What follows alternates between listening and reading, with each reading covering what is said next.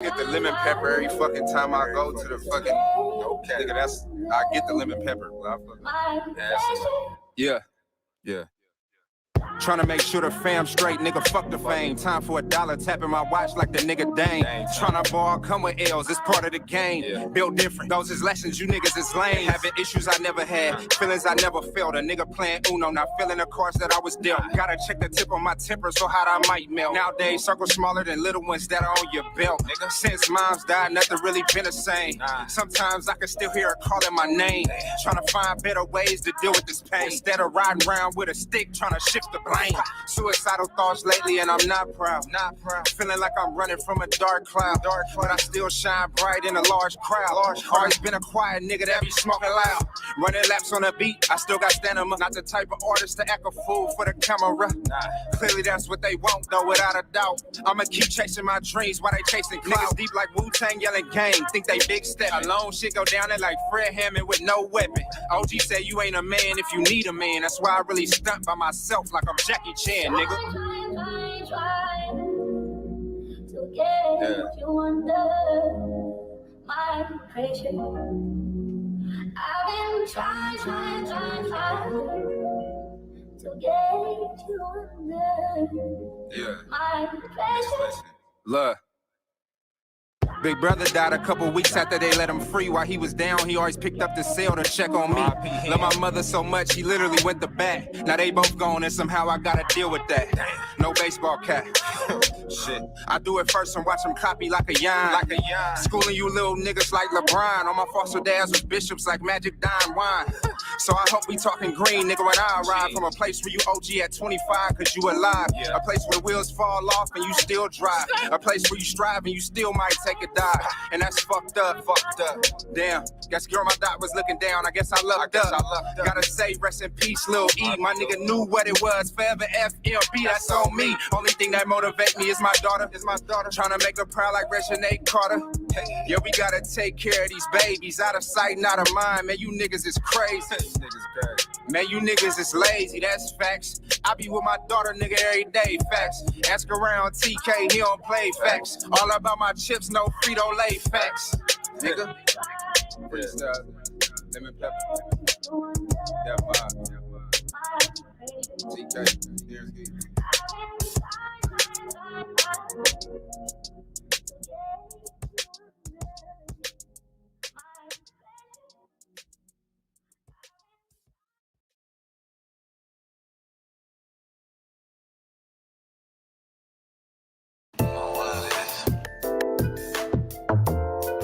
Yeah. Real shit. Keep like sweat. Look, man, I swear to God, my nigga Roach really made this in the whip. Off the hip, there's some pussy call him, so he had to dip. We some pimps, nah, we some players from the Himalayas. I don't trust you, bitch, I sleep with one eye open like a raider. What's next? You been on my line. Face, I'll never text, but that sex, then that shit the best. Take away the stress, left your ex, now you breaking necks. Out here chasing checks, I respect Serena body, your pics be serving on the net. Like, damn, girl, I just want you to know, you really bad as fuck. Oh God, I see it glow. You know a nigga love it when you shake it to the flow. So is we on the high, we gon' keep it on the low. Let me know. Mama's in the kitchen with the sauce.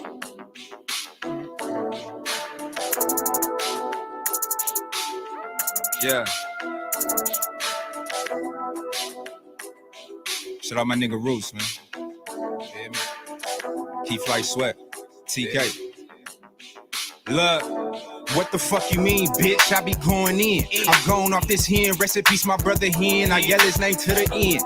That was my blood, was not a friend. He'll probably tell me, bruh, talk your shit again. So here I go, nigga. Oh, Ray Charles Shades can't see you, yeah. Give your bitch the chills when I breeze through, yeah.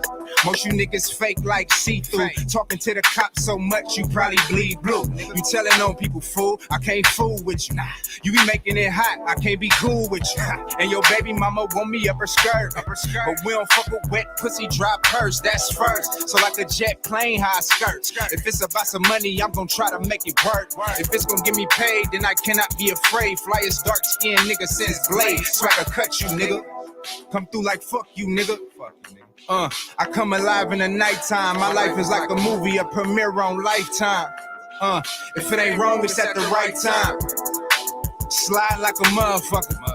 With my brother, professional sucker ducker. Hey, always on to something, you ain't on nothing.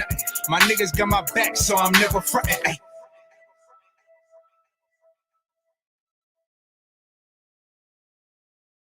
Alvarez, mama's in the kitchen with the sauce. Living at the speed of light, it's hard to follow. I could be dead by tomorrow. Recipes, my big brother in. Trying to face it. Trying to face the shit best way I So can. I ain't got time to wait. Get out, I've been down and out for too long. Been out for too long. Niggas long and I'm too strong. Yeah. Living at the speed of light, it's hard to follow. I could be dead by tomorrow. Terrence P. Shout out my nigga Roots. Keith White Sweat. Yeah, Mark, what's happening?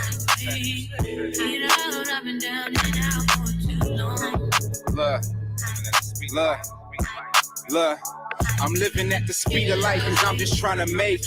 Shit is too real, nigga, I can't even fake it. Early morning moving too fast, but ain't got no time to break it. Cause I had to defend my life last night, a nigga try to take it. And I'm just trying to face it. Time ain't waiting, so I don't waste it. Gotta go get it, niggas tired of being patient. We come from the basement, elevation, blood, sweat, and tears on pavement. Now when we step out, it's a celebration. Fuck you mean, they did me dirty, so I'm coming clean.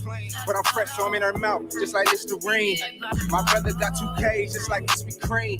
Masked up at your door, but it ain't Halloween. But we still make them scream, do anything for the cream. Because we know that it rules. Niggas with the class with us every day, but never shot up no schools. We just trying to bang blood, but I got us swimming in pools. I guess this is what happens when no one follows the rules.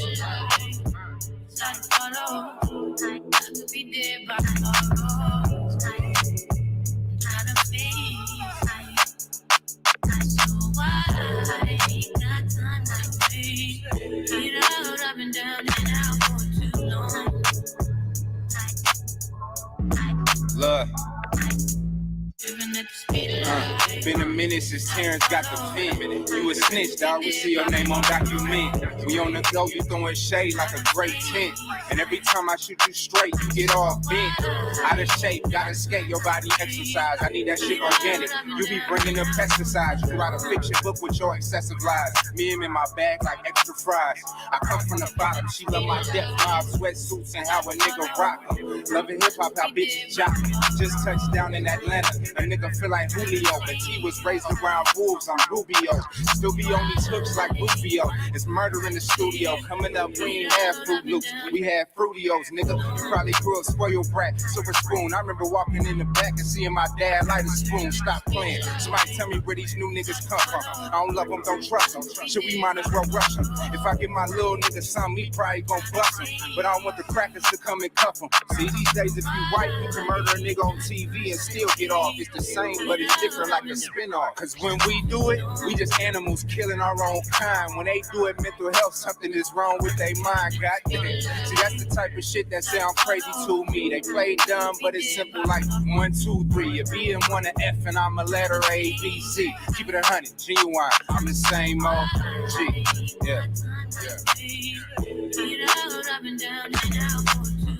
Been down and out for too long. Nigga up too strong. I'm gon' move on. Swagger on diamonds just Sakasha trying to pick my brain and judge me like a book. I don't got many likes, but I got a lot of looks. My picture on the news, they trying to label me a crook.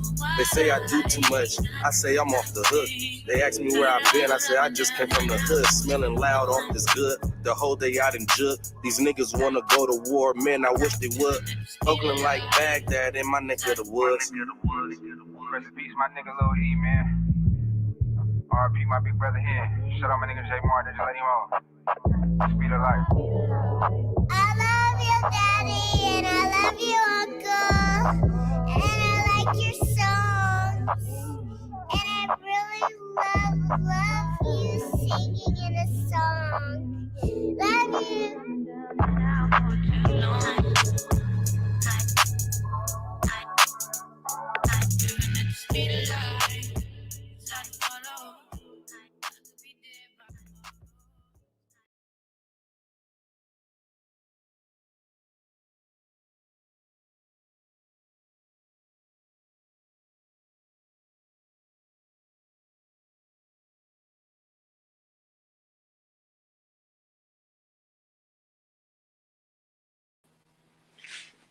What's going on? What's going on, man? We live from the boxing section, man. What's going on? What's going on? What's going on? Yes, sir. Yes, man. We here, man. We here. We ready to go. Let me get these shout outs out the way, and we're gonna get it moving. I'm gonna get my little Salute Queen, all that, monologue, whatever. She can't salute to my brother, Mark Nash. No question, man. Yeah, last night when we went long, hella long. G Brown, DJ 7 for Life. What's up with it, bro? Gregory X, salute to you, my brother.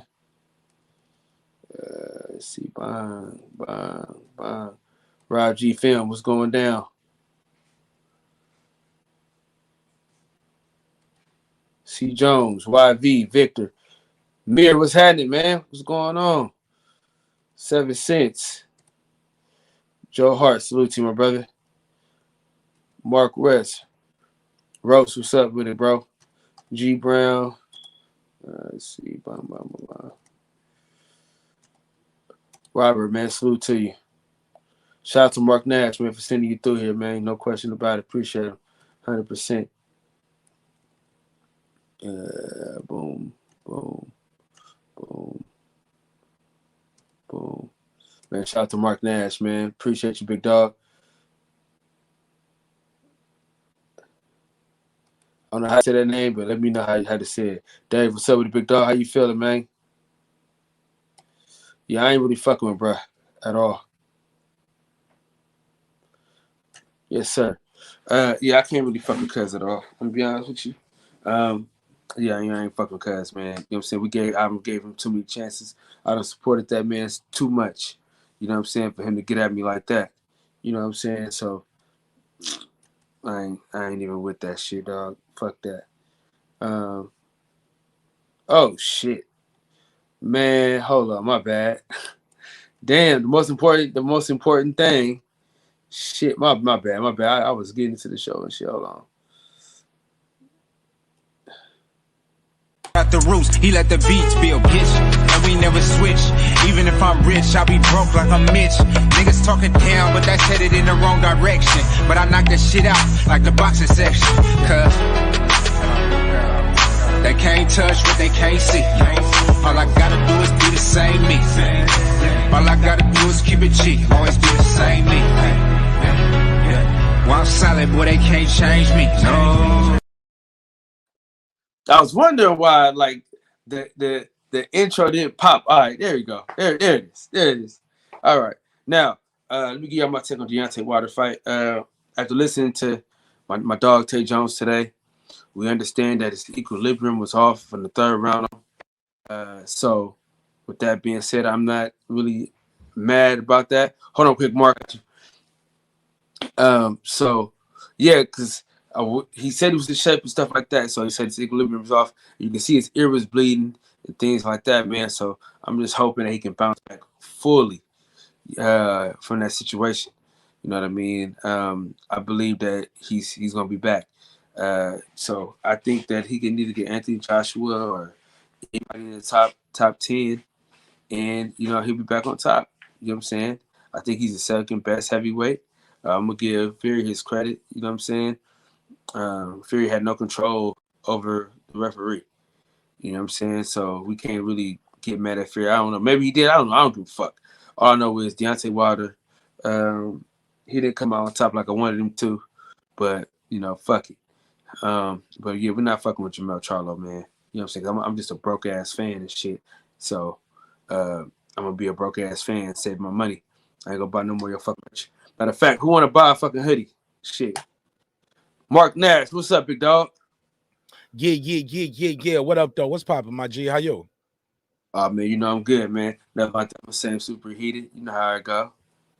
Yeah, man. It's good to hear your voice. Good to be over here with the family. Shout out to Brandon Washington, and shout out to everybody who pulled up from the neighborhood. I definitely about to share the link, but I told them live we're gonna pull up over here, and I told them when they pull up over, y'all let them know y'all came from the neighborhood. Yeah. Neither. I don't know how to say his name.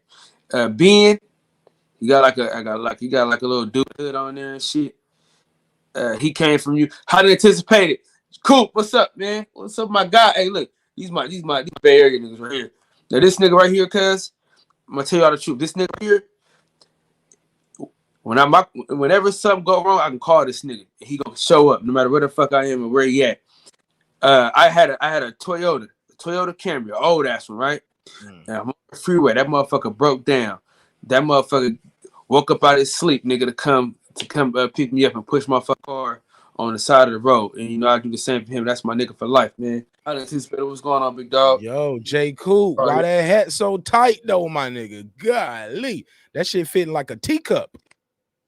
You don't want him to come on here and go to work on you, Mark. That nigga is funny than a motherfucker. Okay. Tell him pull up. Tell him pull up. I'm running for nothing. He better not have that head on. J. Cool, you better not have that head on. Look, that hat look like a do-rag with a brim. That shit tight as hell. So the thing is, with Jamel Charlo, you been hanging out with Picasso, man.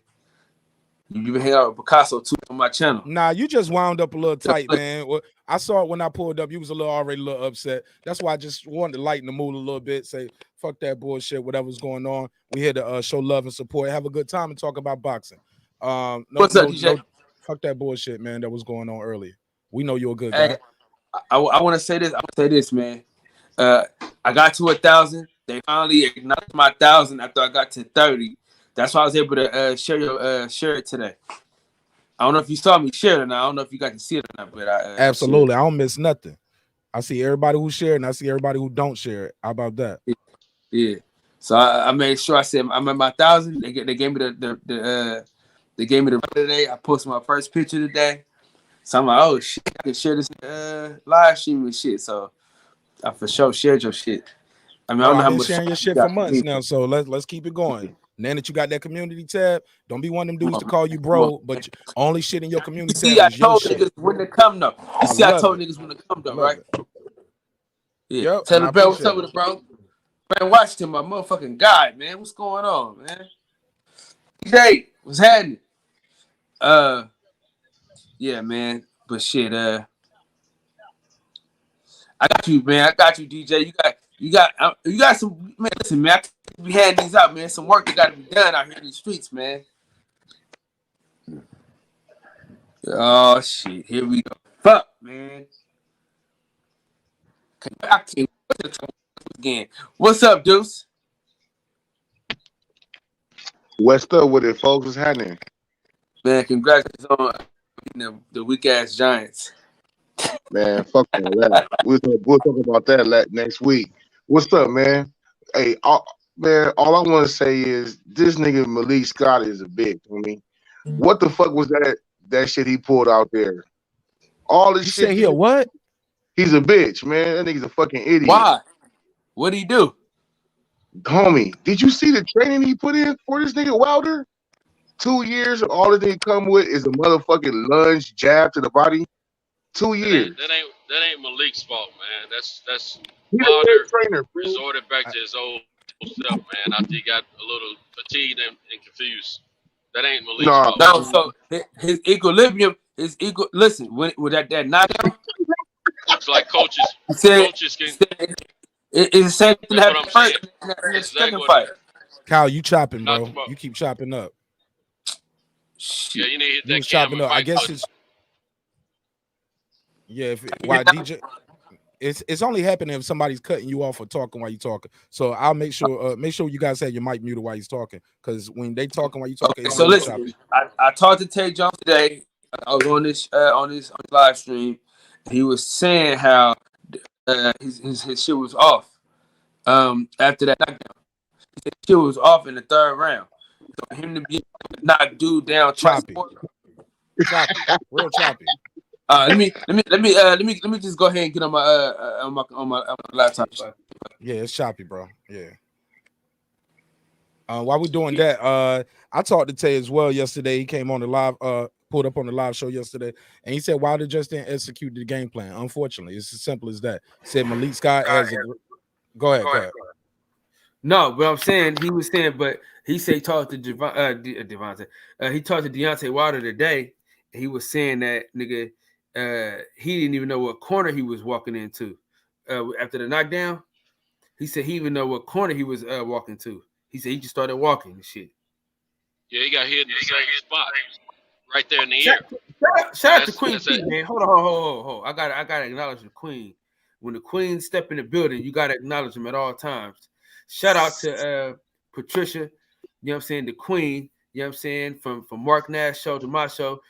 She is one of the best moderators you can ask for, you know what I'm saying, or ever dream of, god damn it. So salute to her. Matter of fact, y'all give us a round of applause in the damn chat for the Queen, man. God damn it. Man, y'all niggas, motherfuckers. man, Highwayman, y'all salute to you. y'all niggas talking about medulla oblongatus and shit, man. Nobody give a fuck about none of that. Nigga gotta take his fade, homie. He let that nigga maul him again, and he did the same thing he did in the second fight. He mauled his ass again, and Deontay Wilder should have been more prepared for that shit. Fuck No, that we were shit, saying to man. you, Deuces, it's not Malik's fault. It's not Malik's fault. He gave him a great plan. He You got to got be a great execute, game but he plan. got caught in that. He got caught in that ear, and he wasn't the same, bro.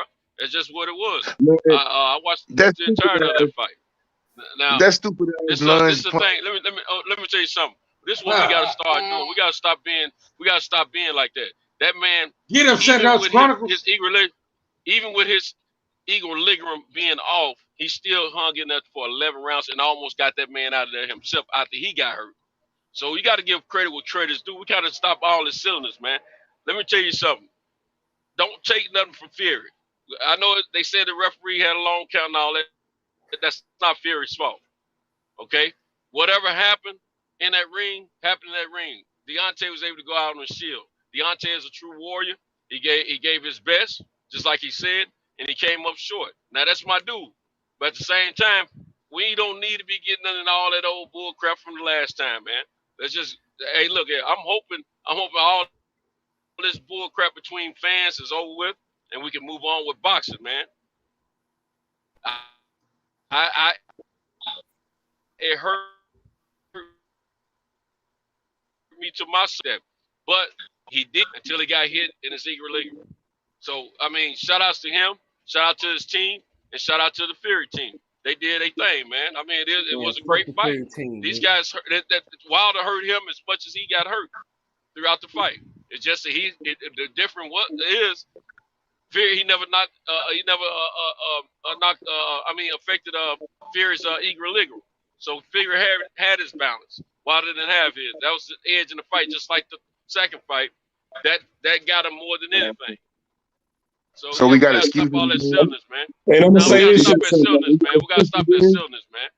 That's just I being, I didn't hear no look excuses right there. He ain't making no excuses, bro. He said he didn't. he come in talking about Malik Scott. He talking about If anything, Joey Scott should be fired because the strength and conditioning. Hey, look, Santos. I said if anything, well, we don't know Joey that. Scott. No. Let me say this though. This guy's the strength and conditioning coach. Now, he should know that this guy can't. And Malik Scott, like they are working together, the strength and conditioning training. But when I talked to Tay, he made it seem like, well, nah, that ain't Malik Scott's job. Well, it's his job as the trainer to know that, hey, this guy can't carry this weight for 3 rounds, let alone 12. Like, hey, the benching and things like that. Him and Joey Scott should be working together. Definitely don't need JDs in the corner. So I don't like the structure of some of the team, but I think the guy is just. Let me finish this statement. I'll pass it. Let me just finish this sentence, please. Finish the statement. God damn. I just feel like the guy is too loyal to a fault. I was talking nonstop, but go ahead. No, I'm talking about Cal.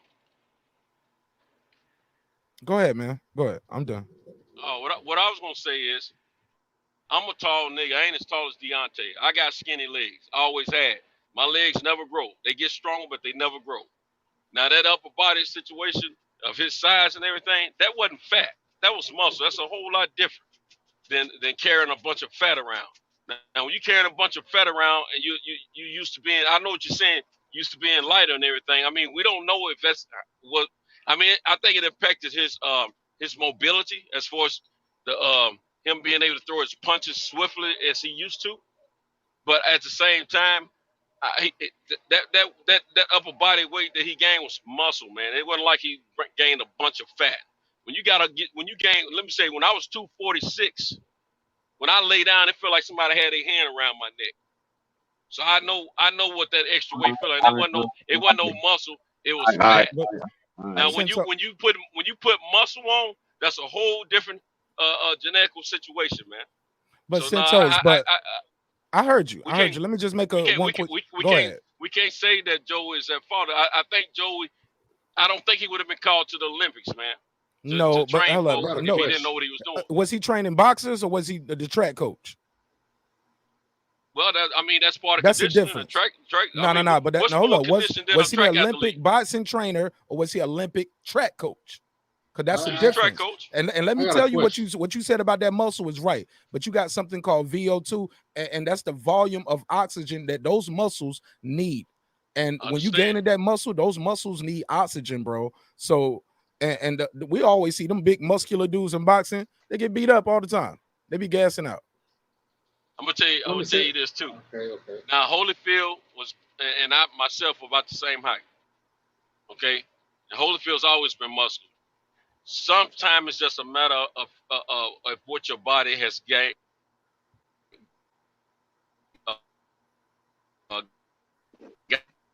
Gotten. So you chopping, bro. You chopping. The Wi-Fi so don't even want to hear that shit. So now all y'all niggas kinesiologists. That was just me. Give me a fucking break. Man, fuck that shit. That nigga should take his fade. He knew what was gonna happen. He knew what was gonna happen from the beginning. He was gonna rascal him off. He should have took his fade, nigga. Fuck that. Didn't have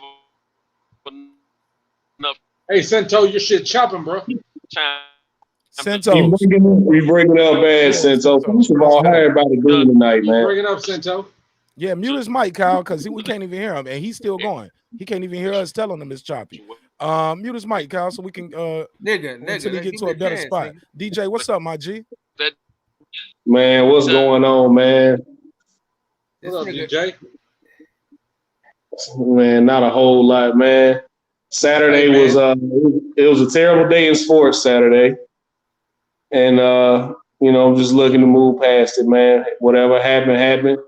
I'm kind of glad this shit over. What can I say, man? I mean, he just can't beat Tyson Fury, dog. Like, and that's pretty much what it comes down to, man. We can say whatever we want to say about his weight, about whatever. I just think Tyson Fury has his number just like Burning Forest had Shane Moses' number. For as great as they are, there's somebody out there that just has your number, man. Antonio Tarver had Roy Jones Jr.'s number. It's just certain guys just got your number, man. And that's kind of what it boils down to. I was sad. I was hurt. I didn't even process Alabama losing because I was so ready to watch that fight. You know what I mean? So salute to Reggie Owens and salute to Jarvis, man. Salute to y'all boys. Yeah, salute to Reggie, man. Salute to Reggie. Salute to Jarvis, man. But Kyle, how was the event, man? Up until the fight, of course. Listen, I'm gonna tell you like this, though, man. It was cool, but compared to Tank, man, that wasn't shit. Oh, word?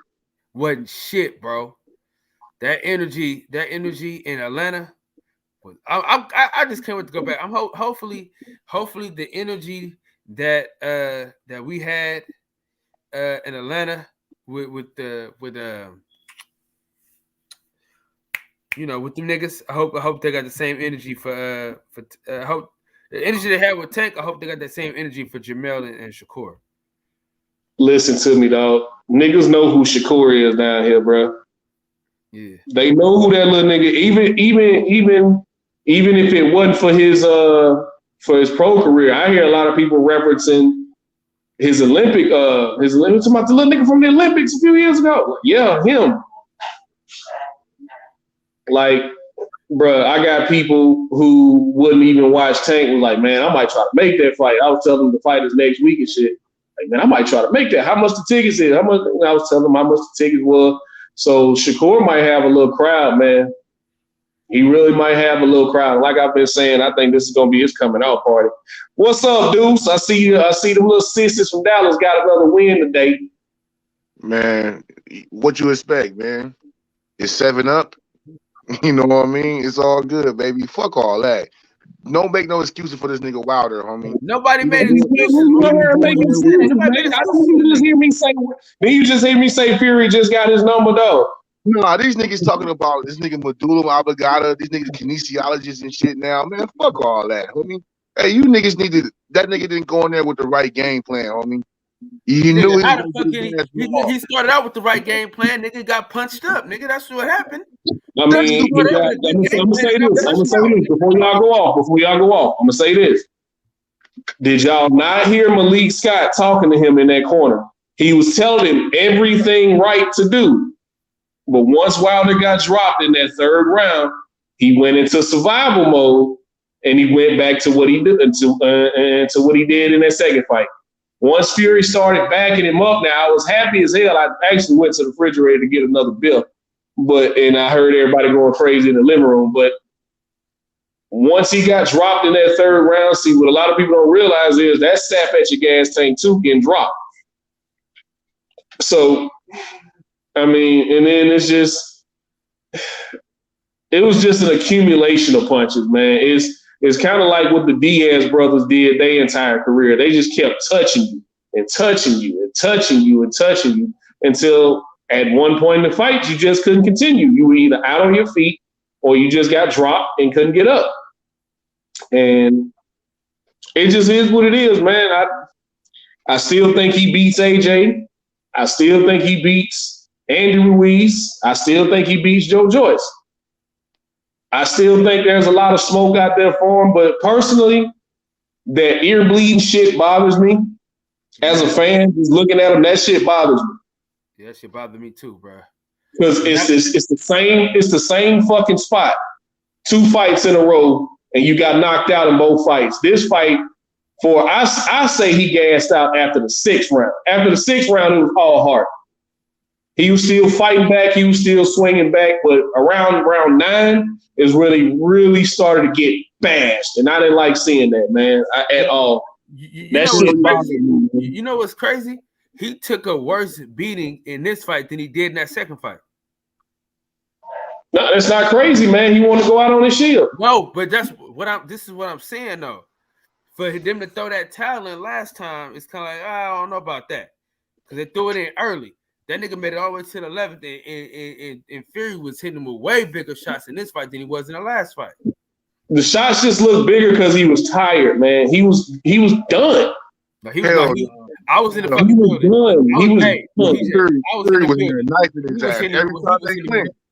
Every time they clinched, Fury was crushing his ass with uppercuts. Every time he clinched, like he was getting beat, bro. From like the 9th round on, like really like the 7th round on. Fury was toying with his ass. That shit could have been over. He was 1-2, 1-2. Every time they clinched, he crushing his ass with those uppercuts. Yeah. But see, that ain't true. Scott kept telling him, "Get your hands up. What are you doing?" But that ain't true either because Fury respects his power, bro. That's why Fury wasn't going in like he thought he was supposed to go in. Hey, Fury, he was hitting him with that. Let me put you in a neck hold, and then as soon as I let you up, I'm gonna hit you with the uppercut. He was crushing his ass with that shit. He did all type of illegal shit. He mauled his ass again. They should have known that was the game plan. He should have came with something against. You seen the video that Mark Breland put out, that backup jab and doing all that shit. He wasn't doing none of that shit. Yeah, Mark. Well, where the fuck was Mark Breland? He was trolling on this shit. He sent his ass home. That's what happened. Nah, nigga. Where's that at the first fight? Nigga, shut the fuck up, Mark Breland. Get your ass up out of here, nigga. Oh, motherfucker. Get your ass up out of here, nigga. God damn, Kyle. Ass, nigga. Damn. Well, man, what's up, Rob G? Man, you never be on the panel, dog. Shout out to you, man. Hey, what up, DJ? What's going down, man? Hey, you know, man, not a whole lot, man. It was a sad ass weekend in sports for me until yesterday. My Eagles finally stole the win. They stole one from Carolina, but it is what it is, man. On the temple. Hey, man, I'm gonna keep it a stack with you. I don't give a fuck about no ball games. I don't be watching no football. I only watch boxing and racing. You know what I'm talking about? Oh, you watch NASCAR? No, I don't give a fuck about no damn NASCAR. I talk about like drag shit. You know what I'm saying? Okay. This nigga watch drag story time. The fuck? What? Drag queen story time? No. What the hell are you talking about? My drag racing, man. He fucking with you. He fucking with you. He fucking with you. Quarter mile, man. Now I know he fucking with me. Now we fuck with drag racing, bro. And that's all I'm talking about. You know what I'm saying? Whenever you tune in this bitch, you talk about hey man, I hear you, DJ, we want to go fast. That's what I do. I go fast, and that's all it is. I ain't drag racing though. I've been to some of them drag races and seen them goddamn cars flip. Fuck that. Nah, I love that shit. Fuck that. They got a drag track probably about 45 minutes from my house down here in Steele, Alabama. That's what a drag track is. Nah, I love that shit, bro. Man, it's dope, but I make sure I'm way back. You know what I'm saying? When them cars fuck that. Fuck that. I'm trying to be in the whip. You know what I'm saying? I got to jump myself. Listen. We trying to go. We trying to let some rice on this shit. My nuts ain't that big now. I ain't fuck that. Nah, we trying to go. Now I make some shit get sideways in a minute, but goddamn, I ain't dragging. Bro, not like him, but I hit sideways going into my neighborhood. That's you know what I'm talking about. You feel me? See that's my lane right there. I'm not drag racing. Hey, bro, bro. It was just like 2 days ago, bro. I hit sideways, leaving my neighborhood, and I came back. I went to go get some beers and shit. I know I ain't gonna. I went to go with some other liquor. I came back, fucking cop posted up. I said, God damn, man, I ain't do much. So you know what I'm saying? Hey, pal, dig this, bro. I got my eyes on this 86 Regal, right? Man, don't get me excited, nigga. Yeah, let's talk about some cars, man. I can't dive deep into it tonight because I'm at work and I'm gonna have to be in and out. But it belongs to a family friend, and she knows what she got because her granddaddy gave it to her daddy, and then her daddy gave it to her. She got like baby blue, pink, and seats, all pink and blue seats in it. And she said the carburetor bad on it. And she put a 350 in there, and she said it started running by itself. I'm like, what you mean running by itself? She's like, even when I lit up off the gas, like it'll keep going. I was like, oh shit. Yeah, fuck it. So I'm trying to get it up off of her, man. I was like, man, look. Look, if you want to sell it, holler at me. Like we can work something out. She's like, I have to think about it because it's a family car. It's been passed down, and my daddy didn't have no son, so he had to give it to me and all this type of shit. Here's your problems. Ain't no thing, man. See, I'll buy a V6 just to get the body. You know what I'm talking about? I'll buy a V6 just to get the body, and I'm gonna drop 454 on that bitch. Man. But yeah, man, this ain't the night for cars. This ain't the night for cars, man. We recapping the weekend and we moving. We on to Shakur and Jamel, man. On to Shakur and Jamel. It happened. My guy lost. I want to see him get one more win, but that ear bleeding shit bothered me, dog. Just straight up, man.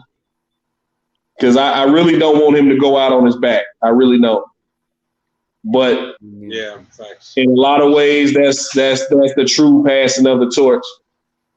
Is when when the dominant champion starts getting knocked out or starts getting beat. Yeah. I really think Tyson Fury cheated that first fight, and he ain't been the same since. The first one or the second one? Or both? The first knockout, man. Oh yeah. Oh shit. Yeah. Man, I ain't gonna get into all that, man. I'm kind of glad all this shit is over with, man. We ain't gotta keep going back to this. I hope Usyk stomps out AJ again so we can finally get that AJ and Wilder fight. I think that fight will be easy to make now. I think that AJ Wilder fight be regardless of whatever the belts go down. So check us out, man. Say Usyk lose to or AJ lose to Usyk again, man. It's still a good fight. You know what I'm saying? Yeah. Then they trying to then Joe Budden is kind of pushing his issue, trying to get his shot. So all belts aside, I would love to see Wilder whoop AJ. Yeah, I think that's still a big fight, man. But part of me wants him to go ahead and retire because of that, his ear, man, that shit fucking with me, dog. The more I sit and think about it, the more it fuck with me, man. I really don't like that it's in the same spot, 2 fights in a row. You know what I mean? And both fights ended badly. So I just that ear bleeding shit bothers me, man. I don't know what's going on. Only he knows what's going on, or the doctors that surround him know what's going on. I can't really speak on it because I'm not a doctor, I'm not a medical professional, but just seeing that shit happen 2 fights in a row. Just a little something. That shit bothers me, man. Hey, man, you think? Man, I don't think. So check us out. Hold on. I don't think his ears actually bother him, though, man. Man.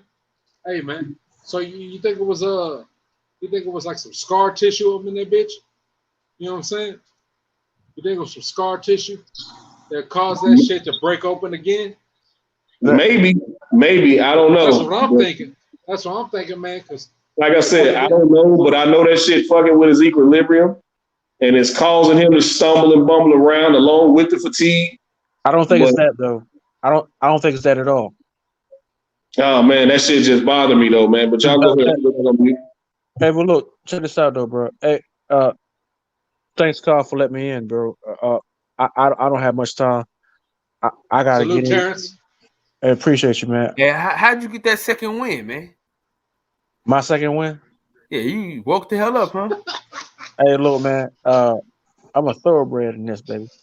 Hey, look, I gotta get in, get off, and get out. You know what I mean? As far as Wilder's ear, man, I think it's the same thing that happened with the second fight. It was the same gloves. You know what I'm saying? And then on top of that, Fury targeted that side of the head, that side of the face. It was a targeted attack, and like I said before, when it was saying that, you know, that Fury was coming in to maul and all this kind of stuff like he did with McDermott and the other cats that he did in rematches and all that kind of stuff. See, that's not boxing, that's fouling. And he came in to foul Wilder. I'm saying Wilder, and the ref kept giving, kept pushing him off, giving warnings or whatever. But he never took a point. He never did anything. He never did anything to take control of the fight or nothing. And then when he went down, he gave a slow count.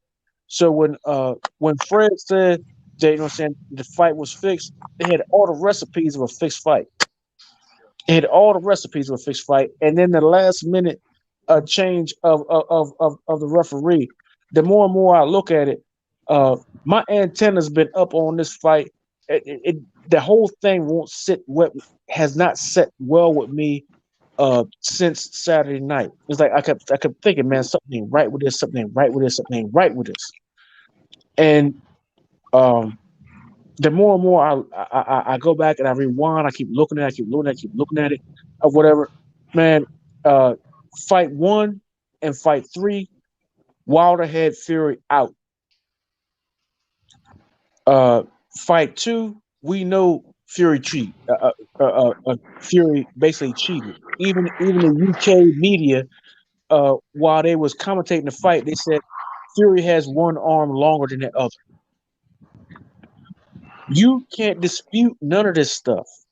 There is none of this stuff can be under no contestation. Under your right mind. If you try to dispute any of this stuff, then either you have a problem with Wilder or you're just a fanboy of Fury. But none of this stuff, if you're under your right mind, can you dispute. Wilder lost these 2 of these 3 fights by referee error. And there's nothing more I can say on that issue. I mean, you can't dispute it. A 15 count. A dude getting get knocked the hell out. His head bounces off the ring, and his eyes are closed. Tell me one time where But TV, you got to finish your job though. But you got to finish the All right, job though. I can give you a legit count. I can give you a legit count. Tell me one time when a fighter head bounced off the ring and his eyes were closed and the fight wasn't waved off. But he got to finish his job though. The job got to be finished. I love Deontay Wilder, but he got to finish his job though. He got to finish his job, dog. Yeah, you're right. You got to finish the job. He did finish the job. The ref need to finish his. Yeah, but look. This is no, TV. I'm sorry. TV. Do his right. I'm sorry. Do his right. The ref need to do his right. Wilder finished his job multiple times, but the ref didn't do his correctly. But look, when Wilder got knocked out this time, he got knocked out. That's what Wilder should have done. That's what he had to do to the opposition. You got to knock him out. It's like you said, don't leave it to the judges or the ref. You don't leave it to anybody. The ref knocked Wilder out. Wilder also got the benefit of not having the fight stopped by the ref. They both hurt each other throughout that fight. They both did damage. But the thing about it, we can't hang on all that other stuff. That's Wilder's job to fight those allegations from the past fight. That's his job, and his teammates said that's what they plan to do. So we got to put all that as true fight fans. We got to put all that stuff to rest, man. This was a great fight. He didn't win the fight. No matter if the referee had a long count or a short count, he didn't win the fight because, like Cal said, you got to finish the job. You don't leave it in the hands of anyone else, and he hasn't left it in the hands of anyone else in 40 knockouts, and he knows that. So we got to put all that to rest. He caught the glove situation. He matched the glove situation. End of story. You know. Now, as far as that equilibrium and that busted ear situation, that's where he's getting hit at, and that's where his problem is. He's got to learn something different in his mobility to avoid that. Because if you're getting caught the same way both times, there got to be something you're doing wrong in order to get caught like that both times. You got to null and void what your opponent is doing to you to land that punch in that very spot every time. So that's a mistake on his end as well. So we got to look, man. Wilder wanted to go out on his sword. He got a chance to do that. If he's man enough to say the other team was better, we got to be fan enough to say the other team was better, man. Facts, we can't keep hanging on to this because it's not going to change the results of the first fight or the second fight. All we're going to do is stay on this YouTube, go back and forth with other fans about bull crap. And it's old now. We need to move on. And I'm kind of, I hate that man lost. I lost money on that fight. But let me tell you something. I'm glad the saga is over. Let's get this boxing sport back to where it's supposed to be. Let's stop all this bickering back and forth because the more we bicker over here, they listen to us, they're going to be antagonizing us about bullcrap. They don't care that their man lost recently or none of that stuff. I can care less either. I still want to see all of them fight. So in the grand scheme of everything, we got to stop prolonging all this bickering. We hurt, but we got to move on, man. This ain't the first time our best fighter got beat in a boxing match. It ain't the first time. So we got to, so we got to be bigger than that, man. If we're gonna be boxing fans, we got to be boxing fans, man. We love Deontay Wilder, but Deontay Wilder probably be the first to tell you, I didn't get the job done. So let's just he got knocked out. So let me tell you this, man. That's finishing the job, bro. Hey, let me tell you this though. So what I'm gonna say is this. I don't know what the rules on is as far as this. The boxing count to where it comes down to you gonna count off the top of your head or you gonna go for the seconds. I don't really know exactly what the rules, and then we can Google the rules and see whether it's a 10 count. It ain't seconds. It's based on the ref's count. And black fans got to stop acting like bitches. To be honest, I'm just gonna flat out say it. Well, black fans. Let me just say this. Let me say this. I'm gonna be unsugarcoated because it kills me to listen to niggas every single time they favorite fighter lose a fight to get on here and complain like bitches and dig and look for shit. The shit was a fair and square fight. That referee, I can't stand that motherfucker. He officiated a perfect fight, almost flawless outside the No, count. no, Reggie, No, fuck that. hell Count, I'm no. going with that shit, nigga. You You was at can't the say fight. perfect, I watched bro. this shit. Let me Hell just say no. this. What did the ref do wrong outside of a count? Well, That let me nigga just pulled say Fury this. off Let me anytime just he say held. this. Let me finish this. I'm gonna just be real brief. Well, you cut That me nigga. off, bro.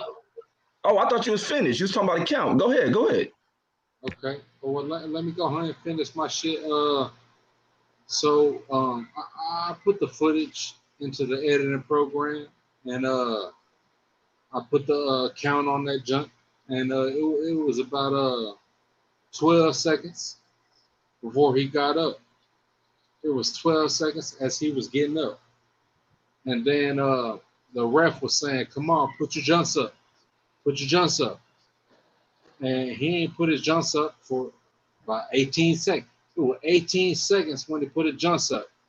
By the time he called it back in for a fight, that was 20 seconds later. And that's strictly off of the editing program because I'm a video editor. So I put that junk in the video editing program. And that's what it was. So, you know what I'm saying? Whether or not, though, it was off the count of the ref and the human count, I'm just going off the technical count. So Yeah, that's all I got to say. You know what I'm saying? I mean, that's what most people gonna go off. They're gonna go off a seconds count, but it's based off the ref count.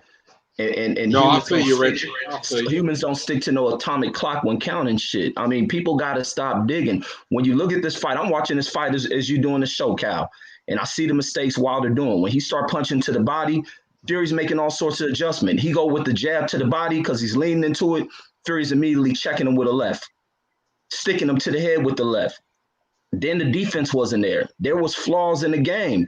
Fury was sitting in the first round. He sat in the first round analyzing everything that was going on. Even when he fought, because in the first round he didn't do shit. In the second round, he go to get a punch off. He throw a right hand at Wilder, immediately runs in there to grab him because he is anticipating what we've been seeing in the video for Wilder to do that. And then as he begins to open up, we start seeing Wilder backing up. That was a mistake.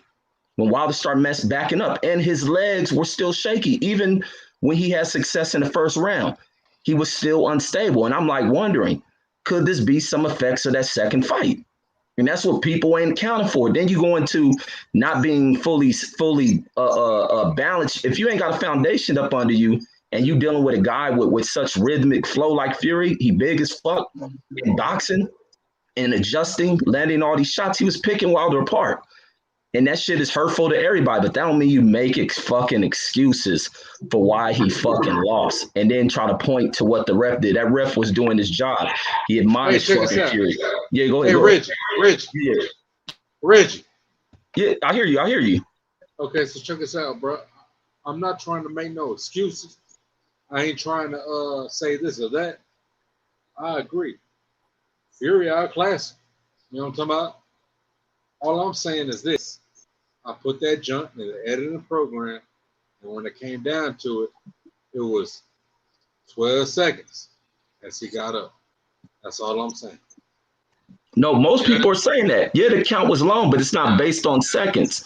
If he got shit going around, because I think he told Wilder to go in another corner, that count gets stopped. It was drawn out. Yeah, it was long. I'm gonna tell you what I believe.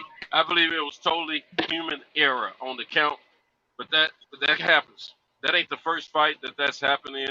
It ain't the second fight that's happening. It ain't the third fight that's happening. Human error, it can happen. It's in a fight. Everybody, not only are the fighters adrenaline pumped, even the referees adrenaline is pumped. That's why they sweat when they in the ring with these fighters. Now I'm telling you, man, we got to push all that to the side, man. I think the referee was fair. I really do think he was fair. Now, whether he had a long count or not, human error. I'm not going to deny that. I didn't pay any mind to that during the fight. I thought he was being fair, warning both of them for different little things. You still, as a human being, you're not gonna catch everything in that because he's trying to be as fair as he could. That's where I felt about it. And I don't think he did I'm gonna say this though. I'm gonna say this. Shout out to Mirror. That first knockdown, he held the nigga head down and then uppercutted him. The second knockdown, he had him in a headlock and then right when the referee told him to let him go, he hit him again. So you know what I mean? He let the nigga slide with a lot of shit. He kept Cal, you just digging, bro. But that's part of boxing, bro. What the fuck up? That's part of boxing. Hold Cal. on. All right, Kyle. Hey, Cal, you might submit. Cal, you might submit. You might submit, Cal. You said what? You mice or men? Fuck does that mean? Are you a mice or man? Are you gonna be a man about it? That nigga was landing solid shit to knock this nigga down. Y'all digging for shit. Bro, our brother lost I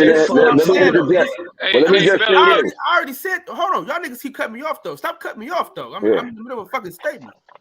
God damn. This is what I'm saying though.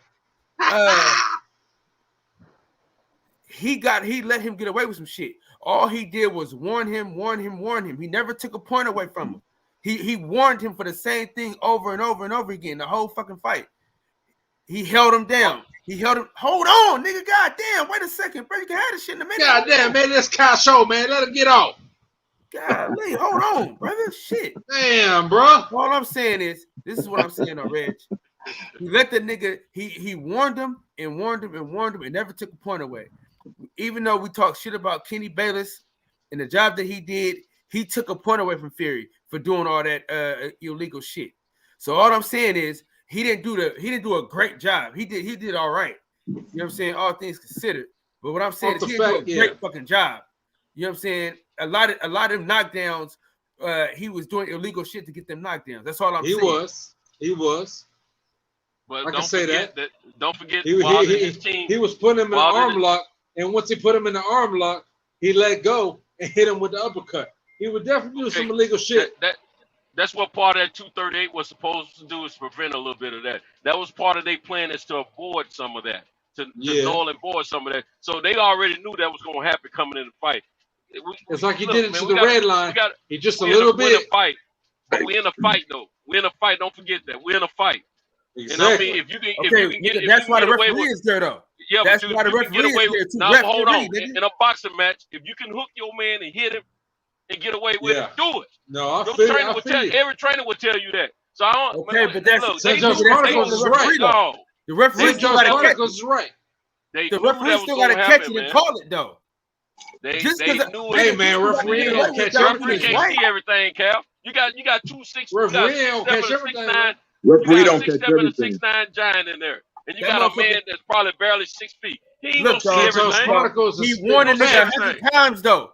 How he didn't see it? He warned the nigga 1,000 times about the same shit. He didn't see every one of them. He caught some, but he didn't catch it all. I ain't taking how many times? Man. How many times do you allow me to get behind the head? I had some invested, just like you bought a ticket. I had some invested in the fight. I ain't taking nothing from it. I ain't saying about the money I lost. I'm telling you what's up. The man lost the fight. Period. I didn't say he didn't lose the fight. Well, I'm talking about Reggie said the nigga did a great job. He didn't do a great job. I think the referee did a good job too, considering what everybody cried about for the last fight. Well, can I?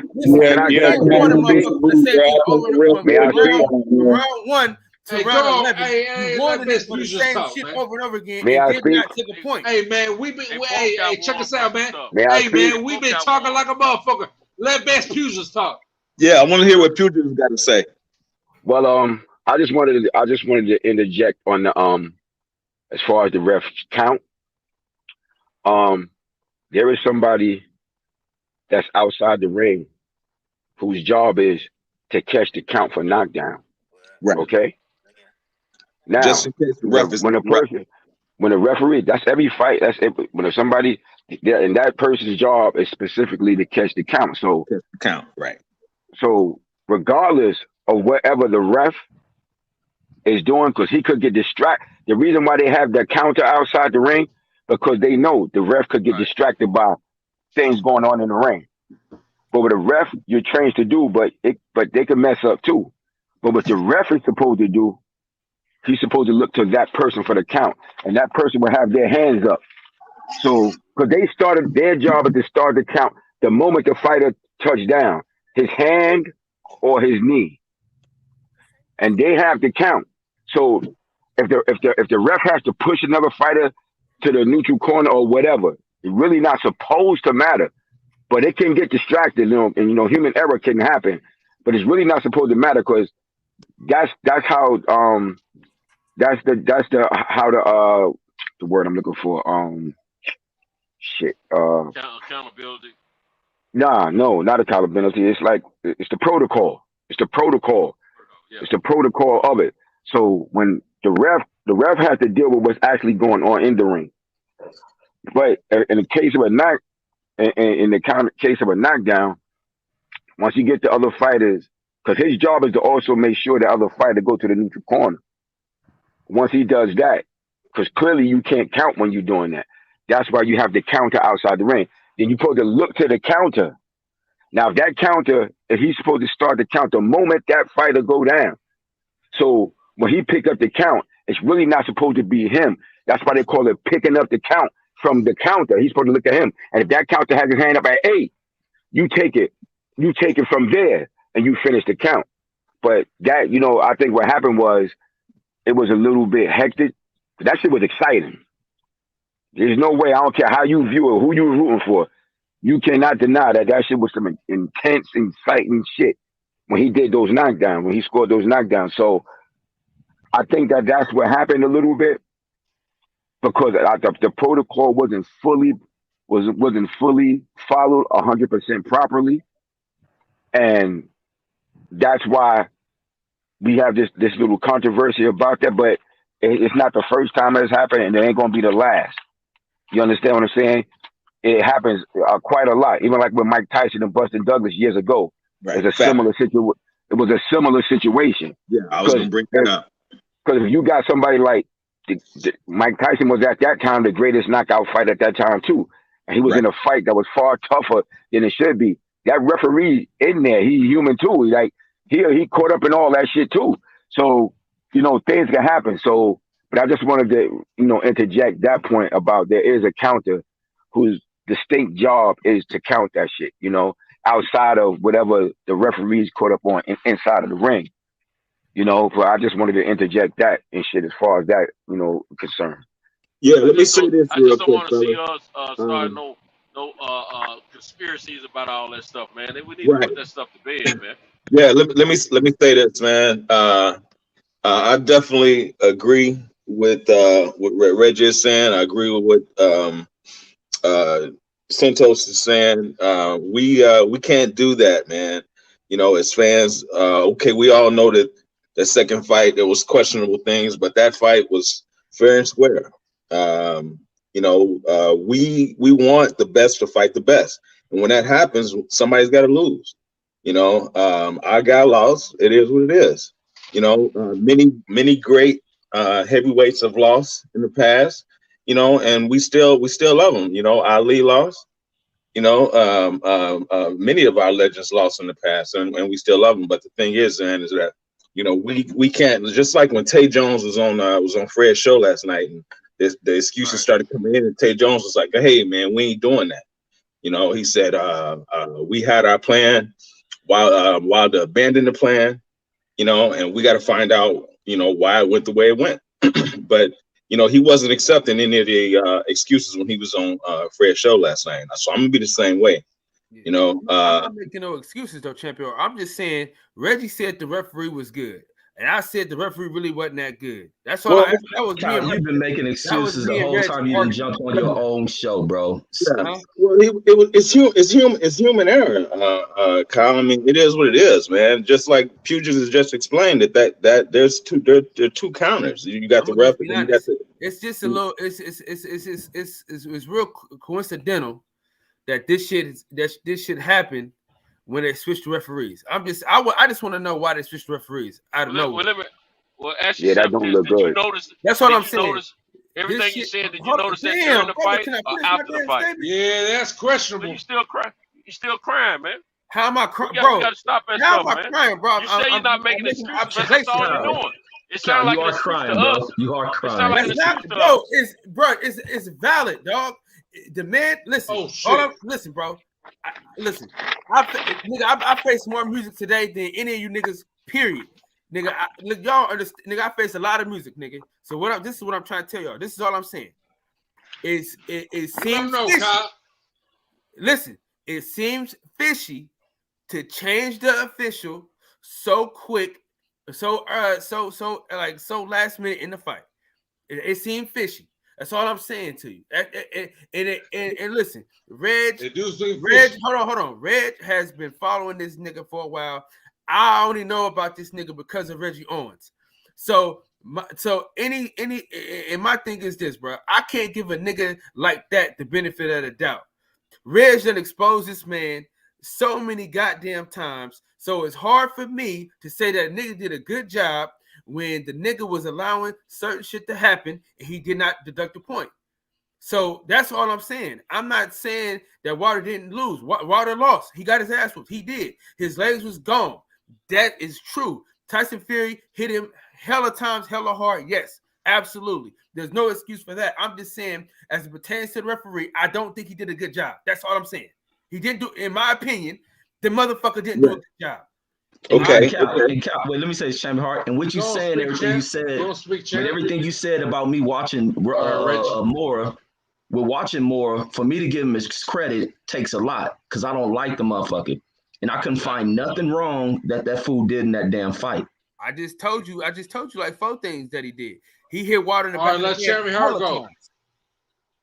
He hit Wilder in the back of the head hella times, bro. All right, let's more like 5'8", bro. These niggas are 7 feet tall. He's gonna miss a lot of shit. Yeah, nigga, don't referee it. Go. Come on, Champion Hart. Don't referee it. And check this out.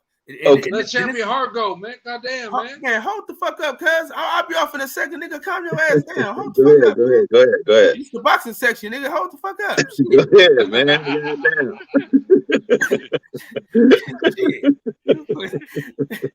Shit, I hate to say that this is my shit, but I mean, okay, my bad. We respect. Goddamn shit. Go ahead, man. Well, y'all niggas crazy. Shit. Oh man. Go ahead, man. All I'm saying is this, dog. The nigga short, I don't give a fuck. You know what I'm saying? If you referee the fight. You know what I'm saying? Listen, Wilder lost. I understand that fully. I get that. But to say that referee was great, I can't stand by that. That's just my opinion. I just can't get with it. I don't think he was a good referee. You know what I'm saying? I just don't think so. That's just me though. I'm just saying, but Wilder, like I said before you came on, Reg, he had to finish the job. No matter how long the count was, you could say the count was 20 seconds, it could have been 30 seconds. At the end of the day, when Fury got up, the next round, you gotta get him out, you gotta get him away, you gotta get him out of there. That's the facts of the matter. No matter how long the count was, you still gotta finish the job the first time. You know what I'm saying? When he got up the second time, when he got up the first time, you got to finish the job. I don't give a fuck how long the count was. You know what I'm saying? You got to finish the job. That's all I'm saying. So, okay. All right, and I give you that. You know, that's the fact that the ref was changed at the last minute. I don't know what that was about. That does seem fishy. But like you just said, you know, at the end of the day, Wilder's got to get the job done. I remember the long count with Tyson. You know, Tyson didn't get the job done when Buster got back up. You know, so you can't blame that ref on that long count with Tyson and Douglas. And you're making a great point. Go ahead, champ. Yeah, and here we are again. You know, with the same thing. And at the end of the day, Wilder didn't get the job done. You know, I'm concerned, like DJ said, I'm concerned about the bleeding from the ear, the no defense. Leaning back is not defense. You know, you got to flip some stuff, you got to catch some stuff, but leaning back is not defense. And to get hit with the right hand over and over and over and over again, man, something's up with that. You know, so. And you know what? The same punch that started his problem in the third round of the second fight. It's the same punch he caught him with and hit him with, and did the same kind of damage in the third round in this fight. Right. So that's something on Wilder right there. You got to be the Nolan Bull of that. So you know, then he reverted back to his old habits, which is what Tyson Fury and his team was planning for him to do. Right. So we got to just give facts respect. And the referee don't have nothing to do with where those punches are landed at. Exactly. That punch right there started the whole thing with him being off in the third round because he was doing well before that, just like second fight, and he got caught and boom, there it was. He was back to his old self. So and he lost the fight because he couldn't avoid that punch. Yeah. And that punch right there, it ended up, as a matter of fact, when he put him down in the 11th, it was the same type of punch. But he was already so weary and out of it, he couldn't even put his hands up to stop it. Yeah. Right. And that's something else that's going on. For him to be burnt out so quick. That was anxiety, man. Anxiety. That he's been running, because I thought it was the road work. Hey, Jones said he was running. But that's anxiety, man. It was the ear though. It was the ear, Champion Heart. It was the ear though. Like he told Tay Jones that his equilibrium was off in the third round. And then he broke his hand in the fourth, so that shit's over with. You know what I mean? So that was I've seen fighters fight with broken hands before. That's nothing new. No, I'm just saying. Like, add insult to injury. You know what I'm saying? Right. So then that goes back to the bleeding of the ear. Yeah. I really hope, man. There are some fights out there for him, but I hope that he really does a thorough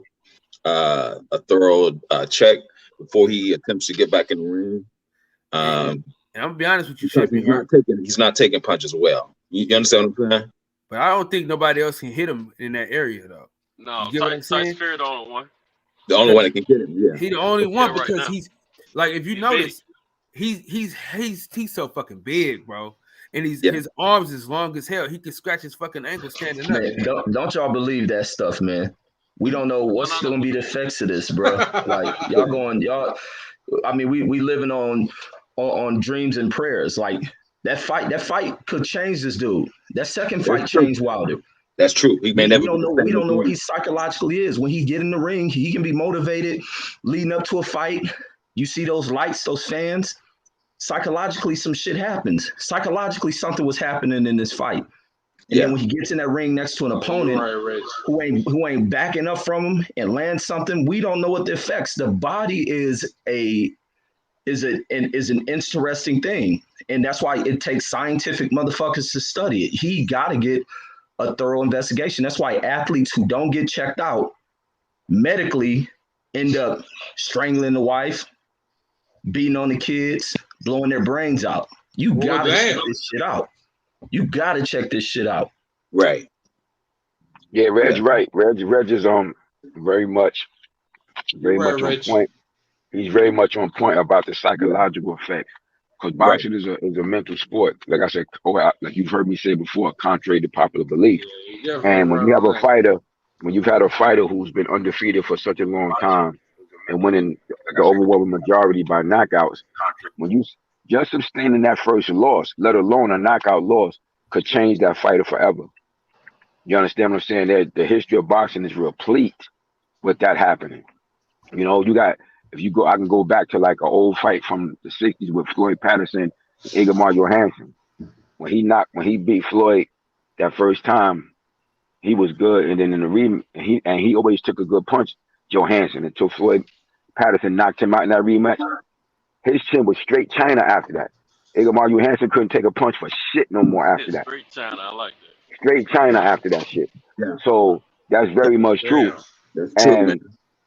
Yeah, so I don't think it's that's a big. No. What I'm saying, let's be realistic. But that's that. You got to think. You got to consider that because he got to avoid getting in that spot though. You got to remember. Going into that first Tyson Fury fight, nobody looked at Tyson Fury as no big puncher. Right. He only became a big puncher. He's only become a puncher in these last two fights. But he was never considered no big. He was never considered a big. Deontay Wilder is the puncher. He's the puncher in this fight. Yeah, that's true. But you understand? Your boy Sugar here have him switch to those hair. Yes. Those hair. He had to switch over. Yes. So he fight with all those knuckles right there. Yeah, exactly. So it changes the whole. And he's going forward. Things. And now Wilder had kept backing him up, he would have been a little bit more successful. But he started allowing him to come forward, and he got caught that same shot, man. And that And equilibrium, he was knocked off again.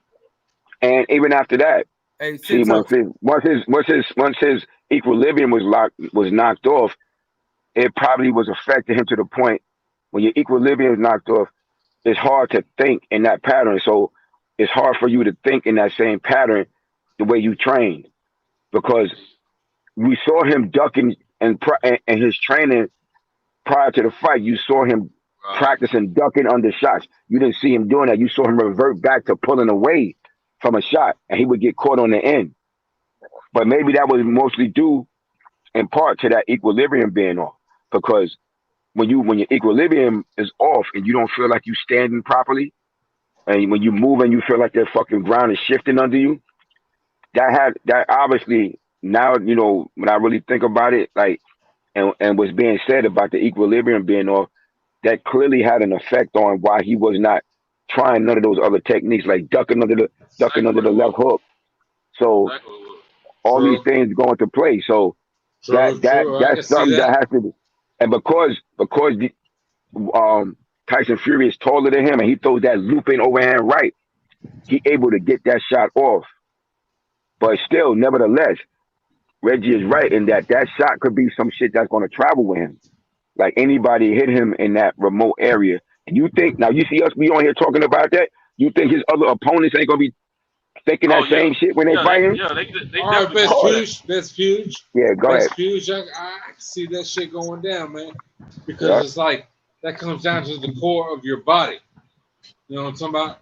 And once you start getting that shit to the core of your body, man. Hey, y'all, if anybody needs to your core of your body. If anybody need to get in, if anybody need to get in, make sure y'all call me or text me, bro. Okay, go ahead, Rob. I copy. Yeah, go ahead, Rob.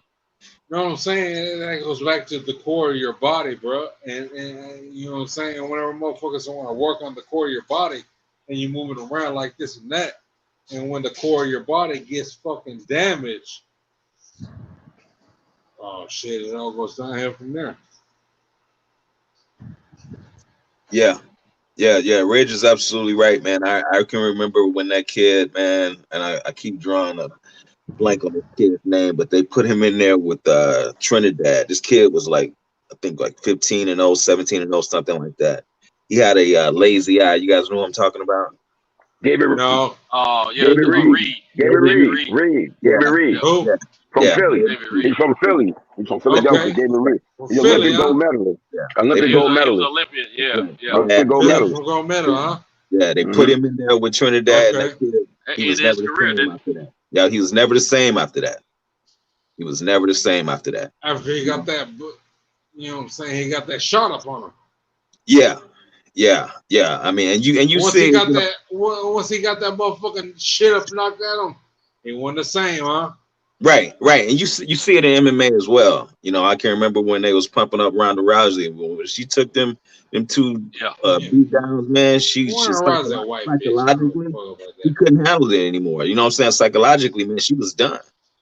And she, you know what I'm saying? Those confidence was shot. Yeah, her confidence was shot. With those two brutal losses back to back like that, her confidence was shot. She was done. Yeah, that's how that shit go. Because boxing is like, I have to always say this. Boxing is 95% a mental sport. Like, your mind got to be right to be able to be a successful fighter. Like, you have to have a strong mind. Because you're gonna face adversity in there at some point. That's a fact. I don't care what anybody say. When you get run across a nemesis that you've lost to more than one time, you're gonna have dreams about that bull crap. You're gonna be trying to figure out what could I have done to change it. You know, you're gonna be trying to figure it out. So I don't have little backyard fights, man. I was trying to figure out what I did wrong in the fight to lose. You know what I'm saying? Yeah. So I mean, there you go, Santo, man. It happens. We got Jacinto, man. What's up? What's up? Rob G, man, you been over there drinking, man. You know the alcohol, man. Rob G. Hey, I've been doing this. Jacinto, hold it down, man. You know, What's going on, Red? Go on mute, man. Take a bar break. I'm good.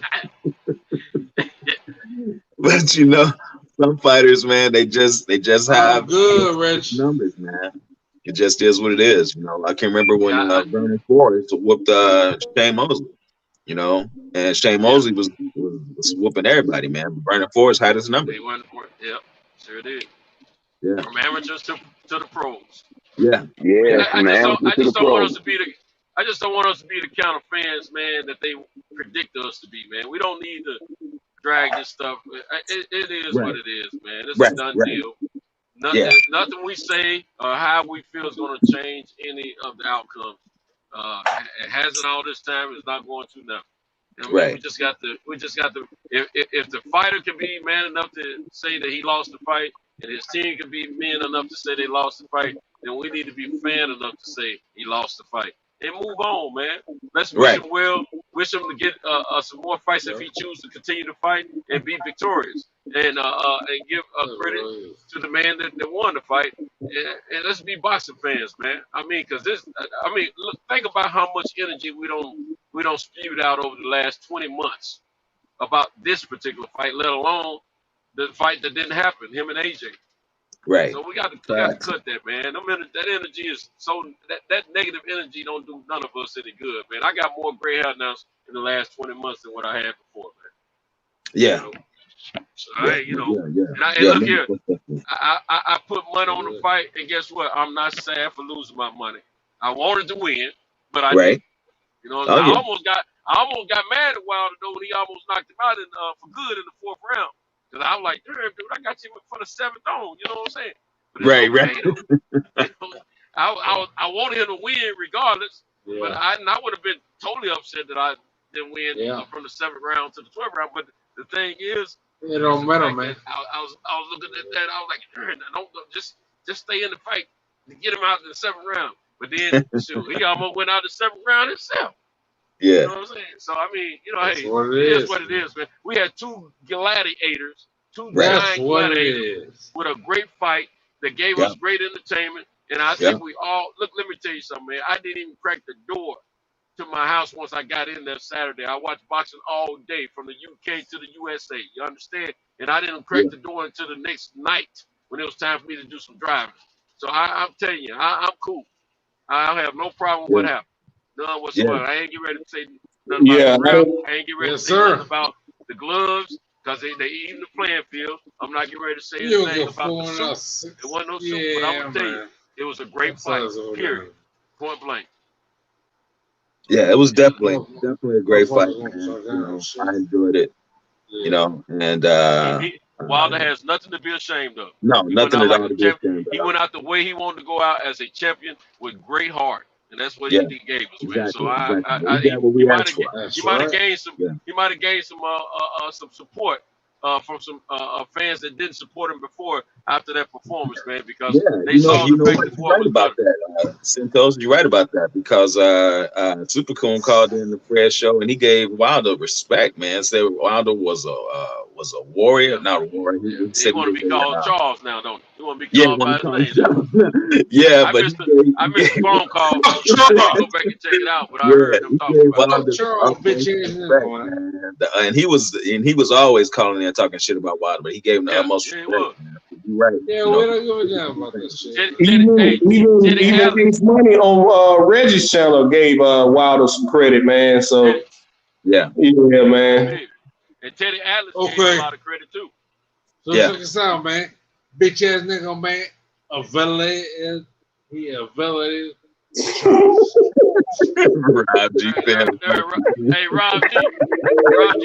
Hey, Rob G sound like Sito when he driving sleep, don't it? Hell yeah, sleep driving. He evaluated Charles, man. Hell yeah. Yeah, man, it was an exciting weekend, man. It didn't go our way. But at the end of the day, man, I'm chilling in my house. Yeah. There you are. Yeah. And see, I think, we gotta, man, I hope we can continue to get fights like this, man. I wish they would stop all that marinating bullshit. Yeah. You know what I'm saying? Let the fans get the fights they want. Stop all that letting the fights marinate bullshit. That's some bullshit, man. Yeah. You know, I tell you who don't need to let no fights marinate.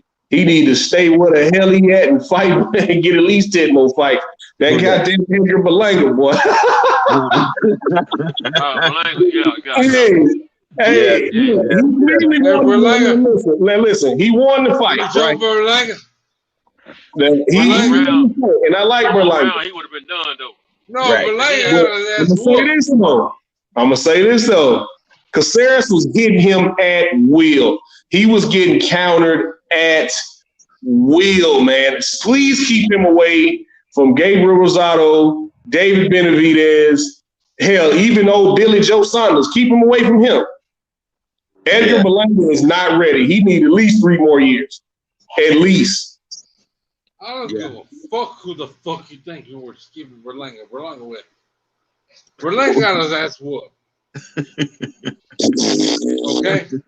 Hey, if Berlanga had to go, and that's what it was, man. A 13th round, he would have got knocked out. He would have got stopped, man. Without a doubt. No, Berlanga. He need time. Exposed, bro. Yeah, he just need time though, right? He needs time, man. He needs time. Yeah, he got a time. I told you, you remember I was telling y'all about the brother, that was my bro from Puerto Rico. He always been putting me on to the fighting. Now I know Edgar because I'm here in New York, so I actually know Edgar. So, but I knew he need time. You know what I'm saying? Especially, I know him, so I know he need time. Like he got to develop. Like, and I was just telling my man Eggy, the Puerto Rican kid, because he was like, "Yo, Carly, or he'll get destroyed by Canelo or Benavidez." I was like, "Yeah, but he don't have to fight him now. He need more time to develop. Right? No rush. He learned on the way. No." Yeah, it's no rush. You need more time. Huge. Him and David Benavidez about the same age, ain't it? Yeah. Yeah, but still, but age-wise they are. But I'm talking about experience-wise. You know that doesn't matter. You know that doesn't matter. It's about the experience. It's just like you could take a great fight from the past, like Sugar Ray Leonard and Wilfred Benitez. Well, Benitez was younger than Sugar Ray, but he had more experience as a pro. Right. You know what I'm saying? So it doesn't really matter. He's just not. Yeah, he's still. Yeah, because when they fought, Sugar Leonard was 23. Benitez was 20. You understand what I'm saying? So it really doesn't matter. They're the same age. That age shit don't matter in boxing, yo. It's about your experience. I'm saying that in the context of eventually, since they're around the same age, they're gonna run into each other. Possibly. That's not necessarily true. But like I said, it's about the experience. You gotta develop your fighter. That should be his management's job. Period. Point blank. You developing your fighter. So don't get you would never get caught up. You never get caught up on the age thing. You understand? You let that fighter develop to the point that they need to develop till they good enough to fight. Because your objective should always be not just getting your fighter to the championship, but actually having them win it. You know, that's what happened with Jerry Cooney. They were so hyped on him fighting for the title. He was not prepared to win that shit against Larry Holmes. You understand? And that ended up being his one big great purse and shit. So they were just looking at, you got to look beyond that. Is he actually going to be able? Yeah, is he actually going to be able to win that shit? If he can't even win it, like, so that has to be for preparation. Longevity. So for Berlanga, ain't no rush. Take his time. Fuck it. If he's not ready until he's 28, then so be it. You know? Yeah, he's gonna need some time, Hughes. He's gonna need some time. Yeah, it's one thing to fight with Benavidez is just all gas. Longevity, man. I'm gonna be honest with you. Like, I know him. So I expected him to do decent, but him scoring all those knockouts, I was surprised he was getting all those fucking knockouts like that early on. Right. But I'm talking about he was hitting him at will, man. I don't know if it's I don't know if he's just mashing the gas trying to get him out of there because he think he can get guys in there, or is his defense really that bad?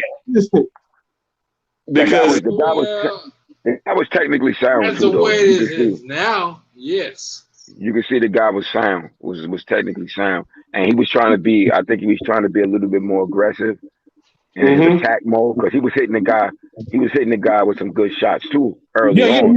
Yeah. He was boxing him. He was boxing his face off. You can tell he closed his eye. Yeah, he was so he was boxing his getting face. off I'm some talking about shots. the way he was getting hit. But because he was in attack mode, I think he was laxed on his defense because he was trying to get him out. He was trying to get Duke out of there. So I think he was a little bit more laxed on his defense. And those are things he got to work on. You know, you go back to the drawing board, look at the film, study. That's what you need to do. That's what you need to work on. I know Andre and them going to work.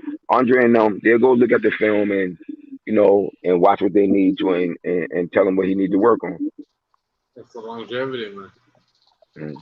True. So what y'all think about? I don't know. I mean, I stepped off for a couple seconds. I don't know if y'all done covered this already. What y'all think about F.A. Jogba getting his face boxed off? No surprise. No I surprise predicted it. whatsoever. I predicted it. Yeah, no surprise. Yeah, and that's good, man. The only surprise I had is the only surprise I had is that he didn't finish the fight. I mean, he didn't get stopped before the end of the fight. Shit. Other than that, I wasn't surprised at all. Yeah, that kid was good. Yeah, man. I think he was for the best. 6th round. He hit him. Frank Sanchez hit him with like a 4-punch combination, and his knees kind of locked a little bit. It stopped him in his place. I was like, them fucking Cubans. Yeah. Nah, What upset me with Sanchez? He was rocking him the whole. He was rocking him the whole game though. He was the whole time he was waiting for that counterpunch. And that's the whole game he was going for. Well, Adama got a little bit happy with his power too. You know, they kept showing his fast fight knockout, and he was living off that high of that, man. He was going for the counterpunch the whole time. I knew Sanchez wasn't going for that bull crap. I knew he was going to box all around like it wasn't nothing to it, man. Yeah, you F.A. got a questionable chin anyway. Yeah, because he got rocked. He got rocked by the other guy. I forgot that guy's name. That guy rocked him on TV on that national fight on television. Exactly. He almost lost that fight. This was the guy he wasn't supposed to get rocked like that by. Nope. So this Sanchez is better. Yeah, I feel Sanchez. Once Sanchez took his jab away, I was like, it's done. Once he timed his jab, I was like, oh, it's over with. Yeah. It's over with. Once he timed that jab, it was over with. I thought it was over with. Too much. As soon as they matched them two guys up and they both signed them contracts, it was over with at that point. Sanchez is so much better than him, man. Yeah, but Sanchez got a chin. He got a chin. He can box. Right. I mean, F.A. got a twistable chin, man. To me, his skill. He's still in the development stages as well. Right. He is. What was making me mad with Sanchez is he was catching him in exchanges. He was outboxing him. You know, I just thought that he could have got him out of there. There were moments when he seemed like he didn't want to engage, you know, like he was just giving him too much respect. And I was like, come on, man, you got this. You can go on and get him out of there. You know, why are you, you know, a lot of unnecessary moving around and boxing when he should have been getting him out of there, I thought. Nah, he was just being cautious. That's what I'm talking about. That's what I believe. I kind of believe that's how Shakur is going to do Jamel Herring. Did you not see him when he hit him with some combinations? He got a smile at him and nodded at him. I think he's smiling on him. He was smiling on that man, John. I think that's what Shakur is going to do to Jamel Herring. But you know, the Cuban boxers, they well trained, and you know, they're going to box cautiously too at times. And you got to still consider the fact that F.A. is a big puncher still. You understand? Because if he took away his jab, but that right hand was waiting. You understand what I'm saying? And so he had to be. He handled after he handled the fight perfectly. Like, you wait exactly till you got him where you wanted to get him out of there. You don't want to risk nothing because he run into that big right hand. That shit could be all she wrote because he can still punch if he still got his big right hand. You took the jab away, but you can't just run in there and get hit. So he set it up. So it's going to take a little bit more round. That's what professional boxing is. All right. I got to try to get him weak enough to the point where I could really get him out of there. or do enough to win the fight while still avoiding his power. Because the jab, he still can punch, even though he took away the jab. And once you take away a guys who live off their jab, you take that punch away from them, it's going to be a difficult night. And that's what any great boxer, because that's one of the things I teach the kids. My kids I'm working with, I say, any really good boxer is going to have a good jab hand. And if you take away his jab hand, you're going to give that fighter problems for the rest of the night. That's why you see somebody as great as Muhammad Ali had so much trouble with Ken Norton, because Ken Norton took away Ali's jab in those fights because he kept his right hand, because of the positioning that Ken Norton kept his right hand. He could block Ali's jab, and then he would catch Ali a lot with his counter jab, and then that would make it harder for Muhammad. So if you look at those 3 fights that they had, he beat Ali in the first one easily. Ali had to be in his best shape in that second fight. The only reason Ali really won that shit because he danced for the first 7 or 8 rounds. Hell yeah. No one couldn't really hit him. He couldn't really hit him. Because he got his ass in shape. Because the first fight, he came in 221. So he was too heavy to dance. But in that rematch, he came in at 211. So he was able to dance and shit. So that first 7 or 8 rounds, he was on his toes. But the moment he sat down, it was tougher for him. That shit got rougher. But he had won all those early rounds. And then that third fight, he fucked Ali up. He really whipped Muhammad Ali ass in that third fight, yo. Yeah. Oh, yeah.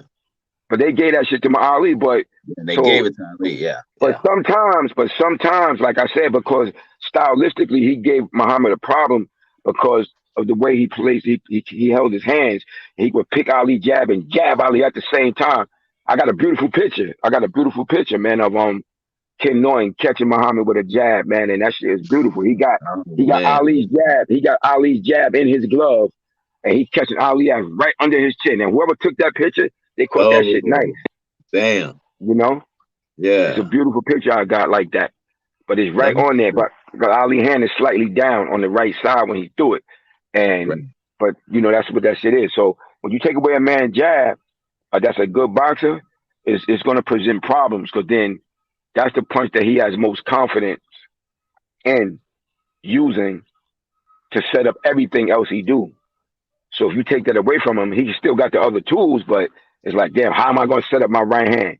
How am I going to set up my left hook? How am I going to set it up if I don't got the jab to do it off of? So, yeah, when he took that jab away from F.A., I was like, yeah, it's going to be a long fucking night, just like I thought, you know? Yeah, that was a good fight as well, man. That was definitely a good fight. You know, the whole event was damn good. You know, I really enjoyed it because, you know, I was there. I had my daughter was with me, my dad was with me. You know, we was with a few friends, man. It was a real good night, man. You know, and I was proud of Wilder, you know, doing his thing, but you know, he just couldn't pull the trigger, you know. But it was a good event. Yeah, I wish he could have used that jab more. I wish he could have used that jab he had the jab go to the body early, but I wish he could have doubled it. I wish he could have doubled it before the jab to the body then up top. Because you see the way Sanchez, Sanchez was shorter than a jabber, but you see how he was using his jab? Right. Yo, you can still out jab somebody. Just because somebody taller than you don't mean you can't out jab them. Because a jab is not supposed to be based on just a person's arm length and shit like that. It's based on the timing in which you release your punch. So if you know how to throw your jab with the proper timing, you could do that. And see, that's the one thing that Deontay hasn't done well in his fights against Fury, is use his jab. Like, he threw that body jab, he should be body and right up to his head in between that shit. But he only was throwing that hard body jab so hard with all that goddamn strength like a right hand. And, you know, that shit was kind of knocking him back early in that round. But you can just let him touch his body, pop, pop, bring that shit right up top. Yeah. You know, speaking of that, man, you know, one of the things I liked about Tyson was his head movement would throw a lot of guys off with that jab, because he would flip that jab and go under it. Leave him alone before we have some problems out here. And come back with them body head shots, slipping that jab, you know, off of slipping that jab, you know, because he worked with that, in particular. That was something that he and Cuz and Kevin Rooney kept up. It was like a slip ball thing that they it was like a ball hanging from a rope. Yeah, it's called the Mez ball. It's called a Yeah. Mez ball. Yeah. So he perfected that shit, man, just from doing that, And he because like you were saying, I mean, he wasn't, although Tyson's wide, he wasn't tall, and he would Yeah. slip them jabs and go up under him. And that's what I was saying. Even with that Sanchez fight against the Jogba, that's what I was saying. The same thing. Even though Jogba was taller than Sanchez, Sanchez was able to use his jab effectively. Right. But that's because of his style. That's the style. He's Right. a jab dominant fighter. You understand what I'm saying? And Right. even if with Deontay, if Deontay was a little bit more jab dominant, he could have been hitting Fury with the jab too, to the body, which is right. Somebody tall like that, you should start off with that body jab. Right. Just like Floyd Mayweather was doing to Diego Corrales' ass, sticking him with that body jab. Yeah. Sticking that shit. That's what you do when you're fighting a taller fighter. And set up everything off of that, but you need to double it up. Go to the body, then go to the head. Right. Then you could double. You could go to the body, and after you establish it for a while, you could switch it. You could turn that jab from the body and turn it into, instead of a straight jab, you could turn it into a left hook. Things like that. Yeah, you notice that confused Fury in the beginning, because Fury was, it was like he didn't know what to do with that. You know what I'm saying? Yeah, it totally threw him off. Yeah, it kind of threw him off. But then, Wilder abandoned. He didn't really. Fury didn't really throw any punches in the first round. Right. Because he was trying to adjust to that. He didn't know trying to figure it out. Yeah, he's collecting data. Man, I thought I was gonna have to go off on the police a second ago. What happened? Man, I'm over here at one of my dealerships, man. Got the keys. It's the same dealership that some police played a little game with me. They were new on the job, I guess. Played a little game with locked me in the lot. Wouldn't let me leave. Don't call about 4 other police officers and all that stuff, man. I went off on that young cat, man. Little young brother too, man. Are you serious? Man, yeah, man. It's a few months ago, man. Pissed me off. Then this cop here gonna ride through just now, and they have cops, patrolling their lot. This Ford store. So now he pulled up when I'm putting boxes in this storage area. That means I'm doing a delivery. My truck all bagged up to the building. I got keys. I'm letting the door there. He just sitting there. I let the door down with my keys, put my keys in my pocket. And he said something. I don't know what the fool said, man. But I gave him that look like, man, you better get on away from him, man, because I'm not, I ain't trying to hear nothing. You know what I'm saying? I ain't say nothing to him because I was pissed, man. I get tired of them treating us like that, man. Yeah, but I mean, they see that you make that delivery all the time, so they should exactly. see you. That's what I'm saying. Yeah. He see me with keys and a big old truck. You know what I'm saying? And see me putting things inside, not taking them out, putting them in. Right. So I get tired of them profiling and trimming. He said something. I don't know what he said, but I gave him a look like, man, get on away out of my face, man. If he had locked that gate when I got around up, man, we're gonna have a problem. I want to tell my folks I ain't never delivering to that dealership ever again. Until y'all get y'all police on the proper protocol, I don't need to be showing up there. You know what I'm saying? Right. Because if you making that delivery all the time, then they know that's your truck. 2 years. You know, 2 years, dog. You. Yeah, I've been doing this delivery for 2 years, man. Yeah. That's some bullshit. Yeah. I was about to get on that ignorant level, man, because I don't like being profiled and handled that kind of way. Give them a pass, man. They knew. No, I can't give them no pass. See, when I ain't breaking no laws, and they ain't done nothing to, I know I ain't about to get arrested for some, unless it's something they make up. I don't worry about it. Yeah. Don't worry about it then. I go ahead and say what I got to say, man, because I ain't gonna cuss them or nothing like that. But I'm gonna raise my voice and let them know I'm unhappy about the situation. Right. Now, if it look like they about to kill me, I'll be quiet. Right. They don't pull that gun out. I'm gonna be talking. You know what I'm saying? Keep it real now. I ain't that stupid. You know what I'm saying? I don't know much about that, man. I saw when he resigned today because he said some dumb shit, he said some racist shit in some emails from like 10 years ago. I hadn't followed the situation. That's about all I know. But I don't know what happened with John Gruden, man. I saw he retired. I mean, not retired, but resigned today. He made some gay comments or something. Nah, but yo, let me tell you, yo, there you go. There you fucking go, right there. It ain't, he said some shit. He said some racist shit about blacks and all that other shit. But the reason why that motherfucker stepping down, cause of the alphabet boys. Them motherfuckers, that's the reason why that motherfucker stepping down. Yeah, now, if it was just the black shit, he would still be there. But that's the reason why he's stepping down. Oh, you saying something about the elemental P community? He called Roger Goodell a faggot. You know, every time. Oh shit! Yeah, called him a faggot, and every time that word get put out, the alphabet boys get on the person ass who said that shit. Yeah. Wow. See, I hadn't really paid attention to it. I've been seeing it pop up, throughout the day. But I got a little bump on my phone. I got an alert on my phone saying he made a gay statement or something. And but man, I don't know, man. That's why Dave Chappelle's new comedy special was pure fucking genius, man. I don't know if y'all seen it yet. Yeah. He was going in on their race. Going back to the past too, man.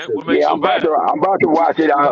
They was trying to get him canceled and shit. But they tried to, but they couldn't because the CEO, one of the CEOs of the Netflix guy was like, man, fuck that.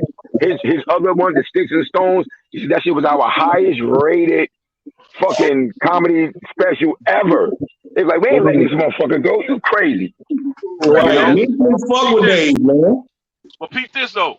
Two gay people that work for Netflix got fired behind that. Yeah, they got suspended. I just found out. It was transgender. When they transgender. Transgender. Because they ran up in there, they tried to run up in there with that shit, but they was like, look, you know how it is, man. It's about that bread, the bottom line. They was like, man, he got the highest rated ever. The highest rate, that Sticks and Stones, the highest rate ever. So, and now because of this controversy, more people gonna go watch that shit. So this shit might knock that one out. This one probably gonna knock that one out of the box. Yeah, I know I'm about to watch it because I hadn't watched it yet, but I'm gonna watch that shit tomorrow. He on point. He on point for everything he's saying too, man. Hey, it was pure genius, man. It was pure genius. Yeah, he on point with everything he's saying. What about that joke he had about Don't spoil it. He had no, it's something in the past. Something about was it Dave Chappelle said something about some guys that broke some laws about murder or something like that. But then and they didn't take them to jail, but then somebody said something about some gays or something. They got some time behind saying something about some gays. No, he was talking about what's the brother, man? Little baby. He shot a guy at Walmart. But he said something about gay people and hurt their feelings and they tried to end his career. But when he shot the brother in Walmart, nothing happened to his career. Now, I'm gonna say this: context matters with that. He was trying to rob him when he was with his daughter and his grandmama or his mama or something like that. Dude tried to rob him, so he burned his ass. Yeah, he did what anybody else would do. That's why he's still walking free today. Right. And you know what? I didn't even know that had happened. Yeah, that happened. Shit, that happened. When Chappelle was talking about it, that's when I went and looked it up. Yeah, man, that happened like 2 years ago. Yeah. Right before he really blew up. See, I've known about his music for a while, man. And so when I heard about it, yeah, he was with his family, man. He even talked about it in the song. Like even in that song, he was like, when he said it was a lyric that he had in that song, he just stopped and talked to his daughter. Yeah, I kill another nigga in front of you before I let him do something to you or some shit like that. Yeah. So yeah, the dude was trying to rob him or some shit like that, and he ended up shooting him and killing him. Yeah. Yeah, it was crazy. It was clear self-defense. They got the whole thing on camera. You know, Walmart got cameras everywhere. So that's the only reason why he walking free today. Yeah. But yeah, man, that happened like 2 years ago, I want to say. Wow. Yeah, that's yeah, crazy. Man. Oh yeah, the baby crazy. Like, he real crazy. I can't tell you how many dudes he done knocked out in the club. What else? There's a video out there that went viral of him. How a lot of people found out about it, where he was in Atlanta shooting a music video. There's some local dudes from the neighborhood or whatever tried to come up and press him, talking about where's his permission slip, and it's just him and his brother pretty much. And yeah, he was in Atlanta, as a matter of fact. They was trying to press him, like, where your permission slip at? Who said you could be out here? Like, ain't nobody signing shit for me. And so it was like 5 or 6 dudes out there trying to press him, and it was just him by himself, and he stood up to him. Yeah, that's crazy. Yeah, man. Baby a wild cat, man. Wow. Is that Lil Baby or D Baby? Da Baby, DABABY. Okay. Yeah. Mm-hmm. Yeah, he a wild cat, man. That's what Dave was talking about. He's a wild guy. Mm-hmm. Well, he caught a charge about 1.5 years ago when they on a promotional issue. They was his money or something. Yeah. You know how, man, that was one of them classic situations. And Boosie said he'd been through it before too, but he let his security do it. You know how when you get to the venue and they ain't got that back in? Mm-hmm. Yeah. You know, when you go to book the artist, you got to pay them half the money up front. Then when you get there, right before you go on stage, you know what I'm saying, they supposed to give you the rest of that money. Well, you find out that promoter had the rest of his money. And he went on ahead and did the show anyway because his fans was all there and everything. He went on ahead and did the show, but he was like, I ain't got all your money. He was short. He gave him some of it, but he was short. He was like, hey, man, what the rest of that? And the story goes, the promoter was like, well, I had to buy extra security because of you and all. He was like, man, what the fuck they got to do with me? Like, you knew that before I was coming, so that should have been in the budget, but you don't take that out of my money. So that's just one of the situations. They end up getting into it. So, but yeah, that conflict that Dave is saying, and a lot of the stuff that he's saying is on point, man. And one of the things he talks about is this whole gender shit. This shit they're trying to get you to. They're trying to get you to accept, as a gender. There are only 2 genders, male and female. And this was Tariq Nasheed was talking about this. There was a guy on the Breakfast Club. And he was coming with this bullshit about, why are we fascinated with people's penises? And we're like, well, he's on the Breakfast Club talking this bullshit because they're asking him questions and they're tiptoeing around the question. The fact is, if you're running around here saying you're a woman and you pull out a dick, that's a fucking problem. Oh, you talking about that tall faggot that's a comedian? No, it was a cat on the Breakfast Club, trying to say that. I'm talking about be on the Breakfast Club sometime. Light skinned guy with glasses. Not you talking about Flame Monroe, not Flame. Flame Monroe, yeah. Flame Monroe.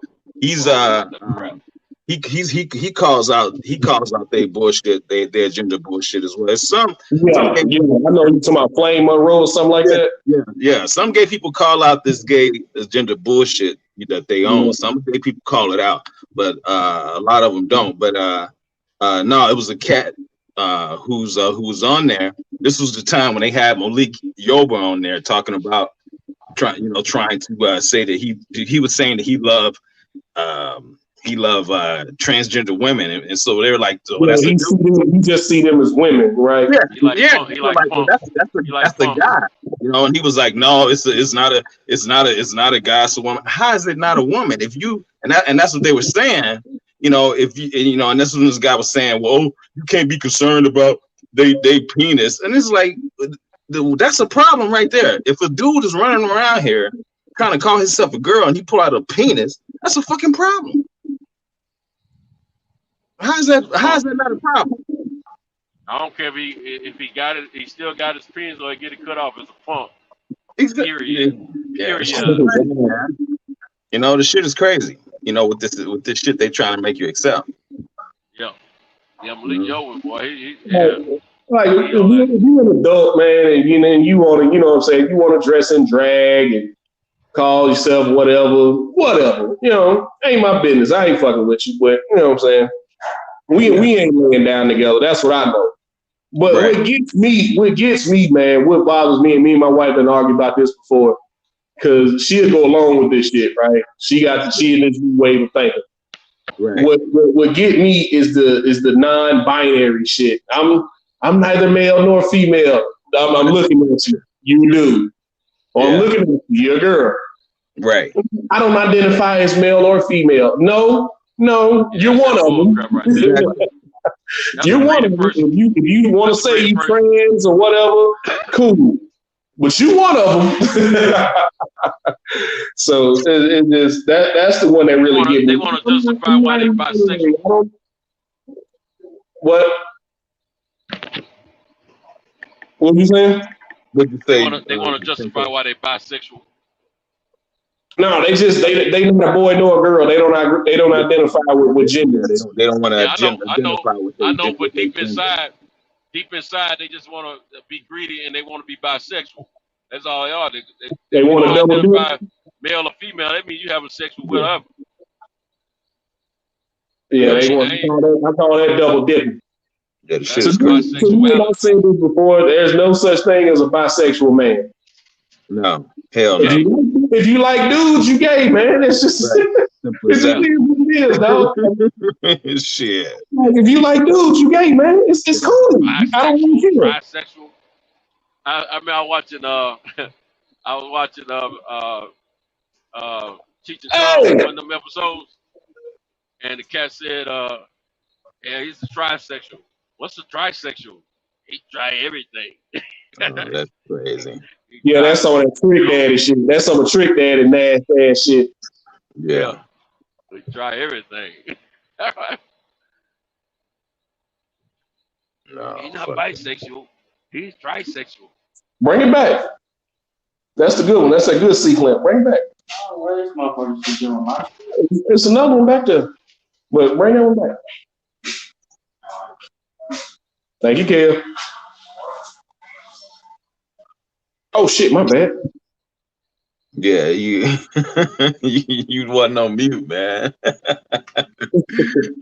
I couldn't determine if you were talking to Best Jesus or somebody else or whatever.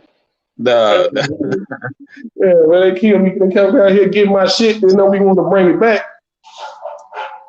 And I had to go find my shit at the end of the night. No, bring my shit back.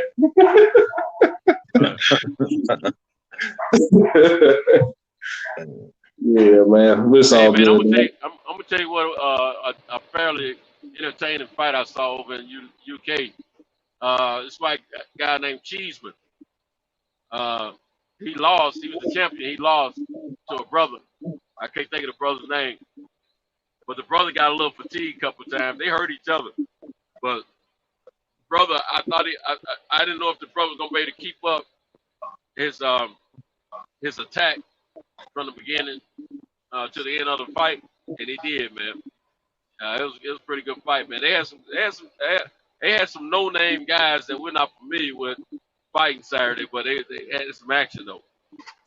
You know, it's that afternoon boxing. You know, it's evening for them, but afternoon for us.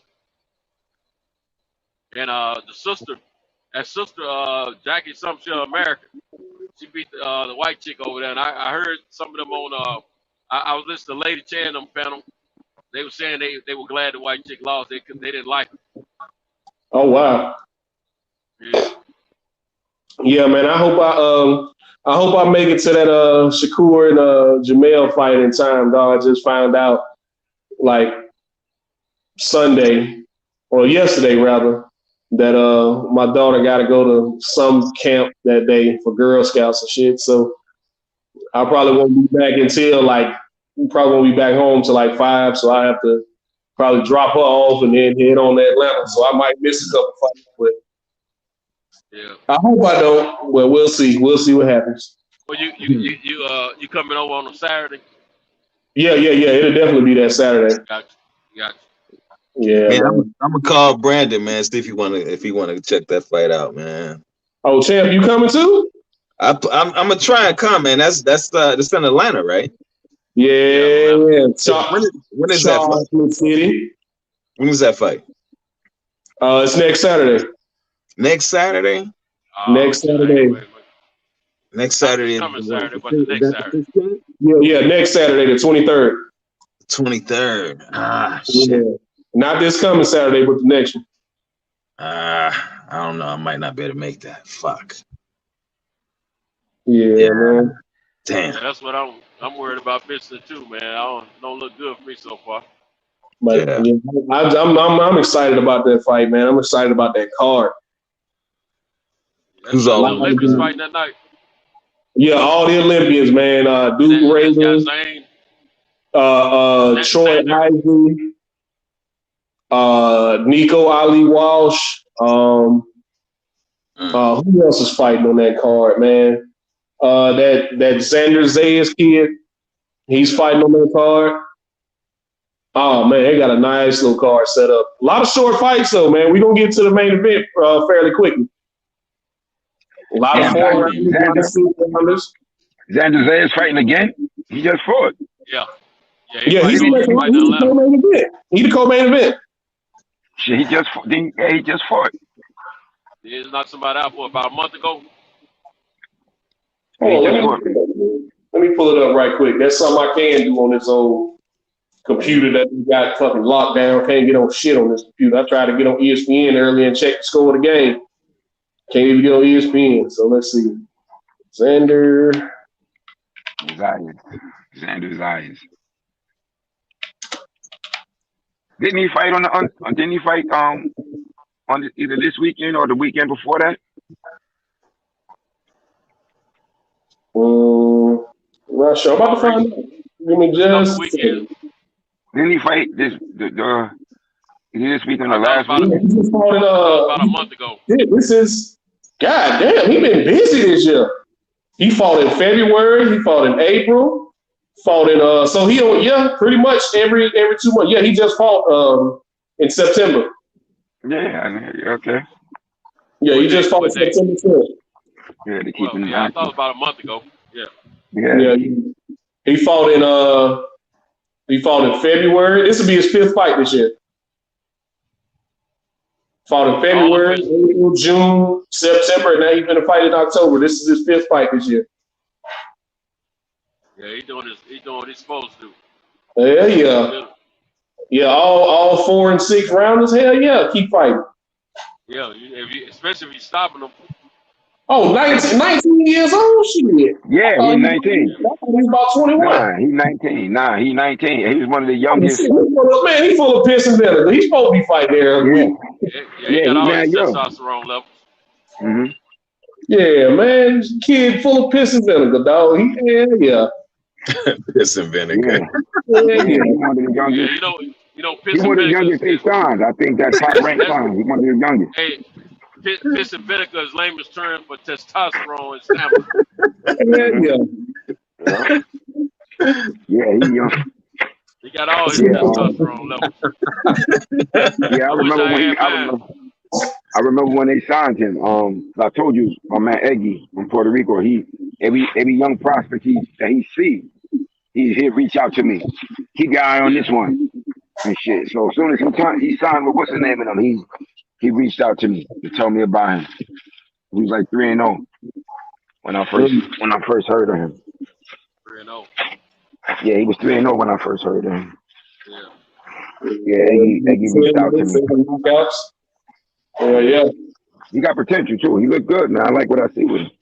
Mm-hmm. He's tall, he's growing, got good boxing. I think he might be one of the better ones. If I was able to come up with a better driver, man, I'd come come on down there, man.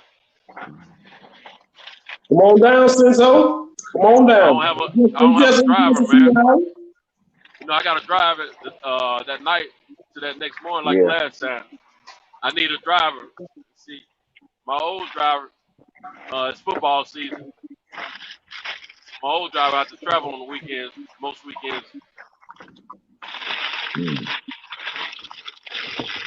I'm gonna crash out for the night, brothers. Salute to y'all, man. You don't look that big on TV.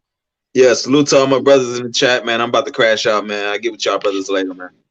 All right, champ. All right, champ. Take care, man. All right, champ. Let me know if you change your mind about that fight, man. He's gone. Damn it. Yeah. Highwayman said he'll drive for you. Highwayman on there. What's up, Highwayman? Shout outs to you. Matter of fact, shout outs to everybody in the chat, man. I almost had a rip. I had to send a shout out to my chat family. C. Jones said hit that tip service, Sento. Yeah. No, I ain't talking about no drive for my truck. I'm talking about a driver to drive me down there. I'm trying to get my money. Hey, man. All my money. I might have to find me another one like the last one, but a different one, you see. Hey, man. Just take the train, man. I don't think we have a train come from Nashville. I thought about a bus or something like that, but shoot, then I got to be able to get around once I get there.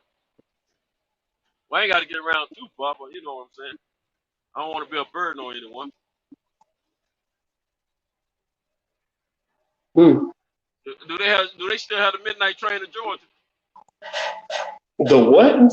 The midnight train to Georgia. They still have that. You don't know nothing about that. You don't know nothing about that. Look. Georgia. Last night in the Pips. Yeah, that's one of my grandmama's top three, man. She it was Gladys Knight. She loved Patti LaBelle. Loves Patti LaBelle. That was her favorite. That was her girl. And she been to see Patti LaBelle shit 5-6 times in concert. Man, I ain't gonna lie to you, for a long time. I wanted to put some wood on. Yeah. So I've heard all you old niggas keep telling me about Patti LaBelle. Yeah, nigga, when she making up sweet potato pie, I still put the wood on. You understand me? She ain't my mama. Hey, Patty. I was gonna take to get one of them pies out. So who was your grandmother? Other one? You said she had a top three. Because I'm gonna see if that's what I'm thinking. I'm sorry, Anita Baker.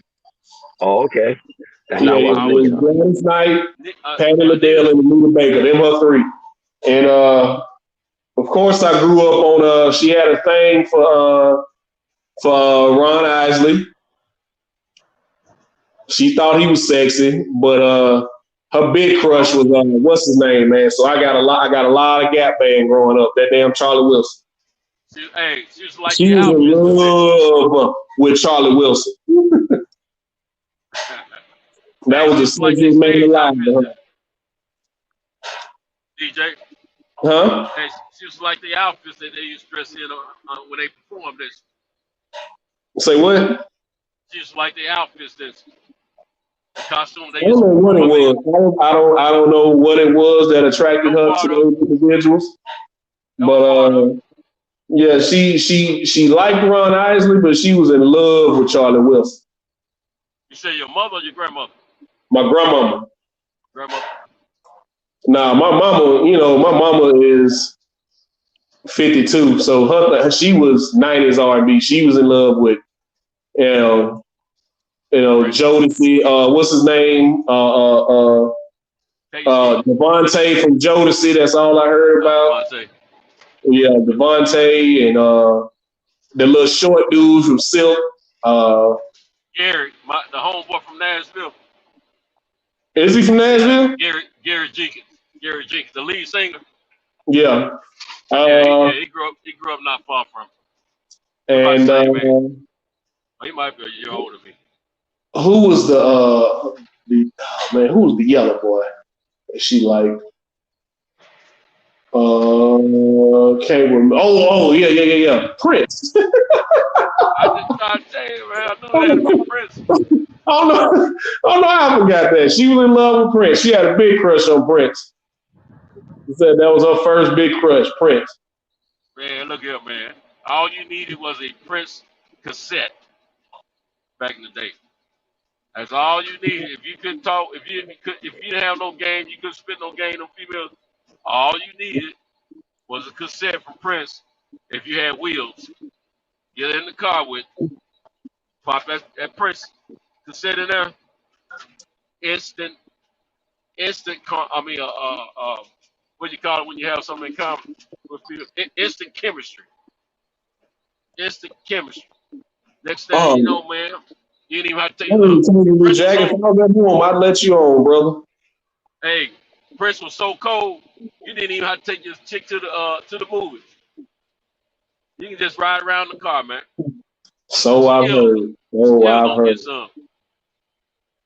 Hey, where you want to pull over at?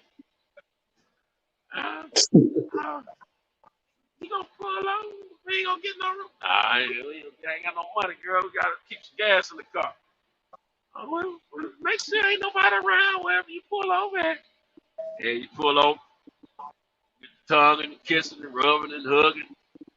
Next thing you know, you still got the music playing. Next thing you know, man, and jump off, fix each other clothes back up on you, put the car in gear and roll on out. Yeah, I'm gonna call you in a few minutes, let you know I made it home. Talk for the next 2 hours on the phone, even after you don't got it in. And you anticipate the next night or the next 2 nights later. Good old days, cheap dates. That's where, Hey, Hughes, I'm sitting here reading his bio or whatever, right? Guess who his 3 biggest influences were? Whose bio you reading? Xander Zayas. Oh, okay. I'm sitting here reading his bio. Guess who his 3 biggest influences were? Who? Tito Trinidad, Hector Macho Camacho, and Wilfredo Benitez. All Puerto Ricans. That's right. That's all right. And that's a first right there to me, though. But I'm saying he probably ain't the first, but that's the first I've you usually have an American brother mixed in somewhere. Yeah, that's good though. I mean, he's from the island, man. He came here. It says he came here when he was 11. So he true Puerto Rican, man. Yeah, he true Puerto Rican. Yeah, I like they girls. But leave them out of here, man. They something else. Yeah, a partner of mine was trying to get me to hook up with him a few years ago to go to this go to Puerto Rico. They have some kind of resort. Well, I think it's all adult or all male or something like that. And the women that work there, they take care of the men the whole time you're there or something. I gotta look there. I gotta holler at him, see if that's what it was. He tell me about it. I couldn't even think about doing nothing like that. Man, you know I'm married, man. I know, but you ain't gotta tell your wife everything. All 3. You said all 3. You said all 3 of his all 3 of his inspirations was Puerto Rican. It's funny. I had the pleasure of meeting all 3 of them. All 3 of them were 2, but 2 I met. I met when I was a kid because they was both in New York. Because Wilfred Benitez was born in the Bronx. Oh, he was born in the Bronx, and he spent a lot of time. He spent a lot of time in Puerto Rico, but he spent a lot of time in New York. So when I was a little boy, matter of fact, he was one of the first ones I saw and got to meet and talk to. He was real nice, like real. He was always real jovial to us and shit, the kids. Because it was funny. Because shit, honestly speaking, he was just a little older than. Yeah, he was just a little older than us. Because shit, I was like 14, 15. He was like 21, 22, like that. So he was still young himself, but he was real jovial. And I remember the first time I met him, I saw him in Gleason's gym. And I remember when I saw him, like he was working out and shit, and it was crazy because he was a star already to us. You know, we knew who Wilfred Benitez was and It shit. You was, know, he was man. fighting You know, because he was fighting on TV and shit. So we knew him. So yeah, he was a the champion young at kids, 17. yeah. So He still really, holds the record for the yeah, that's youngest still world champion. yeah, world champion. Yeah. So when I saw him, he was mad cool with us and shit. And then Hector Camacho, I knew from same. He's trained in the gym, so I knew him. He was cool and shit. He always was a cool dude. He was just a real. Both of them was actually. They was like real New York Puerto Ricans and shit. And in Trinidad, I got to meet on a couple of occasions when he came to New York to train. And so I got to meet him. He was real nice too. It was real. They always real nice dudes, like gracious. Like real gracious. But Hector was pure New York City, Spanish Harlem, Puerto Rican. You know what I'm saying? He was just straight up real hood dude and shit. Yeah. He's the quintessential. He was the quintessential Puerto Rican and shit. And you know what? I used to think that there was more Puerto Ricans in the city of New York than on the island of New York. I mean, Puerto Rico. Shit is Man, damn near. I thought every other person in New York was Puerto Rican, man, when I was a kid. For real. Shit, it's damn near. New York is the second Puerto Rico, man. Believe that shit. A Puerto Rican fighter. Why you think every time a Puerto Rican successful fighter gets successful, they always have them fight on Puerto Rican? Cause New York is big with Puerto Ricans. Cause shit, they got a parade here. The Puerto Rican Day parade. That shit is in June. It's one of the biggest parades. Yo, Right. It be some fine motherfuckers know, at that shit. Ooh, whoa. God damn. Yo, yeah, them motherfuckers, Puerto Rican girls fine as a motherfucker at that bitch. Yeah, but yeah, man.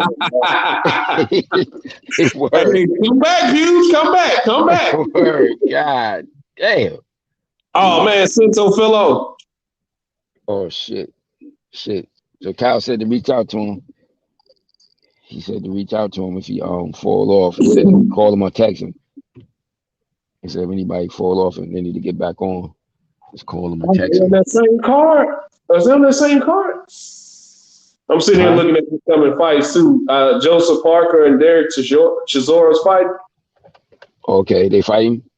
Yeah. It's say December 18th. It got them both on December 18th. I wonder if that's on the same card. Okay. Let me see. That should be interesting. Somebody else was fighting too that I didn't know was fighting. Okay.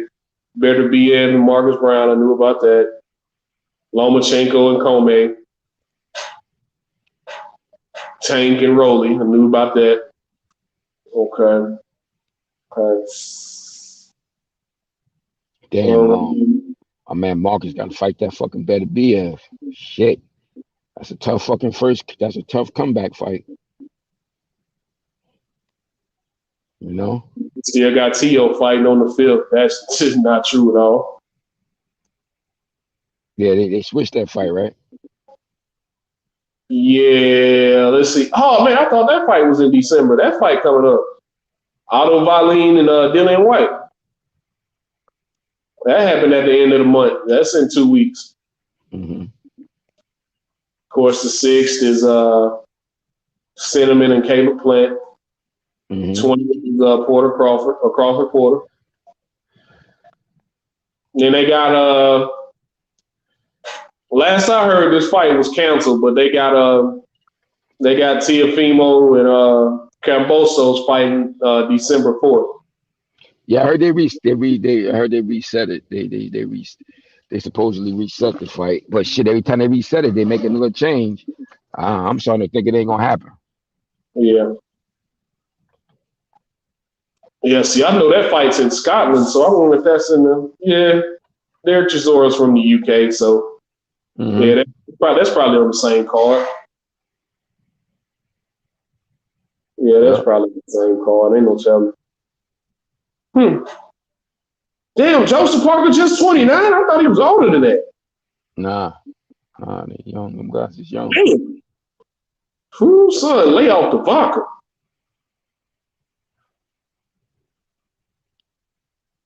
But you know Joseph Parker, but you know he You know, he one of them Samoan motherfuckers. They be looking older than they really be though.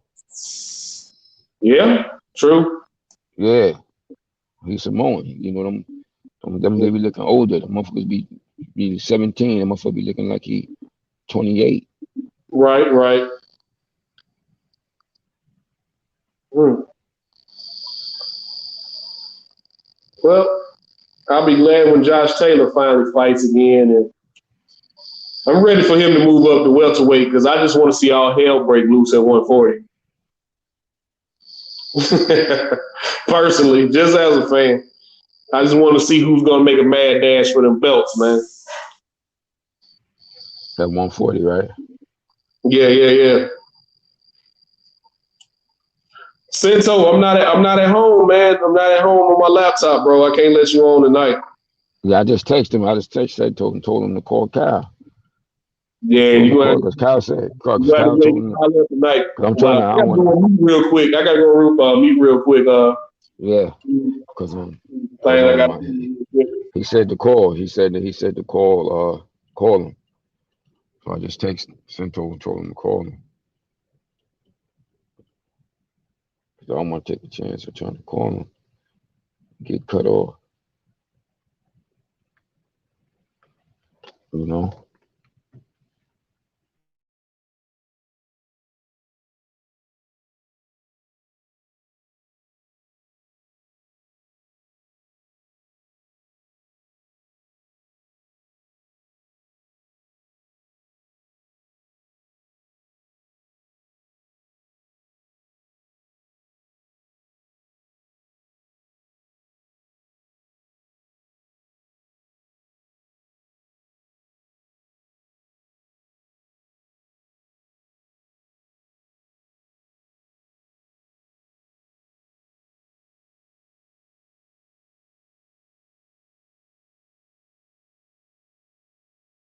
Oh damn! I thought I got cut off. Hopefully, Sento will be back on in a second. Yeah, so now I guess we get ready for the next big fight. This Alvarez Plant match. I'm hoping Plant can pull this shit off, although I don't really feel in my heart that he's gonna win, but I damn sure want him to win. You know, I'm gonna be pulling for him. So I hope he can put it all together that night and do what he need to do to come through with that victory.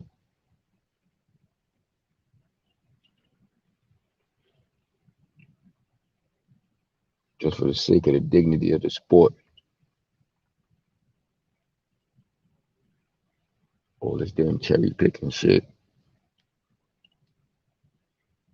Canelo has been milking the fans, getting all this bread, fighting easy opposition,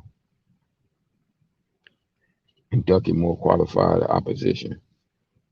Only taking fights that they feel he definitely 100% gonna win.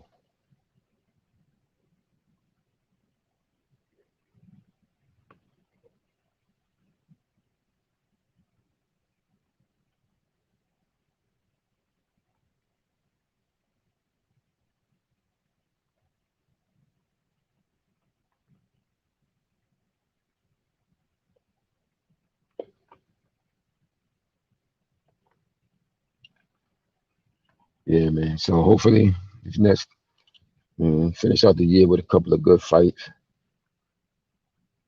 We see how it go. And oh shit, I forgot about the Porter and Crawford fight. That makes for an interesting bout, if nothing else.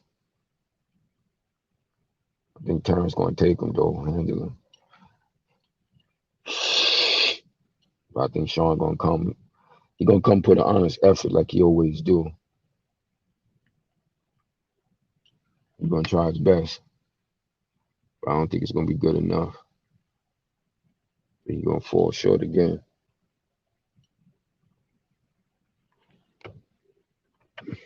Like he did against Spence.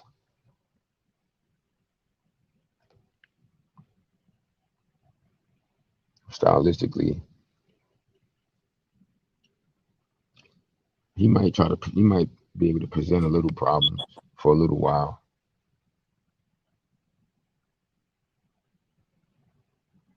Hello?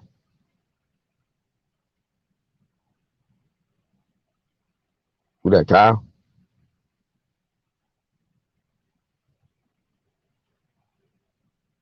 Somebody just came on.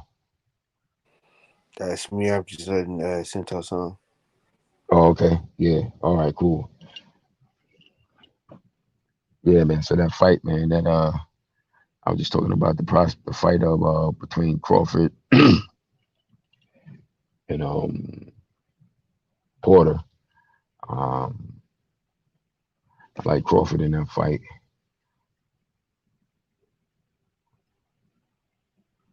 I don't think Porter gonna come he gonna come make the fight, but he ain't gonna have. I don't think I don't see him having enough in his tool chest.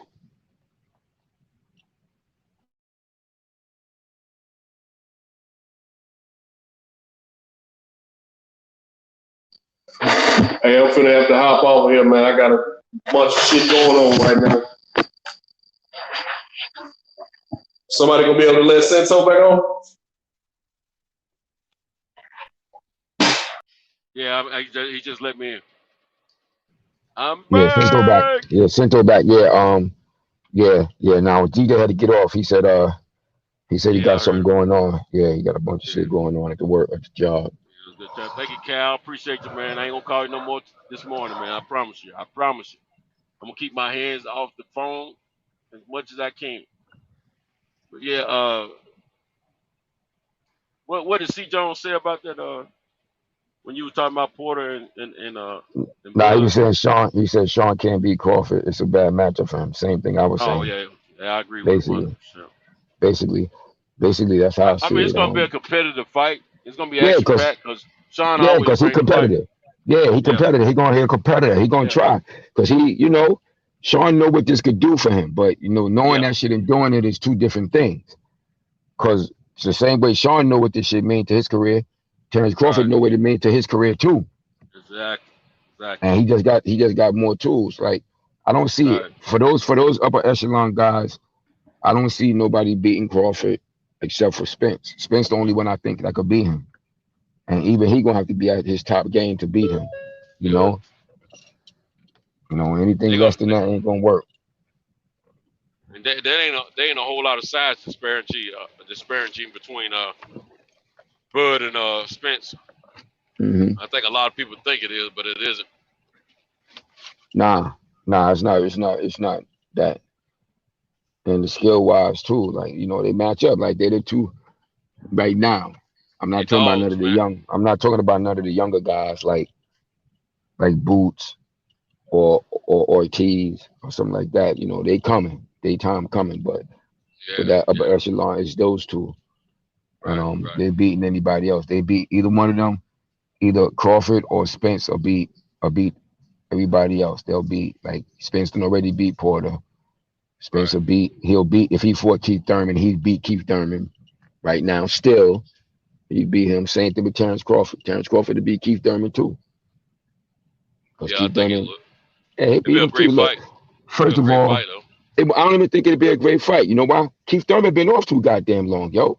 That was being off long time shit. Fighting a good fighter like that. Yeah, he'll fight. But look, let's but that fuck all that still fighting shit. You want to win them fights. That's why he didn't look as good against fucking Pacquiao. He looked better against, but you got to admit he looked better against Pacquiao than he did Josecito. Yeah, but that's what I'm saying. When you taking them long guys, but look, he started looking better against Pacquiao towards the end of the fight because he was fighting. You understand what I'm saying? That rust was coming off his ass during the fight. But you gotta fight, man. You gotta fight. Right. You have to, man. Human beings get better the more that they do shit, yo. Right. And boxing is that. You know this, until we came from the era when motherfuckers fought. Yeah, you right. You know what I'm saying? 100%. We came from the era where guys fought, fight, man. This long laying on shit. This new era of boxing. Nah, this new era boxing, that Different. shit ain't. Yeah, man, it's different. Right. It ain't the same. And They I don't give a fuck, different. man. Yes, they different. They different. Yeah, Yeah, man. they different. Yeah, very much so. You got to fight, man. You Being got off to too long, fight guy. for your life Yeah. if you To the want it. party. Yeah, that was the Yeah, that's it. Beastie. That's the Beastie Boy. You got to Beastie fight Boy was no joke. to your right to party. But yeah, man. So that's why I don't see it. Keith Thurman been off too goddamn long. You know, shit, he been off longer than Terrence Crawford. You know what I'm saying? He won't be sharp in that shit. Yeah. Terrence Crawford, Southpaw too. Quick, nah. He'll beat him too. Now, if he was more active and his skills was sharp, I'll give him some chance. And it was a short space where he was good, the best he was for his career. I would have gave him a real chance to beating Terrence then.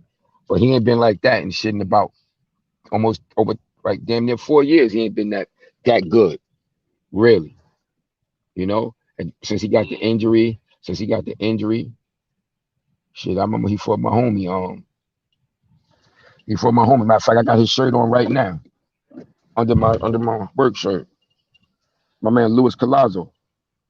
Oh, Colazo. Yeah. Yeah, shit. He was buck. He fucking doubled his ass over with that body shot. He doubled fucking Thurman over with that body shot.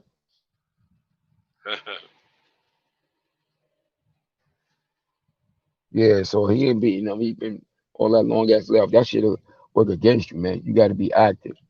I think in this era of fighting with the way the money is now, you got to be on the top. You want to be able to fight no less, bare minimum, 3 times a year, man. If you want to keep your skill set up to par, Mm-hmm. you know, because you're gonna be comfortable in that ring.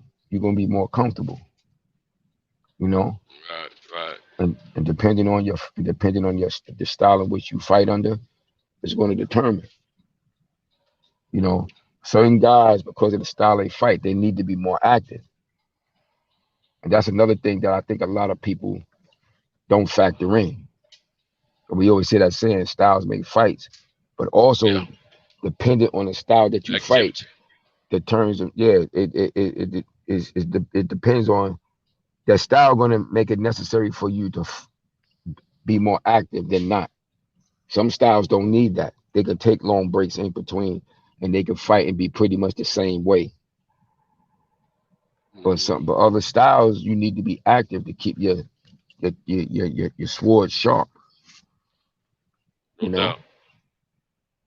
So like I said, I see him beating. I see both of them beating him. Errol already beat Danny Garcia. You know. Yeah. I see Terrence beating him too. So the only one I Oh see, yeah. Yeah. so I don't see none of them beating Terrence, but the only one I see who could possibly pull that shit off is Errol. Yeah. And shit, you know. See, Sean Porter, his style would have if Sean Porter had the power, had the real good Oh cracking man, punch, he be a then helter welterweight he'd be a problem. He would have been with if he that had the engine he power. got. He Yeah, got the strongest engine of in him, yeah, I he think. got one of them. Yeah, if he had the pop to match his that aggressive style, oh, then he'd be that. But that's the reason why I can't see him winning this fight because I just don't think he punched hard enough Right. to really. He's solid. He just ain't. He ain't Solid. got that. He don't have that pop, man. Because sometimes he be punching. I still say it technically, sometimes he be smothering his punches still. You know what? He got to me, he's got a similar situation going like Clarissa Shields. Mm-hmm. You know, Yeah. they both volume punches and they got some of the heavier punches, but they're not knockout punches. And then because sometimes what they do is it's their technique too. Because Yeah, like with him, sometimes he's so focused on getting off a shot. Yeah. And That mauling. and mauling that Yeah. like I said, he smothering his punches and he don't get the proper like technique, like twists and pivots Right. on his shit. And they be more arm punches. They be strong because he's strong. Like he's a Right. strong dude. Because you know, it's a Exactly. difference between He ain't sitting. between He ain't being sitting down on strong, yeah, being strong and like can lift weights, and then be him. a strong puncher. So I See. noticed that with him. Sometimes he don't sit down on his punch, and he don't Right. his technique, because it starts a lot with it starts with your legs, like Yeah. your follow throughs and how you pivot and shit like that. And sometimes when he gets so close to a motherfucker, he be smothering himself. Right. He's so focused on staying busy as a busy fighter Yeah. when he's in the ring with you and staying all over you and overwhelming you with energy and volume that he ain't sitting down on his punches. And then your girl Clarissa, she's very technical and good, but Hmm. she still got that amateur way of in her mind she got to throw volume. It's volume over substance when it comes to them two, man. I mean, they're not sitting down on their punches, man, because there's Yeah. no way Clarissa shouldn't be getting females out of there Yeah. as good as Yeah. she As is. much as she hit him. Yeah. Because Yeah. and another thing, that's why I bring up the technique. Because when I look at her, I look at her feet, and Mm-hmm. sometimes she's quick, but a lot of times she throw arm punches. So they Mm-hmm. look effective. They look effective and they look strong, but Right. it's the arm. She don't always follow through. Like her feet don't pivot sometimes. Like she'll throw. If you look at her feet, watch. Put on one of her videos and watch her feet. Her upper body move good, but sometimes her Mm-hmm. feet don't follow through. Yeah. That's why she's not really getting those knockouts. Although her punches be looking harder than they actually are, because it's the technique. You got to pivot on that ball of your toe to get that. They really I'm get gonna that tell you snap. something, man. Hmm. She might want to reconsider on that statement she made about Jake Paul. Not the fact she'll beat him, but Oh about not yeah. fighting under that. I mean, hey, she thought old girl got 40-something thousand. She got over five. She Nah, got over half a she got million. 500,000. Yeah, Yeah. yeah. He gave her extra 500,000. Yeah. And I I saw mean, the so she thing. need to reconsider, man. It might be the way to her with his attention that he draws, and man, they can be a dynamic duo. Her getting paid, Well, he can help her get that first $1 million fight. I'm sure of that. she could definitely make some She money gonna with draw him. in she gonna draw in a half to 3/4 of a million herself, Oh, she could and definitely then get that bread with him. yeah, she But probably get like 1.25, 1.5, whatever. Her first but fight she with him. traditional. But she Pride, traditional. man. Yeah. Yeah, she traditional. Yeah, she letting her pride get in the way right now too, though. She It's traditional. over business. She with that archaic shit, that old archaic ass way of doing things. Because Yeah, even though she a female, she still think like a a boxer. dude. Yeah, Yeah, she think like a boxer. Like, oh, cause of her accomplishments yeah. She want to and talk about the shit like that. sideshow and all that. Yeah, so like, she connected to the traditional side of boxing. Sure, we better get that bread. You You been know. all this labor you've been doing all these years. You talk about you want y'all to get paid. Shoot, there it is right there. You can say what you want to, but Yeah. the girl gonna start making more money than her. Yeah. She Yeah, already that shit. She done already she that one already payday. got That yeah. one Got a payday is bigger more than Clarissa Shields ain't never more than made any that other much in one female. fight. Any other female, yeah. Yeah, she ain't never made that much in one fight. Shoot, she ain't stupid. Serrano ain't stupid. That's why she signed. Mm-hmm. Makes sense to her. Yeah. Shit, hell yeah. Smart. Makes sense to me. It makes sense to me too. I ain't mad at her at all. That shit smart. Man, if that dude Yeah. had the sense to want to applying that wood to Clarissa, he'd be telling her, "Look here, baby. Mm-hmm. It's your career. You do what Word. you want to. I ain't talking about me. I'm talking about you. You Make know, that goddamn money. I want to see. Yeah, I want to see you do well. Forget what these other folks paying. Word. Make that money. Stop You want to bullshitting. get paid for your crap, or you just want to, Yeah. make a statement. You know what I'm saying? Shit, that's what it comes down to. Fuck that making that statement shit. She need to make that Right. money. Cause be a business person. Be a business shit. Floyd, you see Floyd? He gonna do whatever he Right. got this shit. Floyd fought that motherfucker brother in that exhibition. He ain't let that shit Exactly. stop him. Right. Shit. Exactly. Floyd the best fighter of the era. He ain't let that shit stop him. Right. He So understand business. you need not to let that shit stop you either. Make that fucking money. Get your money, sister. Get your money. Don't be nobody's fool. Get your money. Word. Fuck the bullshit. Get that Shit. bread. I ain't no way I would. She needs somebody. She ain't got the right people in her ear, man. No way she need to be thinking like that. Now, when what the main thing you've been talking about is about women getting paid. See, Hell no, that don't make no sense. she gonna talk about it because she said, I'm worth more than 75 or something. She said, what is she talking about?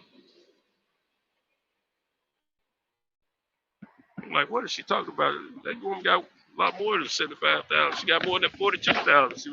They were originally trying to give. I don't know, man. She should have done her research more before that. I mean, how can all of us know about that and she didn't know about it?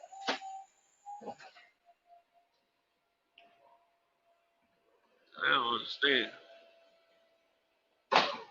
I get knocked off again, though. No, I'm still in. You there, Pierce?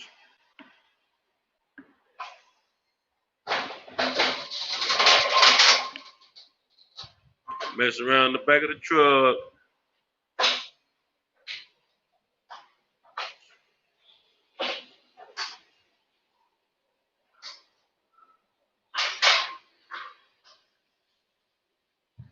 Might be 411.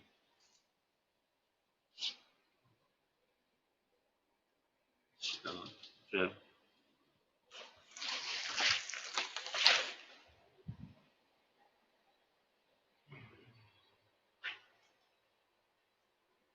Oh, man, get knocked out.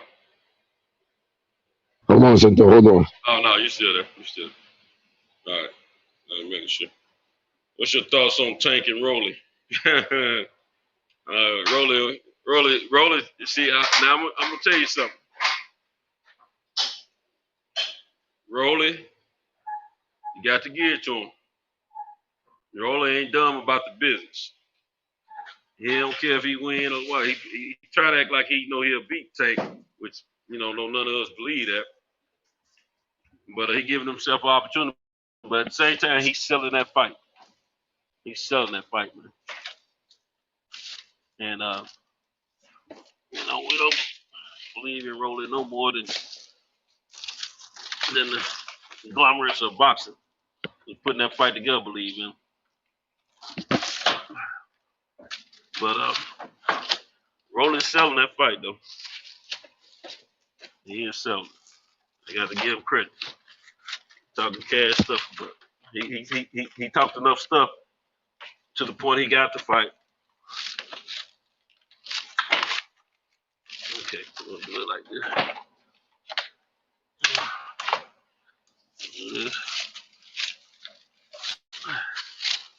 We're gonna do that. That's how we're gonna do that. Y'all ain't keep worrying. Got me working on y'all. I was talking to my pal. He was tripping.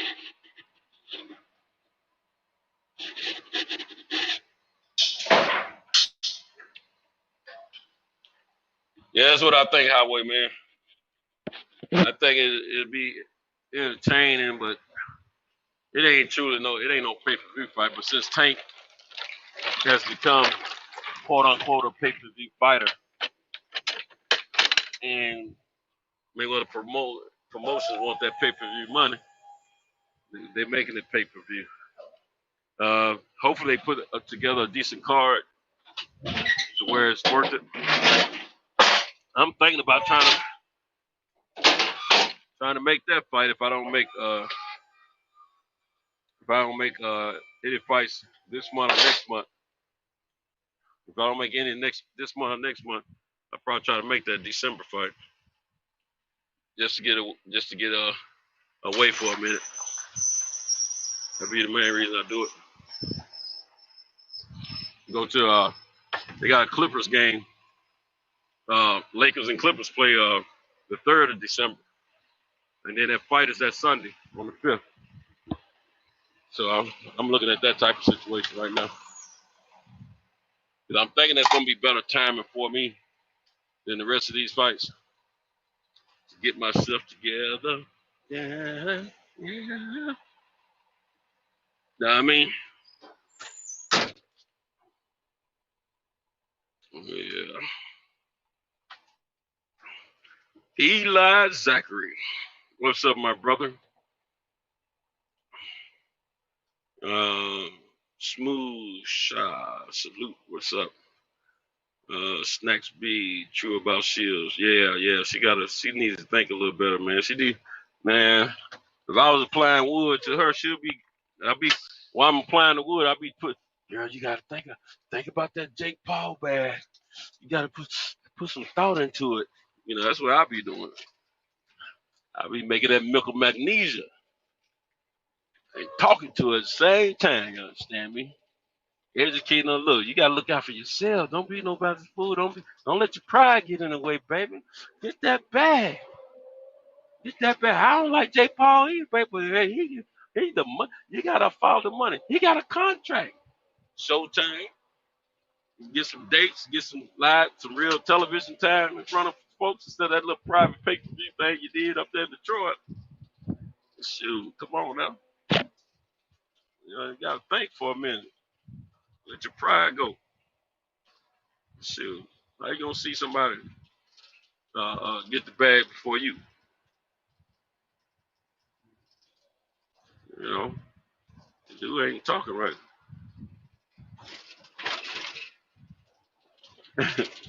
Said Colosso gave Queef y'all be called Queef. They gave Queef the business. Y'all be tripping out calling it Queef. Yeah, man. Mm-hmm.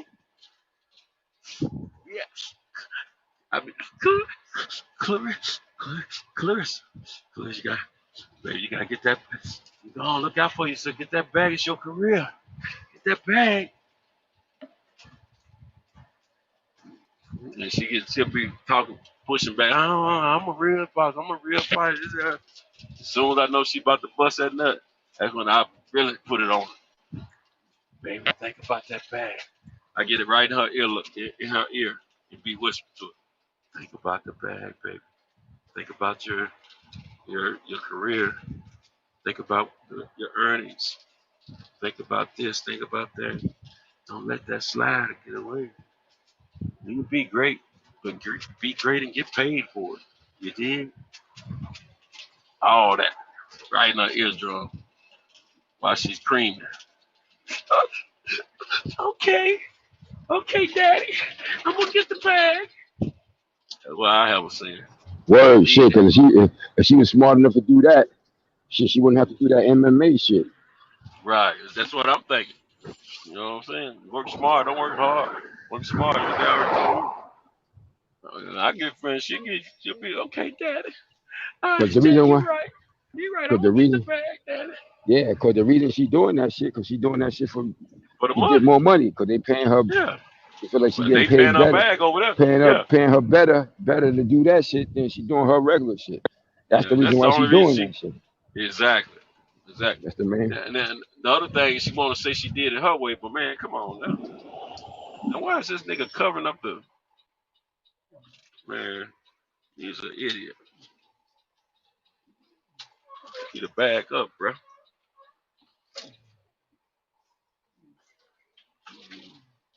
Stupid something. Don't stop right at the edge of the entry of the alley, man. Man, I don't know what these fools be thinking, man. Now, who is this walking around? Must be the driver. Yeah, man, but that's what she need to do. Make the most out of it. Like, take advantage. So you got to be able to. You got to find a way, man. You got to always find a way to make yourself. When it comes to that, take your stuff to the next level. Right, that part. Man, I don't want to talk to this cat. Hey. Huh? I have a question. I'm looking for these colors. Man, I don't know. This 1406 Moulton.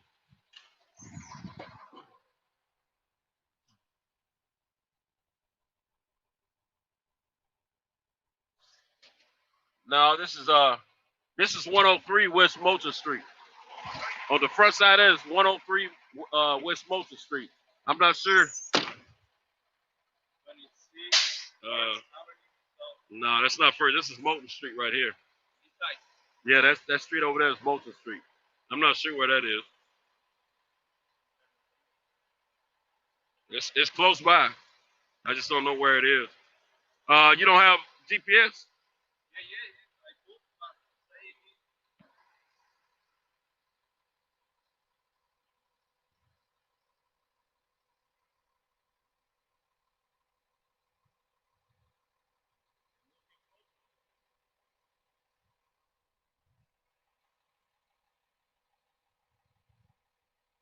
Okay, that's where we are right there. And where are you trying to go to? This building? Maybe they That building. It gotta be one of those buildings over there. Yeah. Yeah.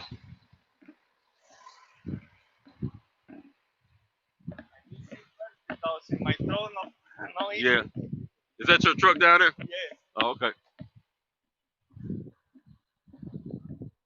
Yeah, it's gotta be one of those buildings. All right. Peculiar little fella. Come back. Yeah, he's trying to find the building. Foreign guy. We got a lot of foreign drivers. Yeah, they trying to get the money though. I ain't mad at it. Get your money, bro.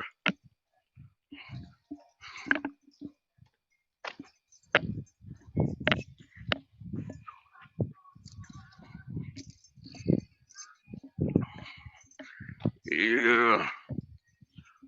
I'll bet. Shoot, look like they got a lot of returns in here. It could be worse. Got a few batteries. Yeah, tote.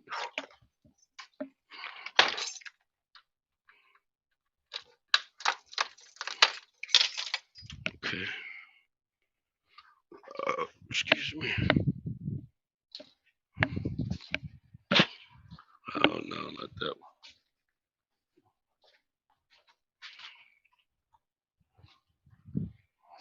What's the other one now?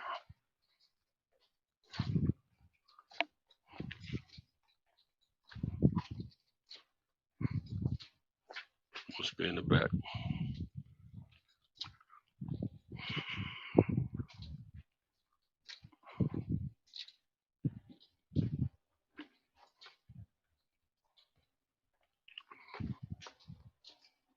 I'll use that little something. Guess I have to use this old flat tire one. Oh,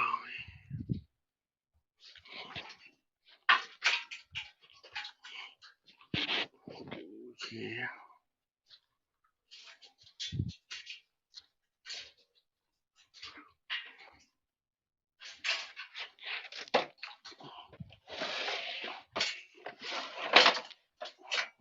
Y'all bear with me. Bear with me.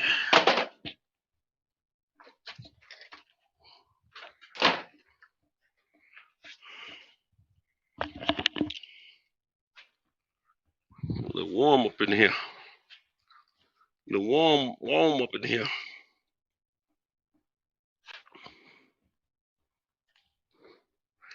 My phone hot as a firecracker. You dig?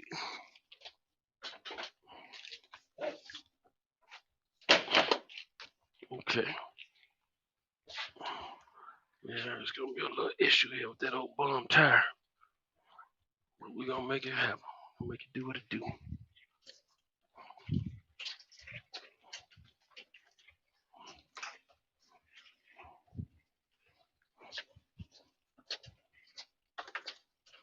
Yeah. I didn't really talk. I was taking care of something. I was heading out because I'm heading out from the job. Yeah, you were talking about the tank and the Rolly fight. Yeah, he's selling that. Hey, Roller's selling that fight. Oh, Man, Rolly he's a character. entertaining, man. Yeah, He's a character. man. But he gonna be outgunned that night. Man. But it's gonna be sad. It's gonna be don't sad. be surprised though. No, don't be surprised. He gonna shit get like. thanked. Don't be surprised if he knocked Tank down. He might have been knocked Tank down in that shit with one of them crazy ass unorthodox punches. But Tank overall boxing prowess gonna be too much for him in the end. Yeah. Cause Tank can box, even though Tank be getting the knockouts, he can box. Right. Right. Yeah, that's the thing. See, that's what the edge is. Tank's got a high IQ, and he can actually box, not just knock you out. He can box your head off.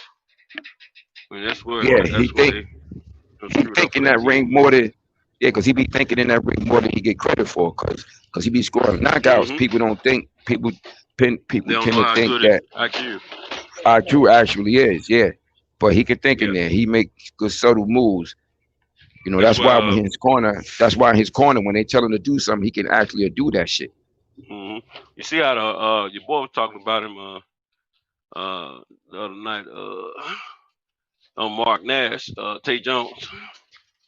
He's talking about how Kelvin Ford and him were working on something, and then he saw him implemented in the fight against Mario, and he said, "Oh, that's why they were doing it." Because at first he couldn't understand why they had him doing what he was doing.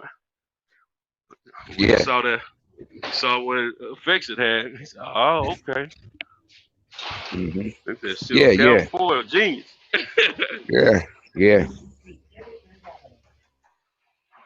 Yeah, he good. He good. Well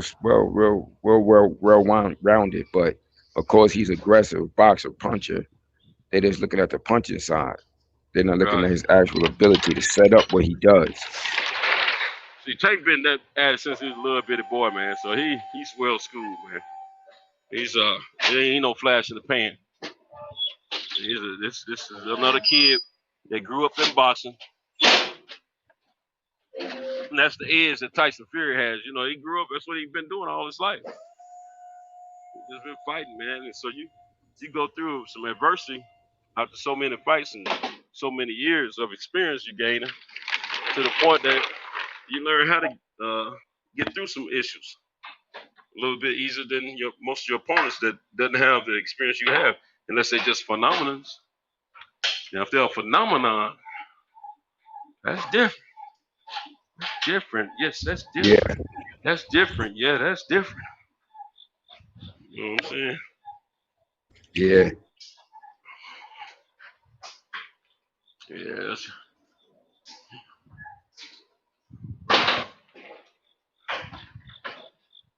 Yeah, that was an exciting night, man. But yeah, my boy got to watch. He got to work on that, hitting that same spot every time. You know what I'm saying? It's a technical thing. He may be able to get it. It may be something he can get if he continue to work on it, or it may be something he never gets. Yeah, because that's on him right there. If somebody keep catching you with the same thing, that's on you. That's something they don't notice they can get away with on you, and that's why they do it. Especially if you ain't gonna change up or do something about it. You know what I'm saying? Yeah, that pulling back ain't gonna work against a taller fighter. Oh man, no, especially with his arm long as yours, longer.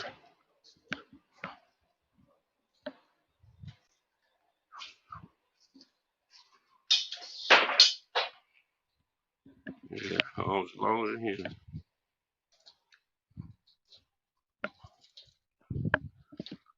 Gotcha. And I think that extra weight hurt him because it took away some of his athleticism. Yeah, his mobility with his punches, his upper body was not as swift as it normally would be. Yeah, he wasn't as fluid. He wasn't as fluid. Right. Yeah, that's what I'm talking about. He didn't have the agility they needed. His hands were still quick. But when he a little smaller, like he normally be, he could move a little bit. Like even though he not the most artistic moving heavyweight, but he still could move. Like it takes away from some of his athleticism. Like I know Tay Jones was saying something about, he was complaining about how, he said, I don't know how fat people can be fat, man. Why they got to keep eating all the time, you know? He said, because, man, that stuff don't even feel good. So that's a sure sign that he's uncomfortable with extra weight. I told you, you know my stance on it. You know how I feel about it. I don't buy into that. I don't give a fuck how big a motherfucker is. You got to put on extra weight. No, you got to be You got to be No, able to fight at a weight that you make that weight officially, which he already was at heavyweight, but you got to still be able to fight at a weight that you can still fight good. right. You know, Now I'm that gonna you tell can you, fight at your best. I don't have a problem with um, the strength.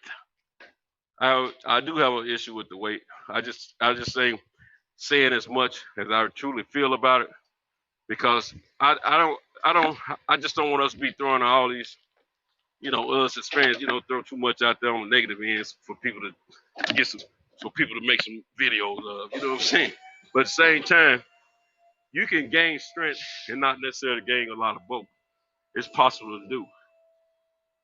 Um, I know how to get stronger myself at times without the extra bulk. I don't do a whole lot that's gonna tip me over anyway because I'm just at a certain point in my life. I ain't worried about all that. I'm just worried about being fit and having enough strength to do what I need to do to take care of me. I got a lot of natural strength anyway. As for my age, my size and all that, I know that about myself. I know I ain't the average guy when it comes to overall strength. For a guy with my dimensions, but sometimes we go overboard with all that. But at the same time, I understood exactly what they were trying to do. They were trying to give him a little bit more strength to fight that extra weight off when he laying on it. I totally get it and I totally understand it. But your science got to be right on it though. If it's going to affect your endurance, if it's going to affect your agility, then it may not be what you need to do. You need to do something different. Get the strength without affecting the agility. Yeah, and my thing is, and without affecting the stamina. yeah, and my thing is this. Like I said, especially in our sport, history has proven that shit. Like just being big don't work. You got that person got to be really good. And if you close to them in skill, you can still beat them. You don't have to weigh as much in the heavyweight division. This shit is history. So like I said, Joe Louis fighting fucking big ass Primo Carnera. That motherfucker was sick. Today Primo Carnera would be a big man. He was a giant in the 30s. That nigga 6'7", he fought between 260 and 270 his career. So, and Joe Louis was 196 when they fought and knocked him out in the 4th round. You understand what I'm saying? So you don't have, and even Deontay Wilder is the most recent proof of that. That first fight with Fury, he was 211. He was 211, or was he 209? What was he, 211 or 209 in that fight? 212 or 209 somewhere. Yeah, he was somewhere between 209 and 211, right? In that first fight. Tyson Fury was 264. So it's the same, and he still was able to drop him twice in that fight. Almost got him out. Really should have got him out of there. If the count had been handled properly, that would have been a knockout. Right. So when you got that, when you have that gift punch like that gift punch that only God could give you, when you got that shit, that weight don't matter. And I'm always going to stick to that shit because it's been proven historically. It's been proven. Well, like you don't have to do this. Years ago. And the heavyweight division is replete with that shit. Joe Frazier wasn't as big. Muhammad Ali weighed more than Joe Frazier. But Joe Frazier was able to knock Muhammad Ali ass down. He was able to knock him down. Joe Frazier was 202 in that first fight. Ali was 215. You understand what I'm saying? One thing about Joe Frazier, like he always said, he was a natural heavyweight himself. And, Ali grew into the weight. Him and a few other opponents that he had. George Foreman, of course, was a natural heavyweight, But the thing is, like you're saying, though, it's got to go with your body, man. See, I'm going to tell you, I think if Wilder had an opportunity, if you're going to put that kind of weight on, he probably needed a couple of years to wear it. Absolutely. I'm just absolutely. gonna be real frank about it because, see, I know I've experienced some extra weight on my body with my thin legs, and my legs were no problem because I wasn't boxing. But at the same time, he's tall enough to carry that weight. The problem is his body may not have been used to it as far as total condition. His body got to get used to carrying that weight. Just like just like when you pump an iron, you got to build up to a certain level of strength levels as you go to get stronger. Your body has to go get used to a certain levels of weight as you're growing and get accustomed to it and push and get to the point where it's natural for that body to carry that weight around and it's no problem. Or you're gonna have those kind of issues. Now, if now it was good that it was all muscle, but if you're gonna if you're gonna put on some bulk, if you're gonna bulk up in muscle or fat or whatever it may be, preferably muscle. If you're a boxer, that's like you said, it's not always good. If you can work on your strength without a lot of exercise, you're better off because your limbs can and your extremities can move a little bit more fluent, like it has always. You'll just be stronger. But when you start getting a little bit more second, I'm gonna tell you something. Perfect example is I don't care how big or small you are. Go to if you normally shoot basketball, go to the gym, shoot some hoops. All right. Then a day later, go to the gym, pump some iron. Then go try to shoot. And tell me how you feel. So you do upper body with your arm. Do some curls and all that. Pump your arms up, pump your chest up. Go out there and shoot some ball, and see how how much it affects your body. Because you're not going to be moving as as fluently as you were before. You're going to be tight, and it's going to take a little bit more energy to move those limbs around the same way you were moving them around before, if you're able to do it. I'm telling you, when I first started pumping iron, man, that was one of the first things I noticed, man. Shoot, you get finished pumping iron, you can't. I thought I could just go. When I got finished pumping iron, I thought I could just go shoot some ball or something. Everything gonna feel the same. Nah, bro. Nah, your stuff tight.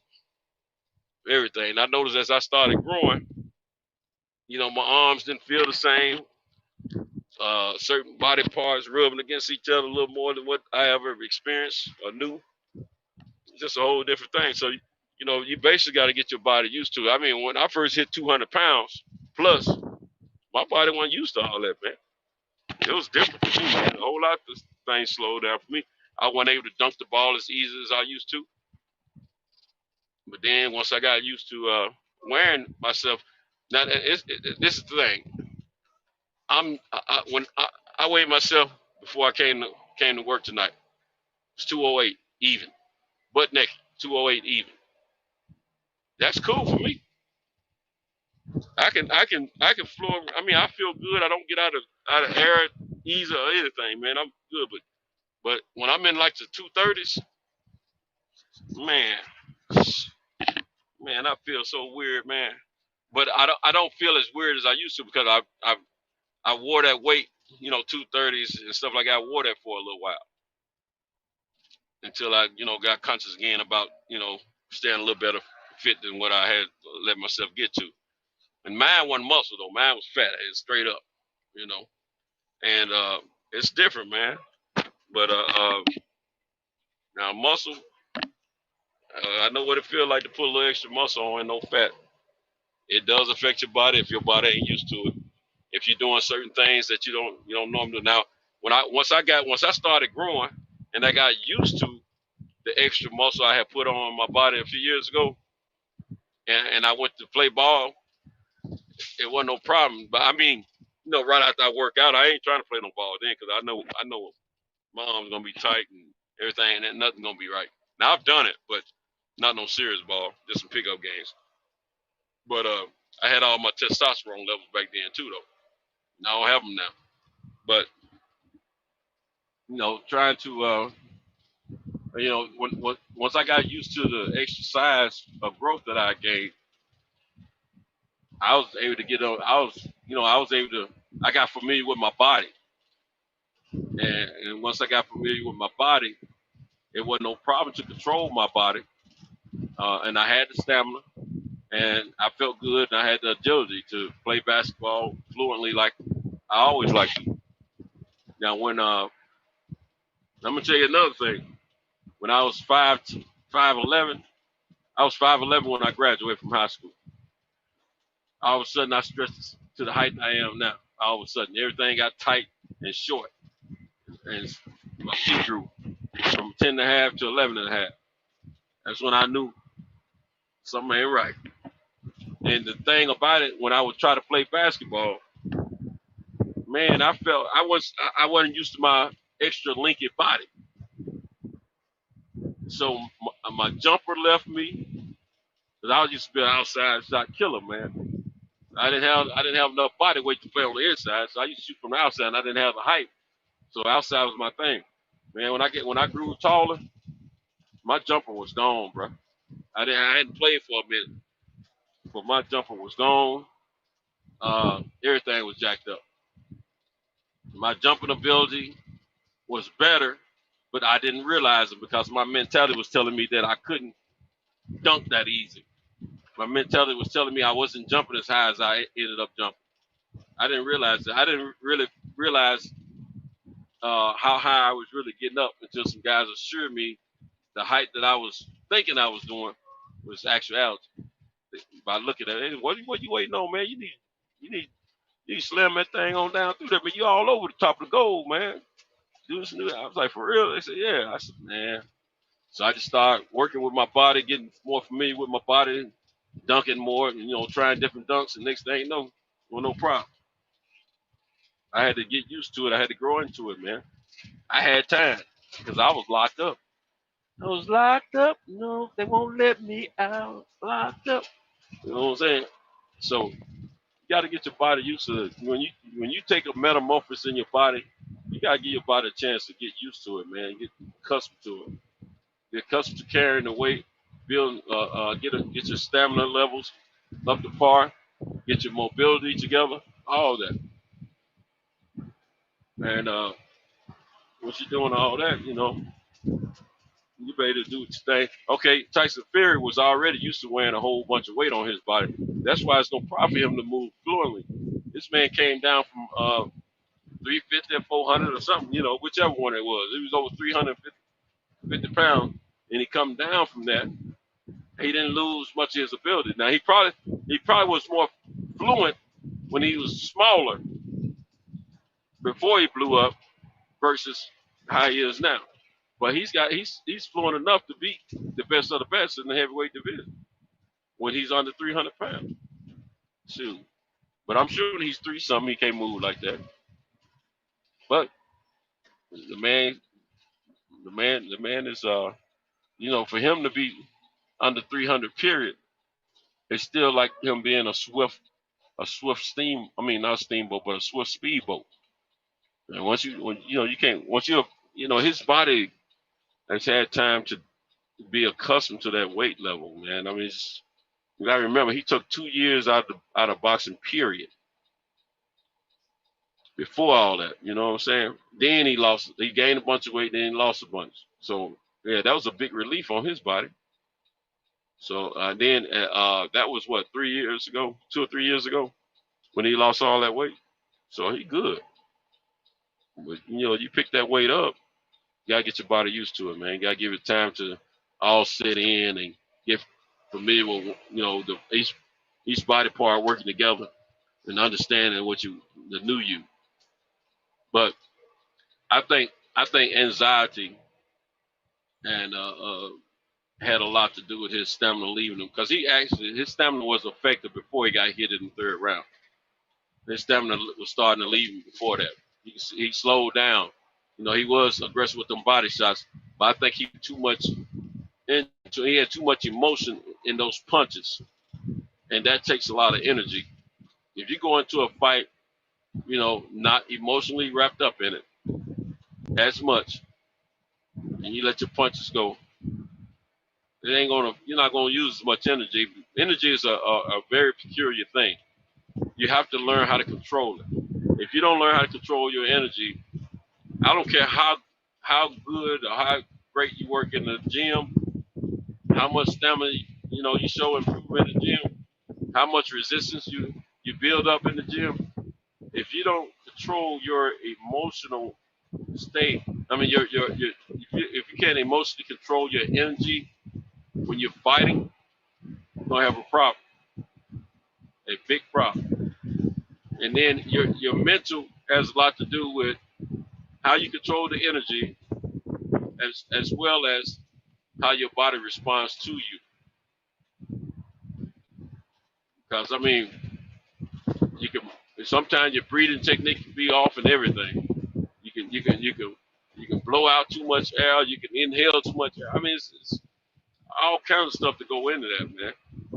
So you just gotta be careful. And I just think my man, um, I think his anxieties of him wanting to beat Tyson and hit him so bad, punch him so bad, because he even admitted before the fight that he's ready to get in there and fight.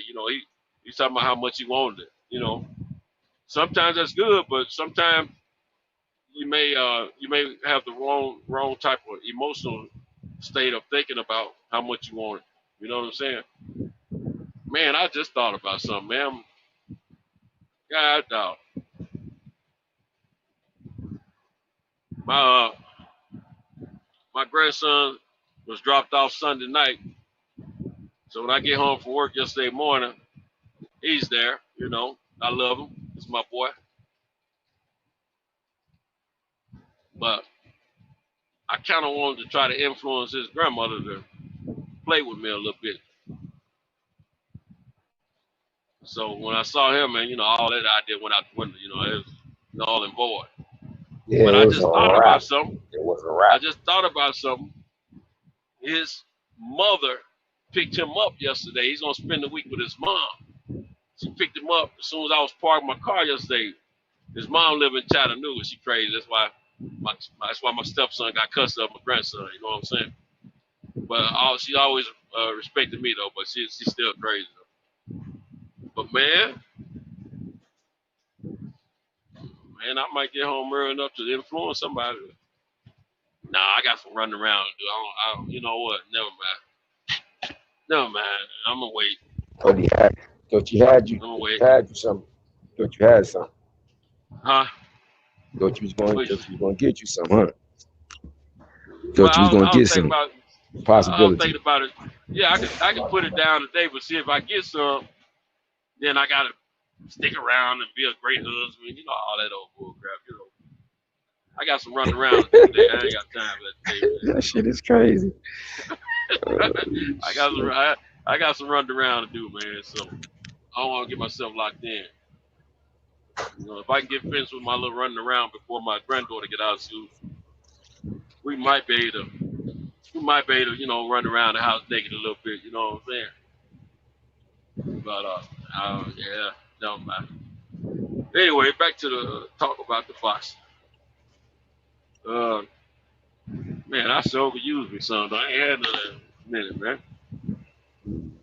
Hey, I'm gonna have to pause for a call for me. I gotta think about that. 20s and 50s, Tito Bitties, 50s and 100s, Tito Bitties. That's a hard decision. That's a tough decision, you understand? Yeah, you don't turn the cat down if ain't no boxing on. Ah, man. What am I gonna do? I'll figure it out. I might just have to. I don't know. I think my boy wants some too. I hate to not after he's been held up for so long. I hate to not give him the opportunity that he deserves. I Yeah, don't know. no Anyway, doubt. but yeah, man, my man Deontay, man, I think I think that's what originally happened to his energy levels, because his energy levels dropped before he got hit. Then in the third round he got hit, went down, and here we are. We were back at the same program, except this time he was able to resisted a little bit better and fight back a little bit more. But he still defended himself the same way with his hands off. Man, him getting knocked off his equilibrium just messed him up, man. And that's what he got to avoid. There's a certain movement he's doing that Tyson Fury has picked up on, man. And he's hit that spot every time, man. Keeping him off balance. Because I'm going to tell you something. Them straight on punches Deontay was getting from Tyson Fury, they didn't look good, but he was taking them joints, man. But every time he get hit in that ear or around that backside of that ear, man, he wobbly wobbly like a mug, man. I mean, it just that ain't the punch for him. That's how you take him out. That is his weak spot right there, man. But a straight on punch. But that's all about. But honestly speaking, keep it a buck with you, man. That's just about your training and what you taught. Like, there are basics in boxing that anybody could do. And if you taught those basics, no matter when you start, you learn those basics. It's not advanced. Right. If you learn those basics, you should be able to deal with certain things. Like, that's the way he avoids the right hand. That's not how you're supposed to do it. Right. I'm gonna tell you who he needs. I'm gonna tell you he said he can't do nothing with him, but I think I beg to differ. He needs somebody like Mayweather Senior, man. Floyd Senior. He's a great defensive teacher, man. Now I'm gonna tell you somebody else that'll get him some great defensive teachers. They're gonna be mad when I say it, but I'm gonna tell you, I'm just keeping it real. What's his name? Reynoso, but Canelo's trainer, and then he got Canelo cold with that defense, man.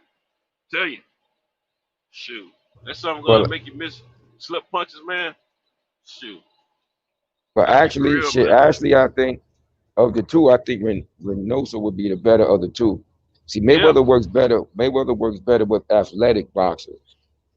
Like, Deontay is not. All right. He has some athleticism, but he don't got that fluidness. He like got that awkward. He got that awkward. He got that awkwardness. He got that awkwardness in him. Yeah, that's a difference. You know, some guys are real fluent in a movement as athletes. You know what I'm saying? As far as their athleticism, real fluent. Like Michael Jordan is a real smooth, fluid mover. You know, when he's doing his moves and stuff like that. You know, I'm using him as an example because people can relate to that a little bit more. Yeah. So you got people like that. They can you know, everything looks good that they do. Deontay's got that awkwardness in his movement. It's effective though. You can teach a person like that. You just got to teach them on their own, you know, according to their own abilities. And he gonna be awkward, but he can still be effective. See Tyson Fury, he's not real smooth looking when he do his stuff. You know, he's got that awkwardness too, but it's a different type of awkwardness. You know what I'm saying? And so also, he's been boxing for much longer. He's been boxing since he was he was boxing since he was younger. So he got that smoothness has developed with him. Yeah, he don't work through all the kinks, man, and learn. So you know, man. When you dealing with a guy like the situation, if I had been in that camp, I'd have like, keep his weight down. I don't want that. Fuck all that. I don't care. I'm never gonna accept that shit about putting on that weight, because history has proven it don't work most of the time. No, there's too much weight can't kill you, especially when your body's not used to it. Hey, Patricia, I see what you're saying. I wish D would have moved his head and fought Tyson from a distance. Hit and not get hit. I'm sure that was part of the game plan. Because if you notice, when he first started out, the way he was punched, he was jabbing to the stomach, you know, to the body. He wasn't trying to get hit then. He was going at Tyson like he was gonna come in with a you know, like a head punch. But then he was, you know, he come with his head straight up, and then he ducked down real quick and hit that body before Tyson could react good. But then Tyson timed him.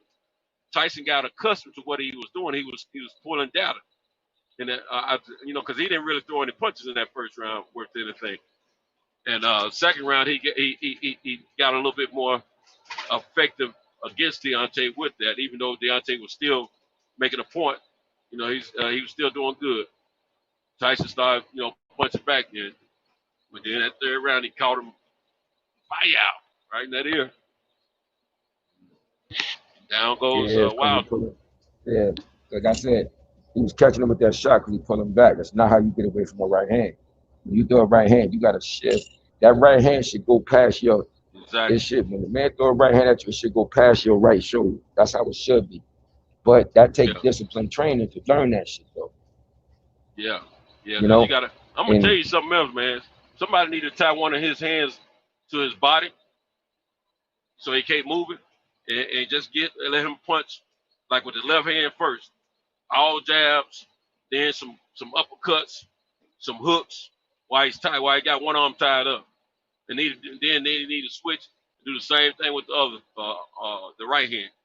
And tie the other arm up against his body so he can't move. Do the same thing. He need to do that for a good series or amount of time, and to the point where he can fluently punch with either hand at any time. You know, because I mean, I don't know, man. You gotta do something, and he then got to take that weight, and he got to take that weight down too, because somebody bring up a good point in the chat. I don't know if it was on Fred's show or on the boxing section about they bring up the Usyk Joshua fight. Shit, yeah, Joshua was 240, Usyk was 221. So I'm yeah, telling you, the smaller guy can win. The smaller guy can win that shit. he can win. He can He can win. win if you don't get caught there. He can definitely win.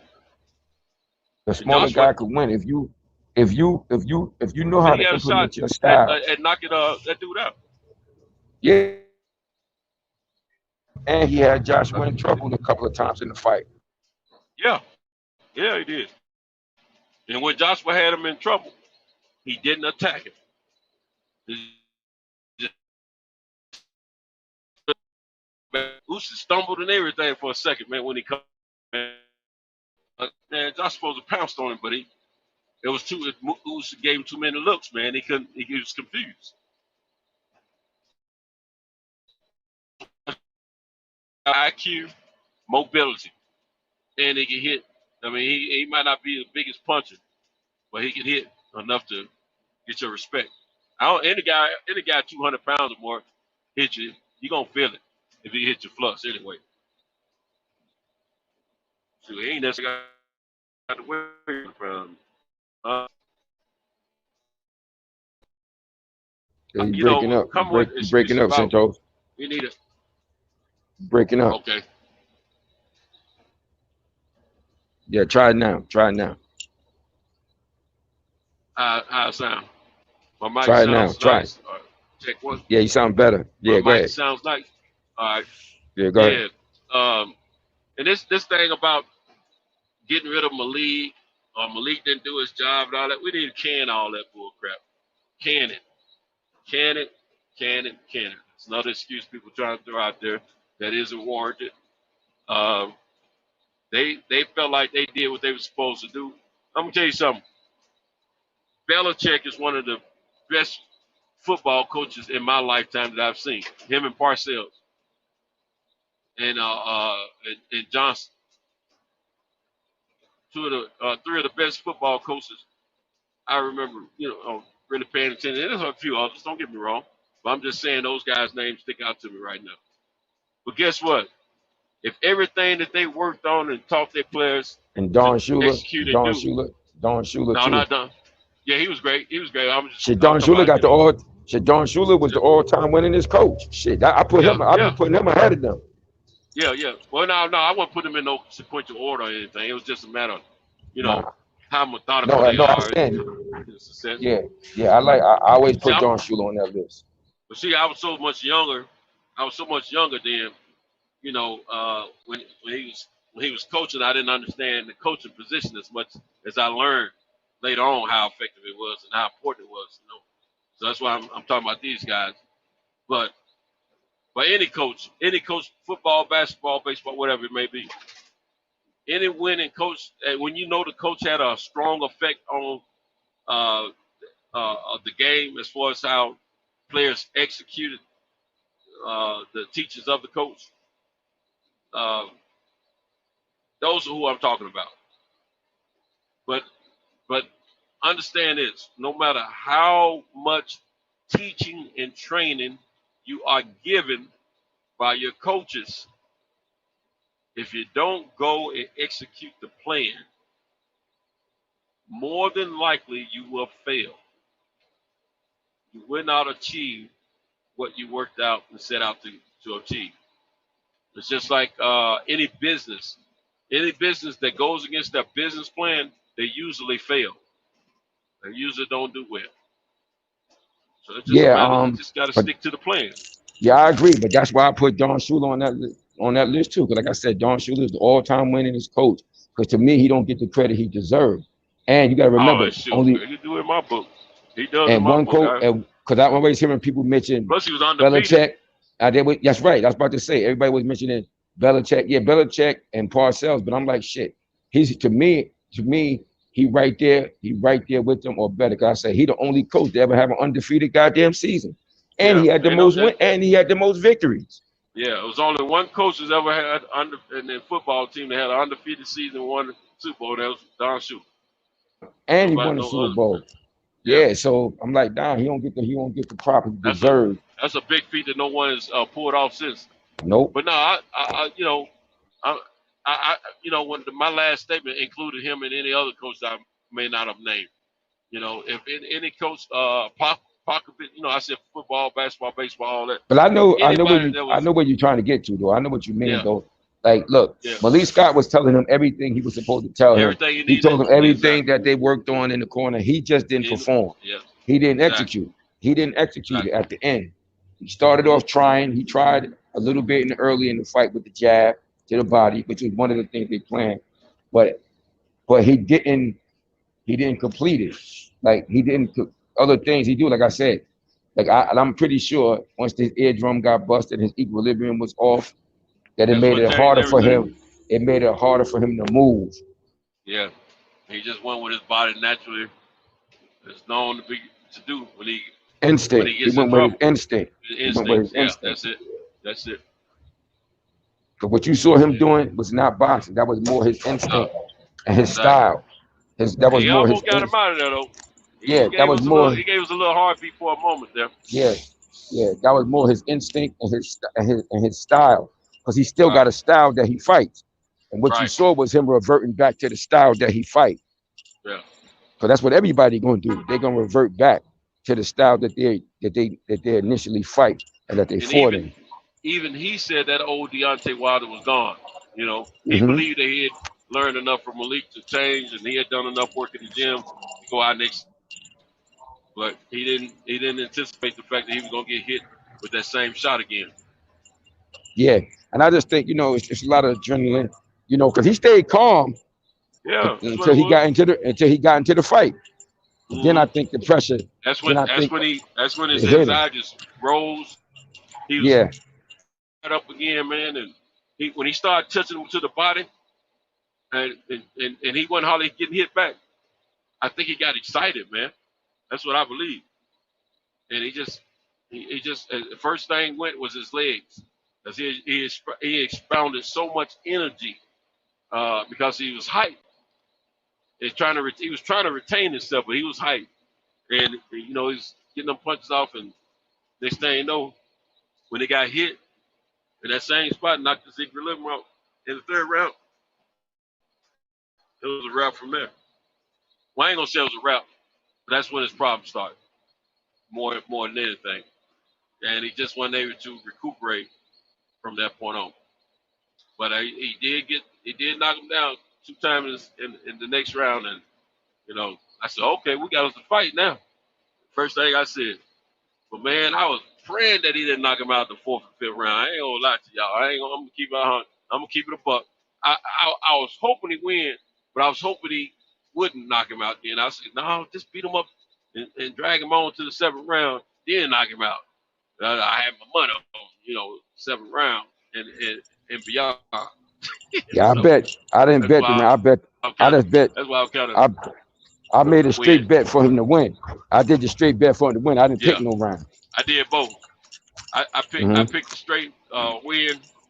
I picked him to win a straight fight, and then I also picked him to knock him out from the 7th round through the 12th round, anywhere between them. Mm-hmm. Yeah, I didn't realize too, man, just how I know he was looking. A couple of the last pictures that they put out of him, he was looking real brolic, you know. But damn, when he got in the ring, I was like, damn, he was big. I was like, shit. I was like, he was big, man. Shit. Yeah. But he you know, he had opportunities. He had opportunities, and he gave us a show, man, that we won't forget no time soon. It's not the show that we Oh, want definitely. to remember, but you know, we gotta learn as fans to just give credit where credit's due. You know, man, the man fought his heart out. Like you said, he did his best. His best wasn't good enough, and he knows what things he didn't do correct and what things he to work on and do better. You know, like Tay was saying, you know, only he knows what happened in there. Why this didn't happen? Why that didn't happen? We worked on this, worked on that. You know, only he knows that. But at the same time, it's kind of a little relief because it's been a chaotic war going back and forth with YouTube fans of the certain boxers, and I just hope that energy dies down a little bit. You know what I'm saying? It's all right to have your favorite fighter and talk about this fighter's better than that fighter. I'm not saying I want to see that go away, but I do want to see, you know, people relaxing a little bit more, not swearing and to one another, talking crazy to each other. You know, basically want to see some good, clean, competitive boxing from this point on. Good fights. Nah, you're gonna always have that, man. You're gonna always have that. As long as people got their favorites, you're gonna have it. It ain't going nowhere. I think you're right. I think you're right.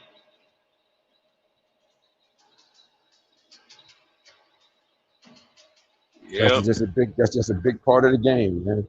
People got their favorites and they're gonna root for them. And they're gonna be passionate about it. Saturday evening. Right now, the Tyson Fury crew, they on the top right now. Yeah. As much as people want to hate it, we're on the top right now. It is what it is. Man, I'm gonna tell you something, man. I was on Lady Shan's platform in the chat, chopping it up with them for the fight. Yeah. Saturday, right? And you know, we were going back and forth. You know, some little comments were coming my way. I was sending a couple of subliminal messages back from time to time. You know, but all in all, I was just over there, to enjoy the fight with some people that, didn't see eye to eye with me. So I was scoring the fight, and I'm not gonna call a name or anything, but he know what I'm talking about. This one cat before the fight, all about Fury, talking negative about Deontay. Once the fight got started, he's all about Fury. Then Fury got knocked down. He's all about Fury. Then Deontay came back, knocked Fury down twice in the next round. Now he all about Deontay. Come on, dog. You got to do your brother, man. Come on, you can do it. He cheered for Deontay all up until maybe 7th or 8th round. Then he was back on the Tyson Fury bandwagon. Then he was talking about how he going to get on he was flip-flopping. He was flip-flopping like a mother. I know who you're talking about. Yeah, you know what I'm talking about. Yeah, he was talking bragging about how he going to get on his platform. He going for some, going to get on their neck and all that, talking bad to it. I don't care who get mad about this, that, and the third. I'm like, this dude. So one time he said something about me. Your boy this or that or something. You said, because you said this, you said that. I typed it out. I said, for you to know a lot, you don't, I said, for you to know a lot, you said a whole lot. I said, for you to know a lot, you say a whole lot of nothing. That's what I said. For you to know a lot, you say a whole lot of nothing. Because that's what he do, man. He all about that clickbait, man. If that's how you gotta earn your living, go ahead. You know, I mean, but that ain't, to me, that ain't being no true fan. That's what I don't like about it. I don't care who you like. I don't like the fact that at times you don't show to be a true boxing fan. You show to be a nut rider. You know what I'm saying? So that get on my nerves a little bit, especially when you got your microphone. You know what I'm saying? Yeah. But you do it to each his own. You know, you like who you want to like. I'm not knocking anybody from liking this person, that person.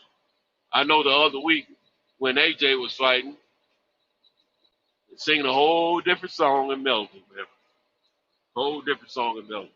It was so somber, so meek, so docile after they knew that boy had lost that fight. But they with a whole different vibe when it come down to Deontay. You know. And like I said, I don't care who you like who you like. I don't like who I like at the end of the day, but at the same time, if I'm gonna claim to be a true boxing fan and be a boxing fan first, I gotta keep it OG 200% real at all times. And I don't believe in doing it no other way. Because simple fact, you know, if you know, at the end of a fight, man, if I'm gonna get on here and get whumping and whining and coming up with every reason why, you know, my favorite fighter lost the fight, when I felt and know that that fight was a fair fight, more fair than the last fight at least, then that's shame on me. That is shame on me. I'm not gonna do that. Any conversations come up about that fight, I'm gonna keep it OG, 200% real, man. I got to. And I love that brother. Let me tell you something. I normally don't bet on boxing. Period. Not no money anyway. You know, I might do some push-ups or something like that, but I don't bet no money on no boxing, man. I ain't never really bet. That was the first time I ever put some money on a boxing match through a bookie. And I ain't never put no money on no head up money with nobody on it. I put push-ups up. But that's about it. But that's how much I believed in Deontay to get the job done. Is the fact that I put that money up in his Yeah. behalf to win that fight. So I just want to, you know, give folks a little insight on where I'm at with all that. But I'm not gonna come on here and say that he was cheated. He didn't get benefit of this, that, and the third. Hey, I don't know if the referee had any plans for him to lose that fight or not, or if it was just a legitimate mistake. I'm gonna see it as a mistake because guess what? I was trying to ask this question earlier. During the fight, only thing I know is about you know, how effective the count was for the fight. It's the fact that when Andre Ward mentioned it, but even still, I don't remember him, you know, doubling down on it, talking to. I know he did later on, but I don't remember him complaining about it throughout the fight before the fight started. I mean, ended. So it is what it is, man. Yeah, I find I can understand. Look, I can understand why people can make the argument because it is ironic that you made such a late change with the referee, and then you end up having this controversy pertaining to the referee. You know, it's understandable because it's a real argument that can be made. Although I think the fight went the way that it went, stylistically more than anything else. Right, that part. And I'll tell you something, one more thing. I know we talk about how much Tyson hit my man behind the ear or behind the head or whatever. But the first warning for a behind the head punch was to Deontay Wilder. Now, I think Tyson Fury hit him behind the head first. He was retaliating or accidentally hit him behind the head at that time. But the thing is, I don't think Deontay meant to hit him behind the ear. I mean, behind the head at the time when it happened. And I just, I don't know, man. It just feels a certain way, and I think I'm, I need to deal with it.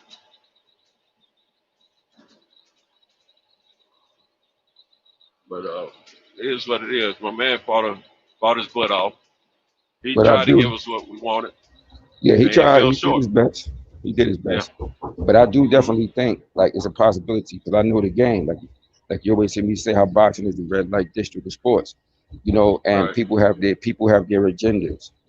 They have their agendas, and I do find it ironic that the commission, The glove situation. or I didn't like that not at even all. just the glove situation, and the fact that they changed their referee, which was the WBC, and then the fact that the glove situation, um, it definitely it doesn't give the most pristine look, you know. Right. I agree. I agree. And that is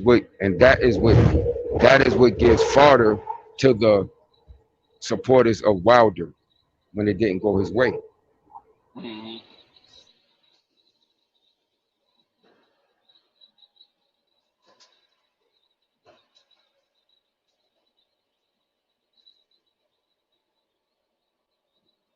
Yep. But I enjoyed what I saw. I mean, I enjoyed the excitement of it. I didn't enjoy seeing my man getting beat, knocked out, or whatever. And I'm sure on the inside of Deontay somewhere, he's going to always feel that he could beat him. But I think Of those course he do. opportunities, Of course yeah, he because, do. we all feel that way. We feel we're a better fighter. But I think that ship is sailed for at least for right now. They don't need to concentrate on that. They just concentrate on getting better, make sure he's straight health-wise, and just get in there with somebody else. So he's still an attraction.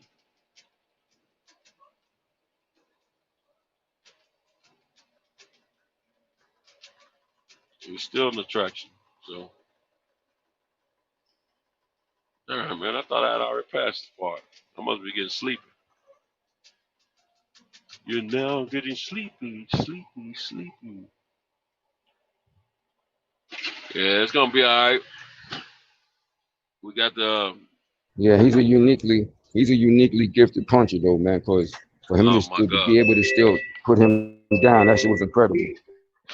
And on top of that, he fought through a broken hand. Before the fight was over with.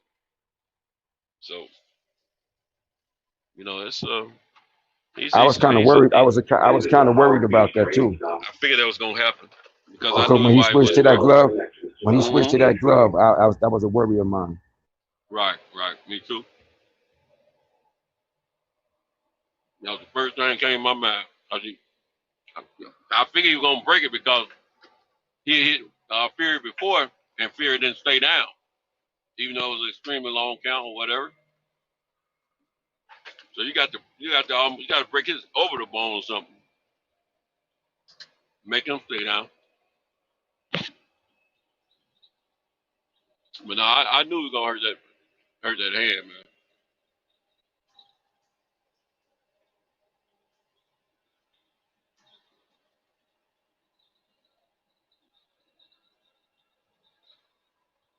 When he told the story about how he was hurting his hand before, that was a telltale sign there.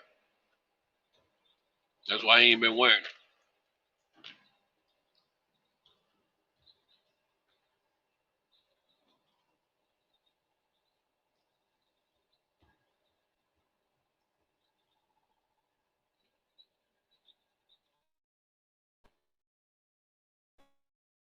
Brittle hands.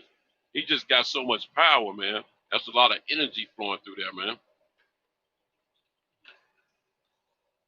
And he got them thin bones.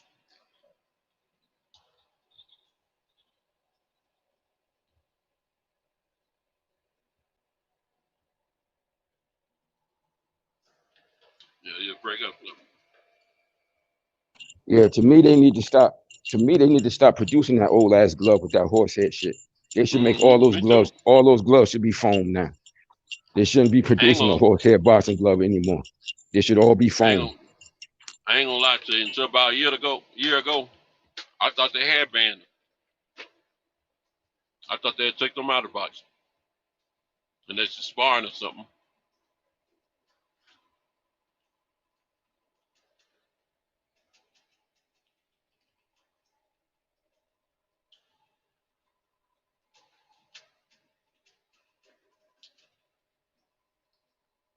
KPK C said Lennox Lewis and Holyfield were the last two good boxers and great heavyweights. Hold on. Gotta get out here in this traffic. And said that Fury has won the war, but he's inconsistent. Then C. Jones said they shouldn't be allowed in sparring either. Exactly, I agree with that, man. And them things stink too, man. I know when I was a kid, them box gloves used to stink like a summer gun. Everybody hand been them, they sweating like crazy, man. And that horsehair in them. I don't like that stuff. Remember that picture of how them gloves got that smell to them? Yeah, those horsehair gloves. I remember them shits. They thing was stinking, man. Yeah, that's the ones that like Muhammad Ali and them used to fight in. Like Yeah, right. like the first all three of their fights. Matter of fact, when I was training in Manhattan at the Times Square Boxing Club, Wali Muhammad, he was one of Muhammad Ali's assistants. He was assisting Elijah Tillery at the time. He came by. He used to bring stuff to the gym. He used to bring stuff. He had some of Ali's stuff. He used to bring he brought his cup. His cup. It had his name Ali on it. It was that Mexican cup. He brought that, and he brought the gloves from he had the gloves from the Thriller in Manila, and they was still. I don't know. It's a famous picture. You can see it of Muhammad Ali throwing the right hand, and you can see on his left glove how that horsehair is all bunched up at one part of that glove. He brought those gloves to the gym. And he showed them to the kids. Wali Muhammad. Yeah, he was one of his assistants. He brought they call him Blood. Blood. That was his nickname, Blood. Yeah, his name was Blood, Wali Muhammad. Yeah, he was one of Ali assistants. One of the Muslim brothers, Wali Muhammad. They call him Blood. Cool brother. He used to bring stuff like that to show to the kids and shit. And he brought those gloves, and them gloves was old, and them shits was they still had that right glove, that left glove was still bunched up in that the way that horsehair had moved to that position of the glove. And I remember whenever I look at that picture, I always see that little clump, how it got pushed over into that spot. So I thought they had got rid of them shits too, but I found out a couple of years back that they still use them from time to time. You know, trying to give people options, but you know, if your hands ain't hard, brittle, man, them shits will fuck your hands up. Right. And that's what I was worrying about with Deontay, because I was like, damn. Yeah. That was a beginning stage of, you know, a little something man in the game right there. And that was a little bit of, and that actually, the way that shit panned out was a little bit of psychological warfare too. Very much so, because guess what? They won. Tyson Fury won that shit. Yeah, and check this out. I didn't know Tyson Fury was in the room at the time when Tay and Don Powell were looking at those gloves. But they were standing behind him. They were standing behind him. Yeah, they was behind him. So that was a little bit of psychological warfare in that sense, because they got him to switch to that glove. And although it made him, obviously he's such a big puncher, it's going to make him could be even more devastating, but it could also hurt his hand, which it did do. Right. So when you if that's the truth, if his hand is hurt, so you factor that in with his equilibrium knocked off and his best power hand hurt. His best power hand hurt. Because after he dropped him and wobbled him that other time in the corner, I saw him land a clean right hand, And it didn't have the same effect. and it didn't have the same effect. And that's probably Right. because his hand was hurt. So, Right. because once your hand get broke, it'll get numb. You're not gonna feel it the same way. Shoot, man, you trying to persevere and work through the fight, but you ain't trying to. Man, you can't. You can't put that much power into it like you were doing before. And if it ain't, But if it ain't outright hurting you, because it depends. Sometimes when a person's hands get broke, a person break their hand, depending on where you break it at, you could either have pain when you're trying to throw it, or it'll get numb. And if it's numb, that could be just as bad. That's just as bad as the pain, because you don't know how you can't feel that shot, how you landed good when you land a good punch. So when you throw it hard, you don't feel that knuckle on it the same way. So either way is not a good situation. You know. But it's all good. You know, great fighters go through this, man. Yep. Every great have fighter go hand through problems this, man. all the time. Yeah, great fighters go through having tough fights, man. Right. You know, you're gonna have it. Like, every great fighter, if you good enough, that's what makes it so exciting. Yeah, if you good enough, you're gonna come across an adversary that's gonna bring you some problems. Deontay Wilder he defended that title 10 times. You know what I'm saying? Mm-hmm. That's a damn good run. But Tyson Fury is just that one to give him problems. He only got one person he's lost to, even though Ortiz lost to him twice. He lost to this man twice. Exactly. So I mean, it happens. Exactly. Some people got your number. Mm-hmm. Exactly. So it is what it is sometimes.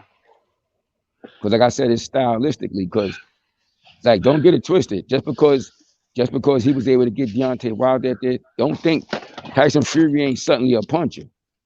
Right. No, he ain't no funny. Don't get it twisted. You take them gloves away from him, he's back to square one, man. He's not suddenly a puncher. He's still the same dude. He just used the right strategy for Deontay Wilder. Exactly. And then Styles still make fights. Because he can run up. Because you see, he couldn't knock out. You see, he didn't knock out Otto Walling. Exactly. And Otto Walling was on his butt.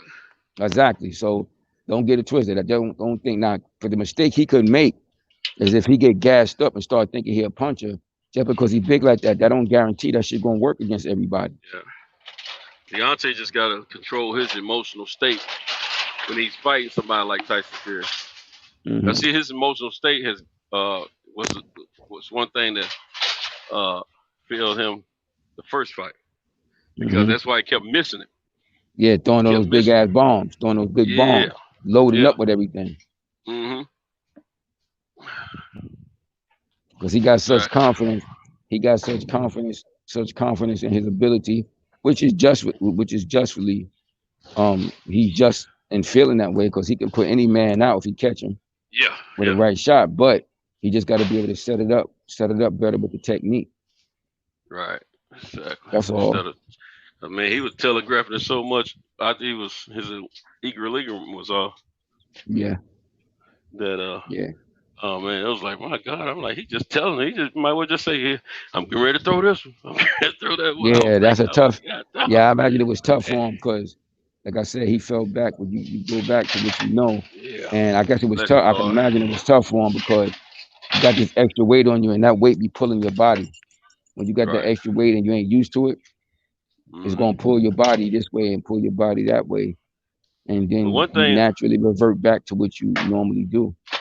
What I would like to hear, myself included, and the rest of us fans saying about that fight is, man, what other fighter do you know who could be knocked off their equilibrium early in the fight like that, stick around for 11 rounds, and almost put, after they don't got hurt and they wobbling the whole fight, after the first time they get hurt, and the equilibrium off, and they still almost put the man out themselves. Mm-hmm. Who else running around doing that? There ain't many fighters do that, man. Yeah. That's sheer heart, man. Sheer heart, man. That's that gladiator, man. That's that warrior. Turn this arrow. Gotta look chill up in here. Man, I mean, man, get a man some credit. Shoot, man is a freaking warrior, man. I mean, he's amazing, man. I mean, Yeah. I was proud of the fact that he lasted as long as he held. If he hadn't got caught, a couple of shots, his. I'm gonna tell you what beat him more than anything, though. I mean, his equilibrium beat him, but that his energy level was depleted. He was Yeah, that's depleted, because man, before that shot yeah, came, man. of course, And but that's because that's why he got caught with that shot. Because yeah, that's why he Mike got Tyson, caught. I mean, Tyson Fury ain't no knockout artist. Period. Nah, I nah, ain't don't believe in that. nah, he not that type. But like Shoot. I said, it was a stylistic thing. Like, Mm-hmm. the reason why he was depleted is because that extra muscle mass, yo. Mm-hmm. That was his first competitive. Look, training with that shit and then actually competing is two different things. Yeah. The emotional state is totally different, Exactly, man. Your totally adrenaline different. is totally on a whole different level, man. Yeah. Now, if he knew, if he had that weight on him for a while, and he was comfortable with it, and he was comfortable with it, he wouldn't have been as depleted and drained. Like Right. like I know, you've done weight training. You know how that weight training have you feeling, man. Man. Because when you first start doing that weight training, when you get tired, your muscles be tireder than it was before you started that shit. Your arms feel heavier than a summer gun, bro. Yes. So the recuperation, the healing time and the recuperation time with that, when you got that extra muscle mass on, is different than before you have it. Yep. So that's what that is. He had that extra muscle mass on. Cause I seen a picture. His body hadn't got used to it yet, man. It's a picture. They got a picture of him landing that right hand that knocked Fury down the first time. Mm-hmm. And I was looking at his fucking his left arm. His arm was bigger than the motherfucker. Deontay Wilder arm never was that big. It was never that big, yo. No, man. He his arm was brolic, kid. He looked like a goddamn body. I was like, damn, his arms was big, man. Yeah, he Let me masked tell you up. this, man.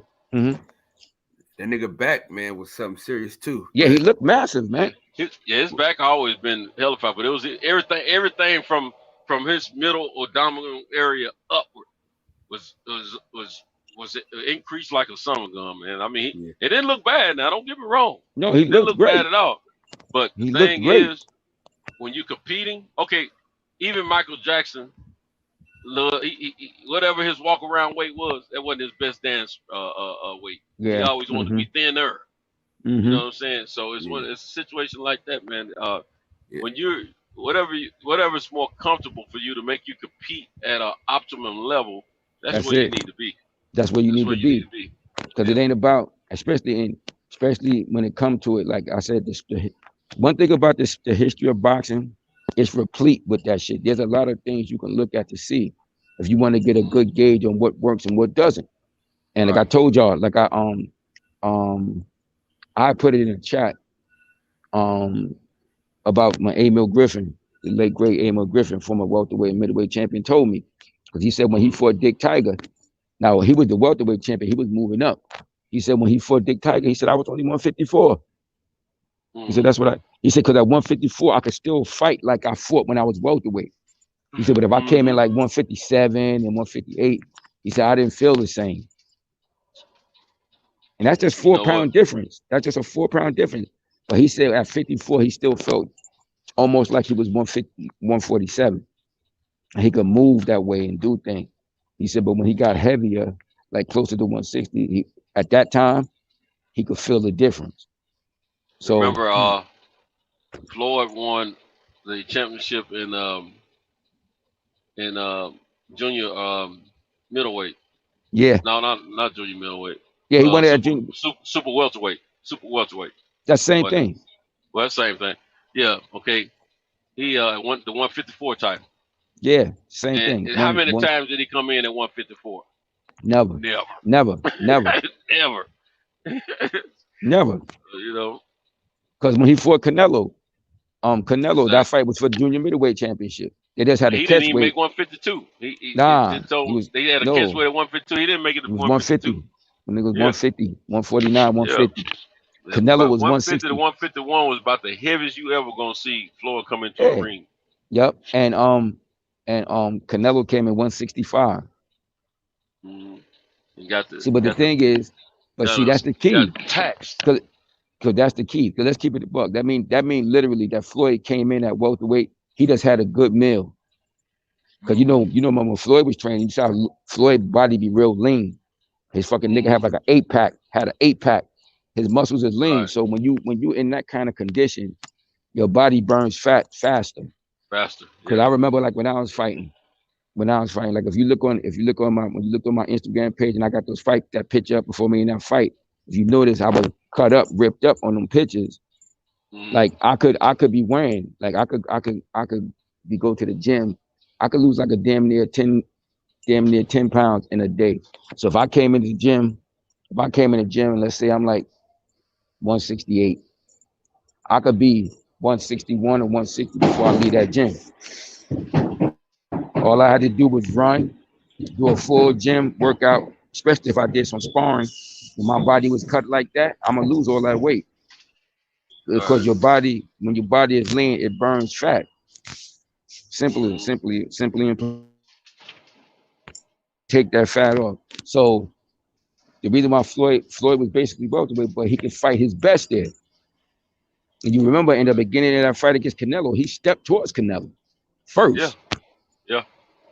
To establish his dominance. Because everybody talking about he was gonna run, and he went to him, and he stood there and made him and slipped punches on him a few times too. Just let him know, ain't nothing you can do with this, bro. Way ahead of you.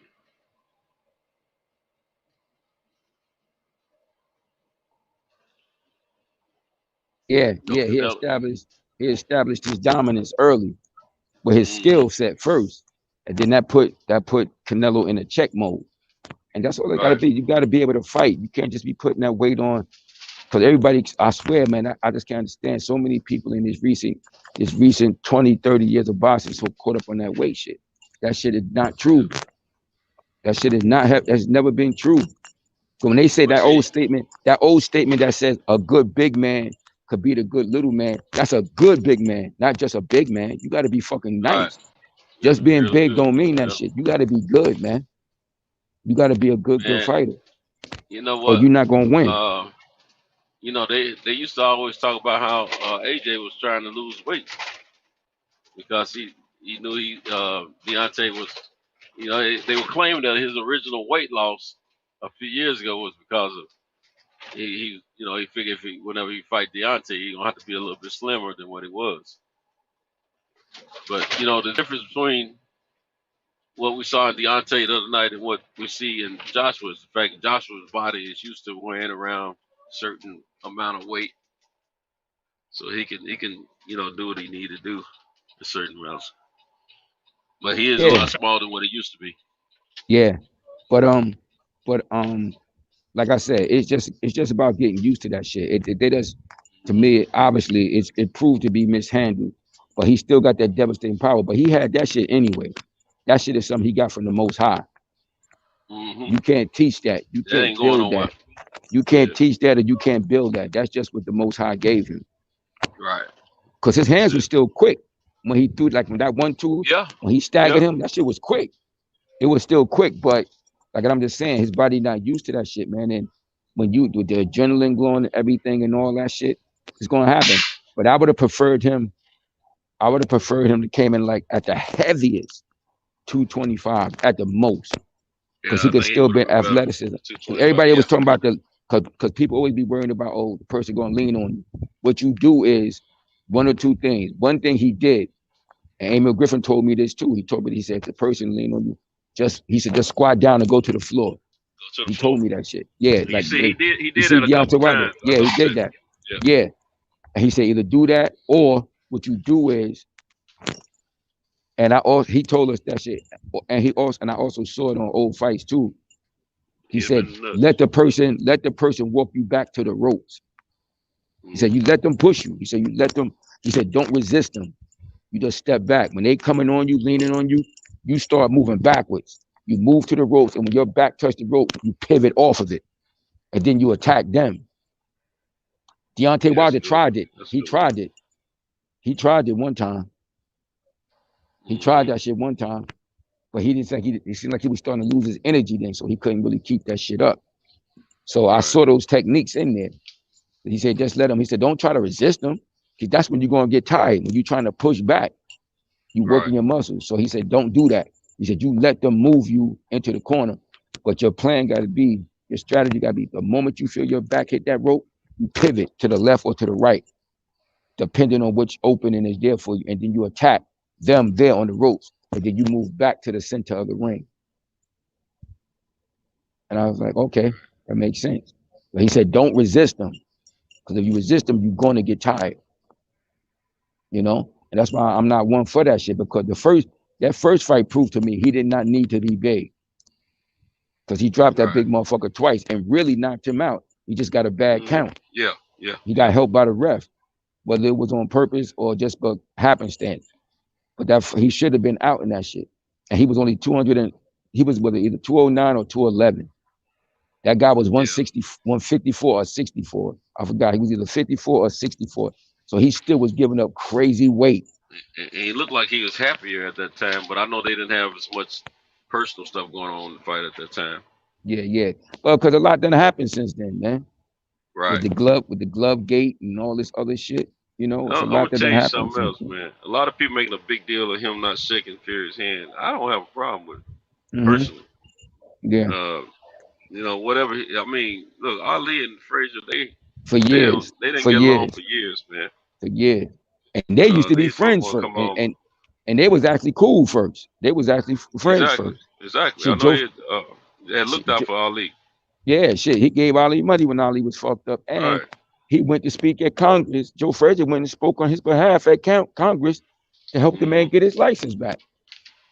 You see, the whole time Ali was building a psychological fight and selling tickets. He was pissing Joe off to the fullest, man. And then he just went overboard. Yeah, he did that purpose first. He got caught up in it, man. Yeah, then he got caught up in that shit, and then he went overboard with it.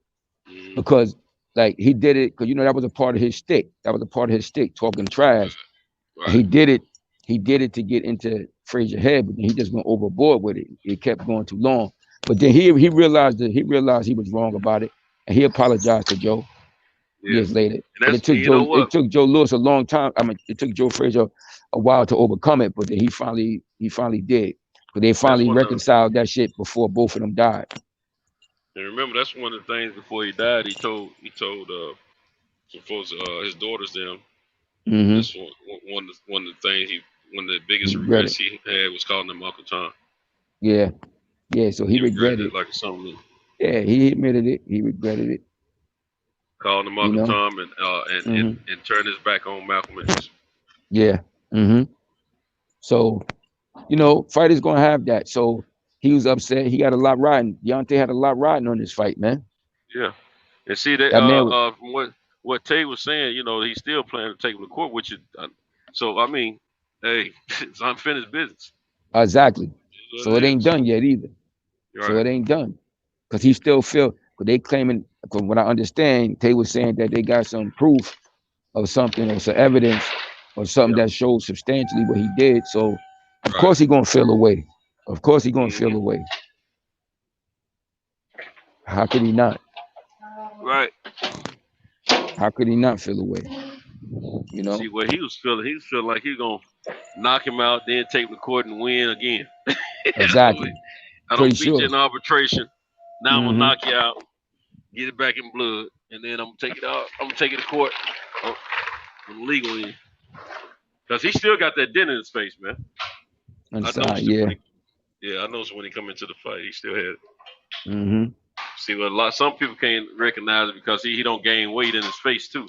Yeah, but when he turned his face to a certain angle, you can notice it. Oh shit, man. Now, I don't know how much I agree with the fact that he had some in his glove, to be honest with you. Especially now I'm knowing he had them horsehair gloves. But I know I saw his knuckle print. But now I have good explanation for that person, in my opinion. So I don't know, but as far as like some other stuff he done, he done some egregious things. There's some things going on that you know, I guess if he pursue it, it'll come out in the wash. Either he'll win or lose the case. You know what I'm saying? Just what it is. It's a rivalry, man. It's the rivalry of this era. Is it exactly? Each era has something significant, and this is this era's version of that. Both of them guys just put themselves in the Hall of Fame for surely with that trilogy. See, Joshua don't have a trilogy, and you think about all the great fights that happened in the past. A few of them had trilogies, and shoot, the great Sugar Ray Robinson and what's his name? Jake LaMotta. Jake LaMotta. They had what, 6 fights? Yeah, they fought 6 times. Shoot, them motherfuckers fought 6 times. I can't imagine. You imagine that shit? And them that's shits like an was amateur blood. thing right there. Fighting And the them same shits guy was 6 blood. times. And them shits was blood and guts. Every one of them shits. Every time, hey, one no Them easy shits was fight. blood and guts every time. Like, man, one of them shits was easy. Right. Mm-hmm. That's almost like amateurs right there fighting the same guy. Shit, Sugar Ray did that a 6 lot times. though. Cause shit, he fought Carmen Brasilio more than once. He fought Gene Fullman more than once. Yeah. He fought Kid Gavilan. He fought Kid Gavilan more than once. He fought all them great ass fighters more than once, man. Him and Fullman, they split, didn't it? 1-1.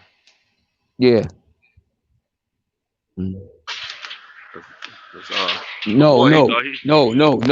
They fought 3 times. Yeah, Fullman won 2. I think Fullman won 2. That's right. He won 2. Yeah. Because he won the last one. He won the last one in 1962. Because they fought their last time actually in the 60s. Mm-hmm. So he won the first one. He won the first one in 57. About that after I said that. Yeah. Yep. He won the first one in 1957. Sugar Ray Robinson got the title back 58. And then they fought again in 1962. Right. You know, Sugar Ray was a shell of himself then though. Yeah. You know, he was just fighting for money. He was just fighting for money at that point because he had lost a lot of his money and his bit. Did Sugar Ray stop him? When Sugar Ray beat him, did he stop him? Yeah, he knocked him out. Sugar Ray knocked him out with a left hook. They got that shit in. They always. I saw that they video. always had that. Yeah, they always had that picture in the encyclopedia. They used to have that for a left hook. They had that as for a left hook. That was the picture they used of him knocking him out with the left hook. Hey, that was our super highway, super information highway. Back in the day, encyclopedias, man. Them encyclopedias were some exciting books, man. Because you want to learn something.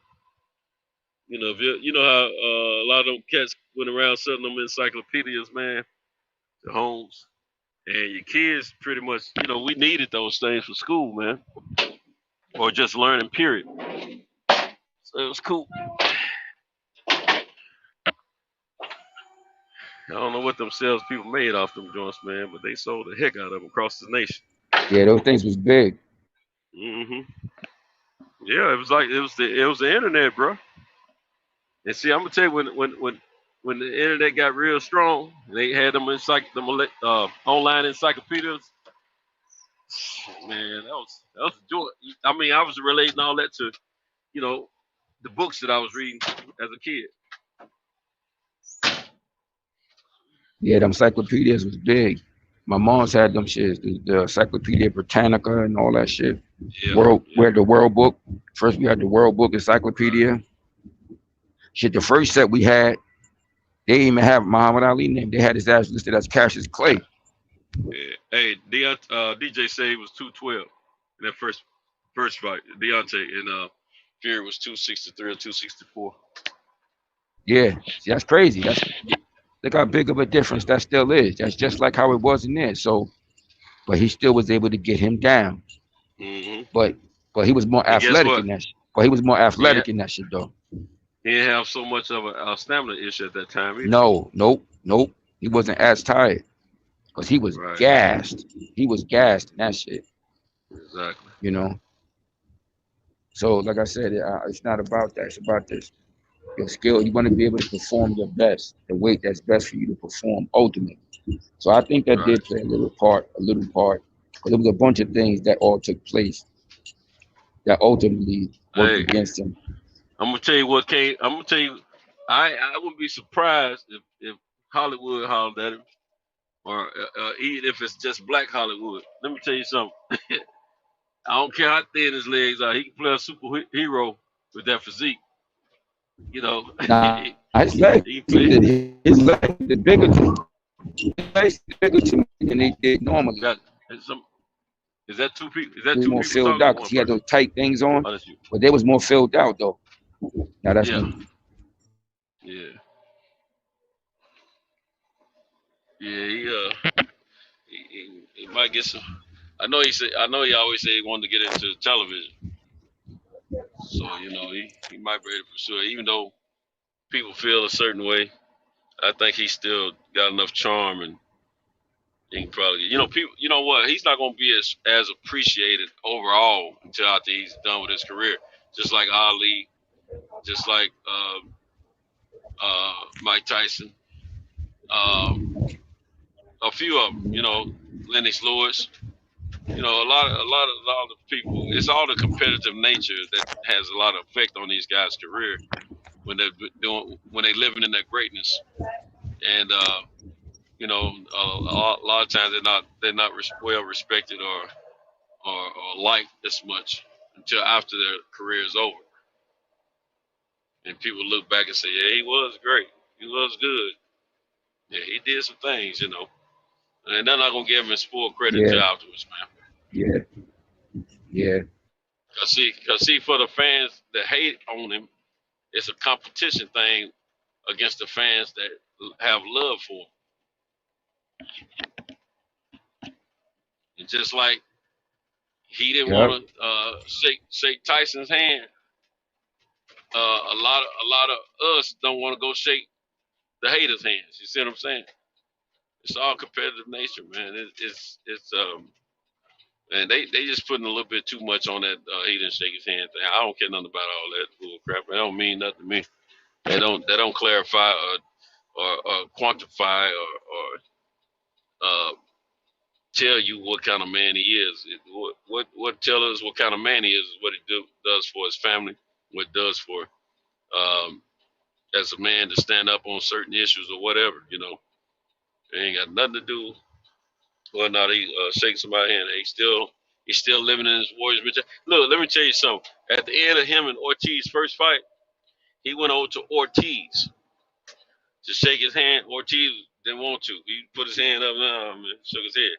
And then Deontay went away. And then he came back a few minutes later, and then they embraced each other. But Ortiz was still hot at him, though. That's one thing I do remember. And it's no surprise to that, man. But then after that, after that second fight, after knockout, Ortiz was, they didn't have no negative personal relationship. It was more of a respectful relationship, a disagreement about who's better fighter, this, that, and the third. So it wasn't the same level, but no, Ortiz wasn't feeling that bull crap the first time. Shoot.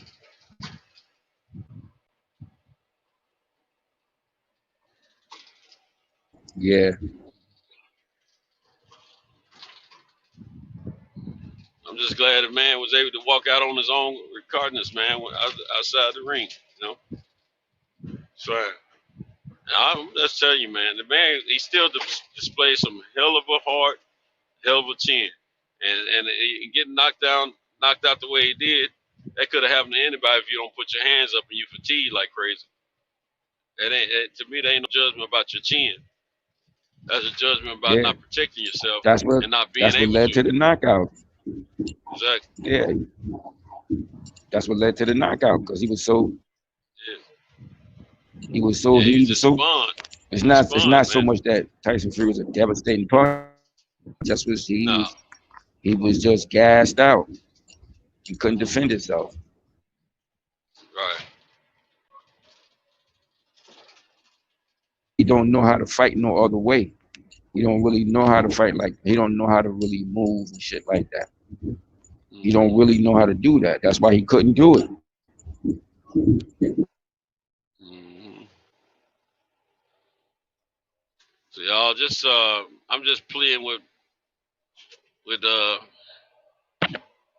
family, you know, give Tyson Fury his credit. Give him his credit. Give Deontay his credit as well. And let's quit all this bickering back and forth with other fans about our guy. You know what I'm saying?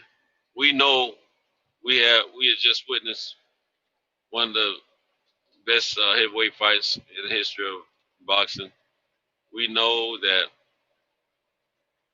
we just witnessed one of the most devastating punches in the heavyweight division go down. We're, you know, we just witnessed a lot of things, man. We just gotta take the good with the bad and the bad with the good, and not get into all this old political bull crap about my fight is good, my fight is bad, my fighter knows how to kick yo. You know what I'm saying? We just need to know that Deontay is one of the best to get in the ring to do it. We got one of the biggest hearts, and got one of the heaviest sledgehammers. So we just have to remember that,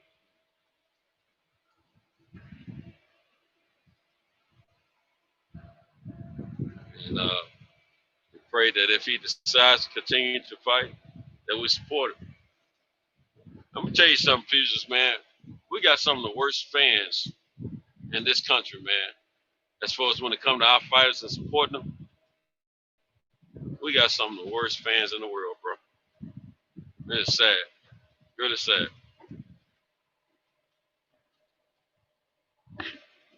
You know, other countries, man, they support their countrymen, and no matter what level of belt they have,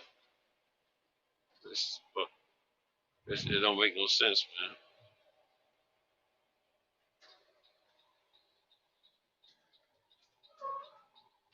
It don't make any sense at all.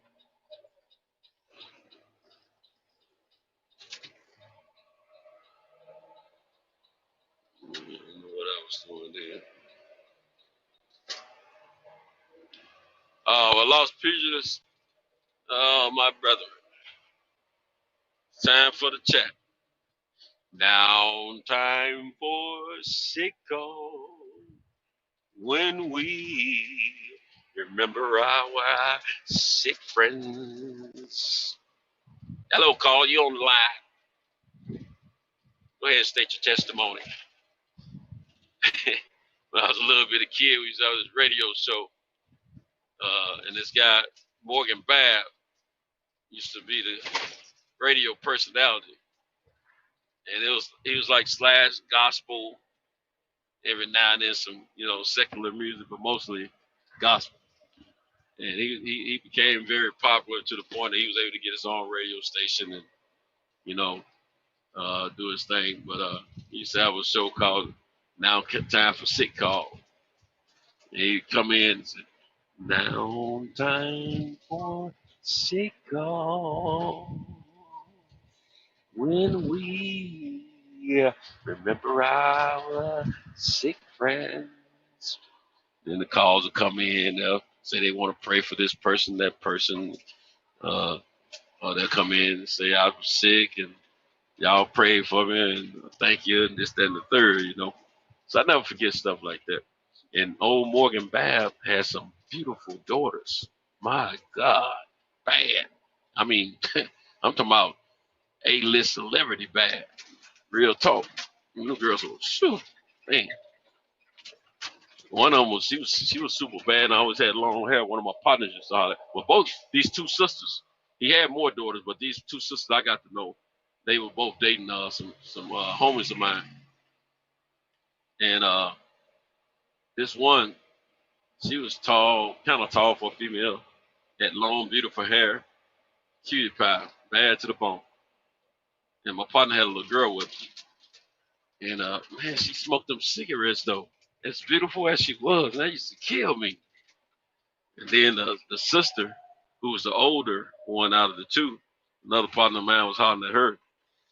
Man, she was super fine, super good looking. I mean, she was bad, red bone, beautiful hair, body, face, everything. And my partner used to holler. He was locked up, and he sent her to me to look at some cars. He was still locked up. I was out, and man, I was like, he should have sent her to me. I wanted to holler, but out of respect for my partner, I didn't try to holler. But she ended up, I didn't see her for a minute. Then I ended up seeing her at the club one night, and she was with a little homie. He was a little homie, but he had gotten big. You know, we all grown ups. He had moved away to L.A. and got out there, you know, kicking and doing what he was doing, man. And him and her, they had found each other some kind of way they were kicking it. I never did say anything to my partner, you know. I mean, the girl got to live a life, you know what I'm saying? But yeah, the young home was knocking off, man. I was like, God, no. And I was thinking, ta ta ta ta ta, you made your move too soon. And I didn't, but mine was the opposite. It was more like, you didn't make your move soon enough. Anyway, that's sad, but it's true. Hard, but it's fair. Oh, you backstage, Pugilist? Hey, Cal, Pugilist is backstage, if you can hear me. He's backstage. He's trying to get back in, like Flynn, you understand? So he got knocked off, went through a bad area. Yeah, man, I hate when that happens. I hate when that happens. Yeah. Your old Morgan Bab had some bad daughters. I would call their names, but y'all might know. That's how bad they were. But yeah, man. Yeah, that one I used to have plenty of conversation with her. I sold both of them cars though, but I used to have a lot of conversations with the older ones. The one that ended up holding another home of mine. Shoot. Yeah. I was shocked that he ended up with her. I was like, damn, little young nigga got her. Shoot. Should have shot my shot, but no, I couldn't do it though. My principles and my loyalty was too strong for that. I don't care how bad a chick is. I ain't gonna holler at my homies. Yeah. I mean, one of my close homies. Now, if he's just somebody I grew up with and know him around the way, you know, he leave his girl around me, true player for real, that's your man. You understand? She come around me, and she bad, and me and you ain't established no real homeboy relationship. We just know each other. And y'all ain't really no relationship at this time, but y'all just, you know, had them on and off relationship type situation every now and then. Like I said, we ain't really just, you know, looking out for each other type homies, you know, just know each other from growing up in the same hood. Yo, girl, if she coming on to me, she might get one of them late night creeps. Well, I park that car by half a mile away and get on foot. Go handle the business, you understand? Like a thief in the night, sneaking and taking me some coochie and getting on out of there before everybody wake up. Getting on about my business, you understand? Yeah, I done stuck with a few pieces of coochie over the years, you understand me? Yeah, it was fun, you know. The old coxman had to do what the coxman had to do. You couldn't let everybody know though, you know. We had to keep. I had to protect their relation. I mean, their reputation and protect mine as well. You see, every female didn't need to know who house I was creeping in. She just need to unlock her door when I come. She don't need to know who house I've been to. You understand? I ain't gonna lie. Sometimes I miss them old days while I was running around getting it in, being real sneaky. I was a very sneaky guy. I was a very sneaky brother. The one you don't take home to your mother. Because your mother fine as you are, I would really have to see her. Your mom's a super freak. I might have to chase her every time we meet. She's alright. She's alright. Your mama is a super freak. Yeah. Yeah. Yeah, man. I ain't never knocked no chick's mom off. I had some moms to flirt with, but I ain't never knocked none of them off. I just couldn't do it. Real talk. I ain't that I didn't want to. Just even the coxman had principles, though. I had a little principle. I was very sneaky, but I had principles.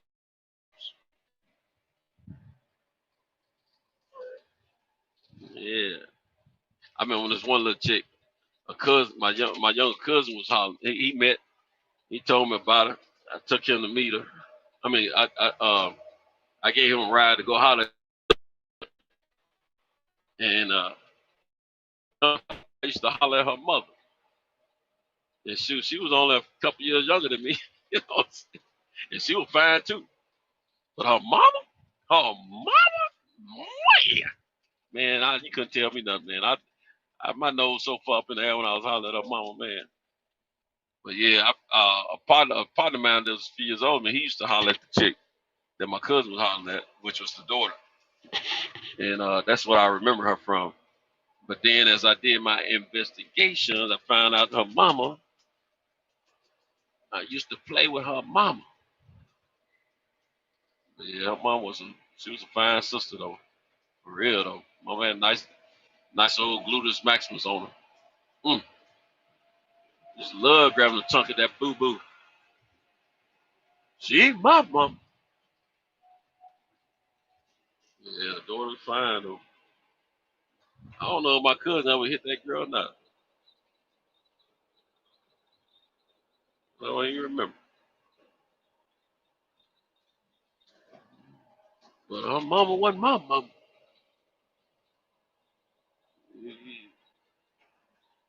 Man, hey, Kyle, if you're awake, man, the brother pugilist himself, you know, the boxing trainer dude, he trying to get back in, man.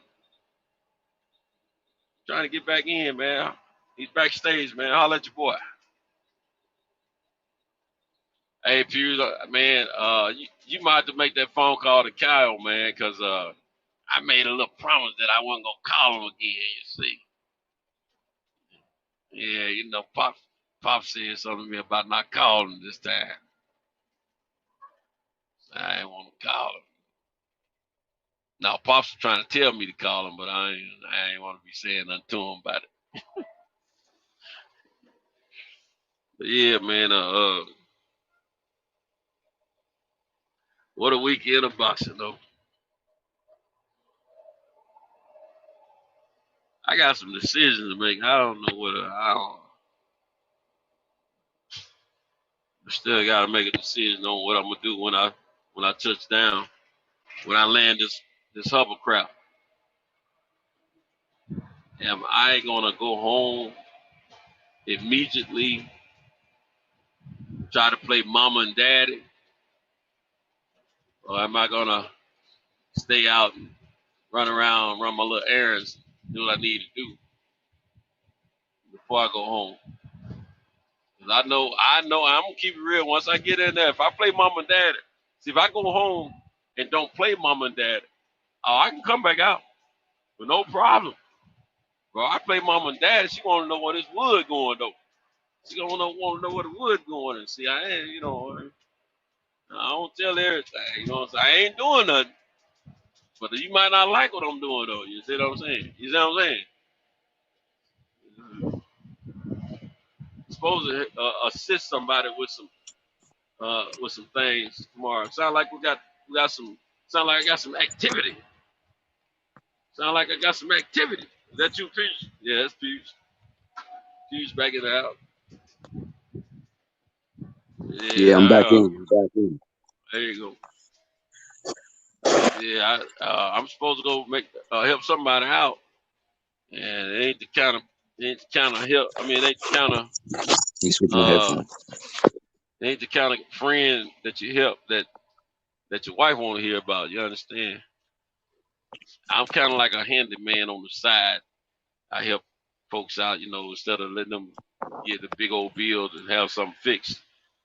Something I can fix myself, I go ahead and volunteer to fix it myself, help the friends out, you know what I'm saying?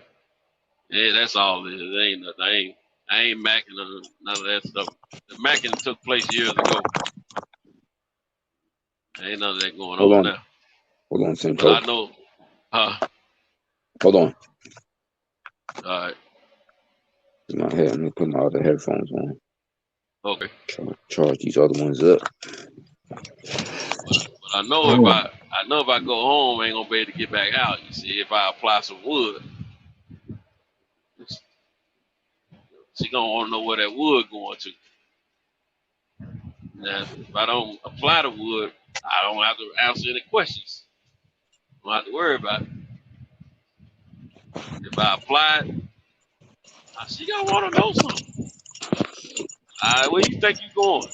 Where you taking that to? Oh, man, I'm just going out on the porch for a second. Nah, no, you get on back in here. We ain't finished yet. Then I'm gonna be like, you act like you love me or something. Yeah, I'm back on. All right, bro, back. Yeah. Yeah, to switch the Yeah, my wife, headset. I'm in the house. my wife My be lady to killing me call me with. back. I gotta go meet her ass. Yeah, go ahead. Okay. I'll be on for a little bit before she My wife call be me. killing me when she be trying to act like she in love with me. She be killing me with that, man. What? When she be trying to act like she in love with me. She What act you mean? like that. Like if I apply the wood, Mm-hmm. she be trying to act like she in love with me. I be faking like a son gun, man. Girl, go on. Tomorrow You you act like you don't stupid. even see me. You Yeah. stupid, sir. Yeah, but that's Man, let me different tell when you up in them guts. It's a different situation you. now. Yeah. That's a different Look, situation. my wife, she like to do. Sometimes I walk in the house, man. She be sitting there in her favorite little spot, watching that television, man. Same little crazy programs. It ain't crazy programs. Just she look at the same stuff over and over again, man. They just get on my nerves. That's why I stay upstairs all the time. And But shit, that's I don't even be. what Yeah, go people ahead. do, Cinto. That's I what know people it, do. man, but She might think you do the same crazy shit watching boxing all the time. yeah, she do. She do. You right. You right. You You right. know, we all got our stuff, kid. You right. You know, we all got our stuff, man. But sometimes, I don't do it much because I learned from years ago. A lot of times she don't like to be interrupted when she Mm-hmm. watches her little programs and all that. Oh You know what yeah, I'm yeah, saying? yeah, yeah, yeah. They be all into that shit. But sometimes I just have to. I go in the back and I go back in and change and I come back out a few minutes later. I scope the house out first, make sure ain't no kids around. Yeah, You know, yeah. You can then I make your go do move. something else. Yeah, I go do something else and I'm methodically think out the whole plot. I don't know, man. It's like sneaking up on my wife for the cat, man. It's a whole different adventure every time, man. It's crazy. So it's crazy, man. I'm serious. Hey, man, she be having me thinking I'm some kind of predator out in the safari or something, man. Trying to sneak up on the prey, man. And I be That like, shit is crazy. I have to come up with a new scheme every time, bro. Shit, So that's crazy. But I run around for a I guess minute. that keep shit exciting, huh? Nah, man, it be pissing me off, man. Shoot. I guess that's I her think way of that's her keeping some way of it. excitement in it. Yeah, that Her might way be of keeping exciting some for her. excitement. Yeah, Yeah. her way of keeping some excitement in this shit. And see, you know what? I be wondering sometimes. I bet the whole time I be sitting around in upstairs, be wondering if she don't try to make a move on me or something. The only time she make a move on me now is when she's trying to investigate me. You know what I'm saying? And when she try to investigate me, I go on knock her off. I let her investigate the case. And then the next day, I want her to continue the case. And so I go in and I act like I gotta have it. You know what I'm saying? But she only investigate like once every so many weeks. So man, I be sitting upstairs and I be wondering if she think the same thing I'm wondering. And I be sitting there, is she gonna come up here and ask for some, or try to get some, or come sit next to me, and rub on my Johnson, or what we gonna do? Next thing you know, I'm asleep, and I be Man, wondering if she think she waiting on me to do the same thing. I believe. women is like that, man. I'm gonna go through a little thing right now, like with my ex-wife. 'Cause we had I don't know. We started off. We was friends when we got together. Got together, it was good for a while. Then obviously it didn't finish good. That's why we divorced. But we went through some very ill time. Like, she really didn't like me. I ain't like her ass. Shit, I was Batman. She was the goddamn Joker. We was arch nemesis. You know what I'm Right, saying? For a right. while. And some more recent years we got uh I guess in recent years, because we tried to rekindle something a few years back, but that was a goddamn mistake. You know, that was a mistake. She was so bad. My kids told me, Dad, you need to go. We see what it is. It ain't you. My kids told me that shit. My son and my daughter's like, Oh wow. yeah, they're like, yeah, Dad, you need to go because we see what's going on and it ain't you. You Right. know, like we love mom, but she got some issues when it comes to your ass. Yeah. So I bounce. So for a while we didn't really, I didn't really mess with her like that. And she's always Yeah. hating on my second wife. She was always hating on my daughter, my youngest daughter's mother. She Yeah. even wished death on her one time when my daughter Okay. mother was, yeah, when my daughter mother was real sick Yeah. and shit like that. You know, and my little daughter don't like her to this day because of that shit. You know, Man, I didn't and mean to cut you off, bro, but I got some folks out here. That's the second house I don't see with some Christmas stuff in their yard, man. That's pissing me nah, off, man. I shit. don't By know why my they start job, that stuff this early, nah, man. shit. By my job, it's a string of houses. They got them goddamn lights up already, and I noticed it last week. I'm like, Man, what the that's fuck crazy, they man. got them? I said, what the hell they Right. got them goddamn lights up for already? I noticed Yeah, that shit last week. crazy. I'm like, something changed I don't know about. I'm like, matter of fact, I'm Right. glad you brought that up. I meant to ask y'all that shit. Is something going on I don't know about? Man, that's crazy, Yeah, man. because I noticed that shit the other last week.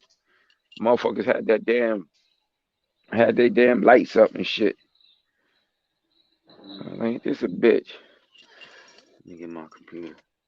But yeah, man. So lately, we had some issues, man. Cause like since my daughter got bigger, my daughter would have clash from time to time. And see, my daughter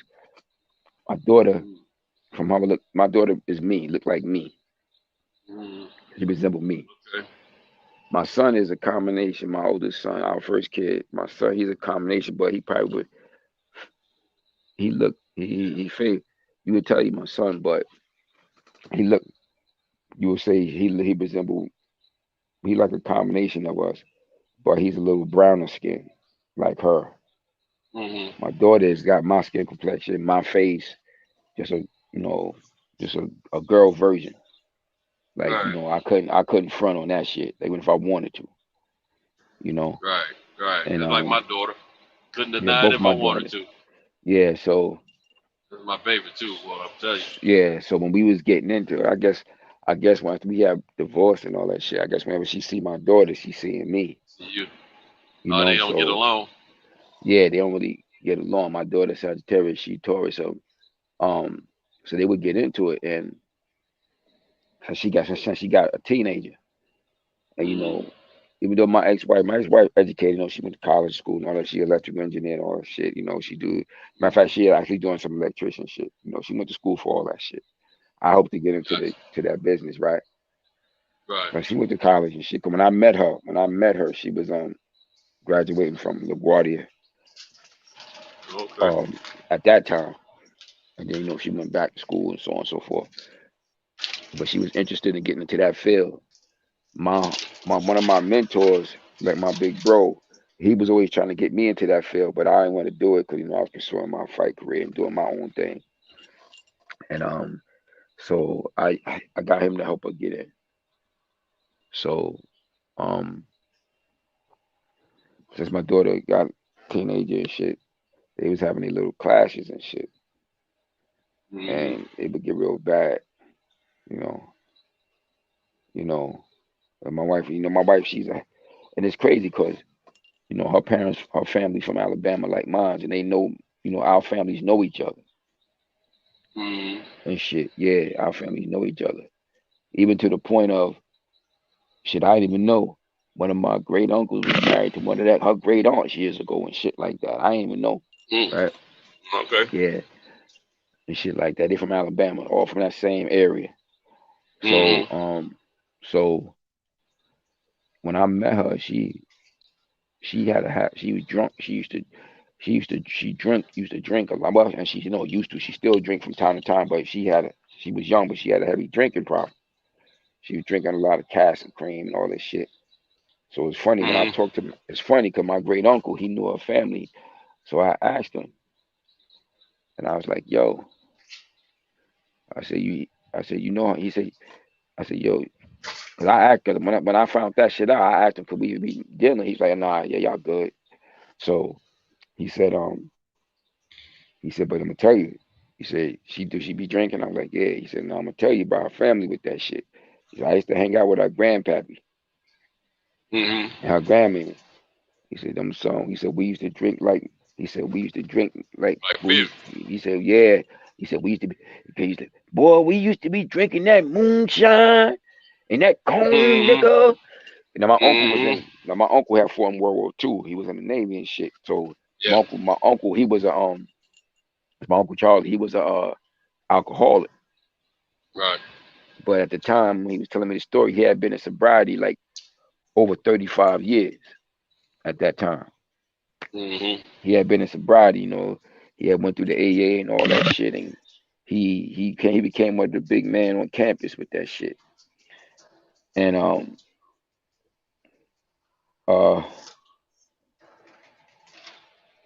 he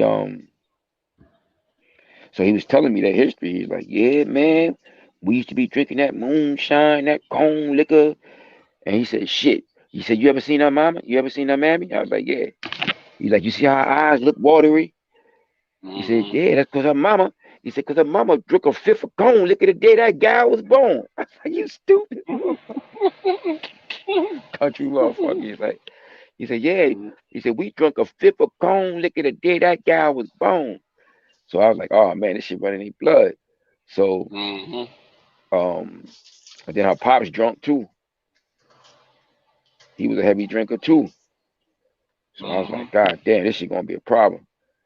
And sure enough, it became an issue with her and that damn drinking, you know.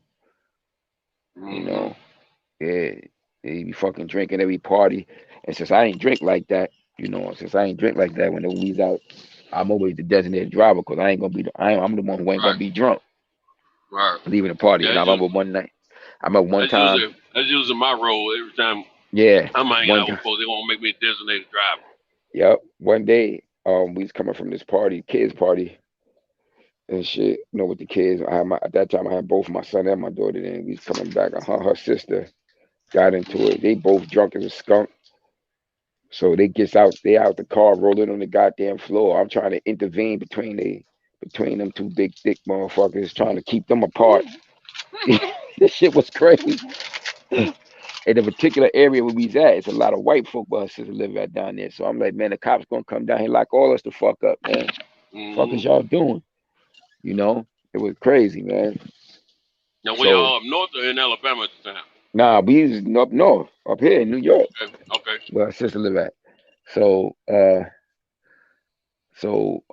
I said, it was just years of that shit. And then finally, when we got the divorce, so then when after some years went by, when it was hard, we ain't speak nothing and shit for a while. And my son, what happened was after my situation ended with my second one, cause that shit was beautiful. We was great for the first 4 years. We ain't even I'm kid you not, Santos. It's one of the best relationships I've had. Like we ain't have a argument. We ain't have a damn near argument or disagree for 4 years. For first 4 years. But goddamn boy, the motherfucker walls of Jericho came tumbling down in that motherfucker like a son of a bitch. The walls of Jericho came tumbling down in that shit. That shit ended. So during that time when me and her was split, me and my ex, the first one, my son was acting up. So I came around and they was talking about, I guess he was going through it and he was fighting and shit and fighting in school and then fight with my daughter and shit. So he was talking about calling the cops on him and all this shit. Then her mother, see, cause her mother, which was my mother-in-law, when me and her first got when I first started dating her, cause I told her she was a heavy drinker too. All that shit ran in her family. and her mom Yeah. would get drunk because her mother and her father, they was that teenage love affair. They came up to New York when they was teenagers. So when her father got to New York, that nigga lost his mind with all these women up here. Cause you know where they from in Alabama. Yeah, cause when they were from in Alabama, they in a little town, so he the man. You know, Yeah. she the girl. But shit, that motherfucker hit the big city up here. Shit, that nigga lost his mind. That motherfucker was trying to touch everything in sight. And then she had like at that time, I think her mom's had because it's all girls. Her mother ain't have no boys, so it's her and her four sisters. Her and her four sisters. So she had the girls, and it was just a big thing. Cause her mother and father had been separated for like shit. When we got together, they had been separated for like over 20 years. At that Oh point, wow. yeah, he was living over there with his girlfriend in the next county over and shit. So A lot of them she was real families do that. bitter. She was real bitter, the mother, you Okay. know, because he left her with, you know, she was young. He left her with the girls and bitter doing his thing. So she raised them girls by herself, basically. She raised them by herself. And they never got divorced. They was legally still married. Right. They never got divorced. And but he living with his girl. Matter of fact, he still live with his woman now. Cause her mom's transitioned about 2 years ago, 2 or 3 years ago. And but her mom's at first, I told her she used to be drinking drunk. And when I used to go over to her house before me and her, just before me and her got married, we'd go hang over because she was the last one to leave her mom. And I would go over there. Her mom's would be we was cool and shit. And then when we got married, just before we got our spot, um, I would go over there. Her mother on I thought it was either Friday or Saturday. We would go and her mother be playing the fucking Lady in Red, blasting that shit full capacity in there singing, drunk as a motherfucker, playing the Lady in Red. It was like, oh shit. I was like, I gotta deal with this shit. I gotta deal with this shit. So I remember one time I was going on a trip down to Georgia and I was trying to take her with me. And her mom was all drunk, man. Her mom swung at me. Over there and right at the nigga. Yeah. But after that, you try to steal my black summer bitch. You trying to steal my baby. I'm like, Sound like a southerner for sure. yeah, Alabama, straight Yeah. Alabama. So from Alabama too. But then after that, we got married and everything. We got real cool. She fell in love with my ass. You know, she be cooking me food and every goddamn thing. And so what I liked about them, because they cook from, you know, my parents from Alabama. So what I liked about her mom's cooked like my mother. Yeah. So they had the same, like when they cook food, they season it the same way. It was like I was eating my mom cooking and Yeah. shit like the stuffing and shit that she would make on Thanksgiving. I like that shit the way my mother used to do it. So my mother-in-law would do it like that too. So she would make me whole pans of this shit, you know, hook me up. And so we had got real cool. So I'm fast forwarding now some years. I'm gonna fast forward past some shit. So like I said, when my son was acting up, going through whatever he was going through when I left, and then they was talking about sending little nigga jail or some shit. Then my mother-in-law was like, shit, you ain't got to send that nigga to jail. Get his father. Let his father deal with it. And You shit. gotta send that nigga what now? She said, you ain't got to send that. You ain't got to call the cops on that nigga and send him to jail. Let his father deal with him. Because for a while, I wasn't for a couple of months, I wasn't dealing with them, and I wasn't even seeing my Gotcha. kids because it was so bad between me and her. So her mother-in-law was like, shit, you ain't got to call no cops on that nigga. Send him to his goddamn. Let his goddamn father deal with him. Yeah. So then so she reached out to me. With my mother-in-law, she reached out to me and told me what was going on. Right. You know, then she put us together. And then I dealt with the situation. You know what I'm saying? 'Cause I was figuring, you know, he was used to having me around, you know? And then all of a Right. sudden I wasn't around and shit like that. So they was wilding out.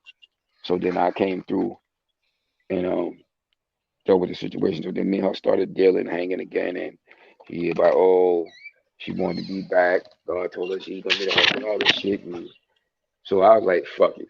I'll give it a shot. But I'll be honest with you, I was doing it more for my kids than really Right. for her. Cause I knew we ain't really mesh no more.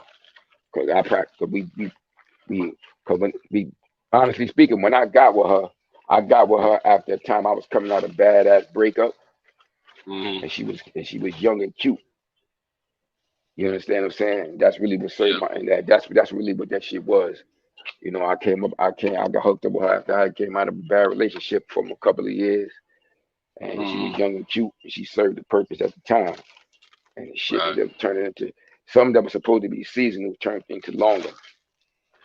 Honestly speaking, that's what happened. And so you try to give it a go, but I knew she wasn't for me because the shit I practiced, what she practiced, how they said in Christianity, we wouldn't equally spiritually yoked. You know, we wasn't yoked, as they say, spiritually. So I tried this shit for a while, and that shit got crazy as hell. I had to get the fuck out of there. You know. Yeah, I feel you. So it's crazy. So we went. So like I said, up until a couple of years, and like I said, when my daughter got older, because I'm trying to set up the premise to tell you, but I'm set up so I could tell you what happened. So you know, a couple of times she got into bad shit with my daughter. I even had to take my daughter away from her. One time she got so bad, she ripped some daughter out of my hair. I was ready to kill her ass. She ripped some daughter out of my daughter's hair, and that shit had me so mad, Sentos. I thought I was gonna be going back to jail, man. Yeah. I thought I was gonna do another. I thought I was gonna do another bid, man. I was so goddamn mad. But my No, that's girlfriend, right. Hey, my what we'll girlfriend at do the for our time, kids, we yeah, don't mind doing little times for yeah. defending our kids, man. I thought I was gonna be going back, but my girlfriend, the one I showed you that picture of, Yeah. she talked me out of that shit. Oh man, good. She She was in talked your me out of life that then. shit. Yeah, she talked me out of that shit, and she's like, "Fuck it, just get the cops." She said, "Just get the cops and go over there, so you don't do nothing stupid. Get your ass locked up, you know, and tell them what happened." So she took me. She came. She actually came by my job and picked me up and took me over to there. And I was saying, nah, nah, nah. She drove me right there. I was like, nah, nah, nah. I ain't gonna do nothing. I ain't gonna do nothing. She was like, nope. So she took my ass right over there, took me up in there, told them what happened, and then we drove over there and shit. So I ended up taking my daughter for a while because of that shit. You know, kept her with me, for a while. So it was what it was. Like I said, because I'm leaving out shit that happened because there's other shit that happened before I that. understand. But because there's too much shit to tell. But so it's funny. So for the longest time, I wasn't really dealing with her. So, but you know, man, you know how you start getting older, man. Life too short. And then there's this Corona hit, this goddamn Corona hit, and motherfucking friends of ours, that we both knew was dropping like flies, either from the Corona or something connected to it. And I was like, I ain't got time to be dealing with this dumb shit. So we try to be friendly. You know, we try to be friendly. I try to be friendly to her and shit. Try to be friendly to one another. And it worked for a while, but I always feel like whenever I try to do that with her, it always seemed like it was always some underlying shit with her. Like, so I always have to be on my P's and Q's with her ass. You know? I never try to get too comfortable with it. Because if I do, when I let my guard down, that's when I think I'm good. And then I always think she be getting delusions of grandeur, thinking we gonna get back together. And I'm like, that shit ain't never happening, yo. That shit ain't never happened. That's a blast from the past. I don't want nothing to do with you like that. You know? I said, you need you a man. I said, you still look good. You still got that fat ass. You cute in the face. Yo, but I ain't the one for it. I'm sorry. Like we just don't we ain't meshing. But shit, when I left there, I couldn't even stand to be in the same bed with her ass, man. Yeah. I remember when she was mad at me. She got mad at me one night because I guess she was trying to hug on me or some shit, and I like pushed her away or something. She said I was sleeping. I mushed her away. That she flipped on me. Who you fucking? Who that bitch? I'm like, girl, anybody? I just don't want your ass. That's what it is. Yeah. I wasn't fucking nobody. I just didn't want you touching me because I know you ain't for me. You know.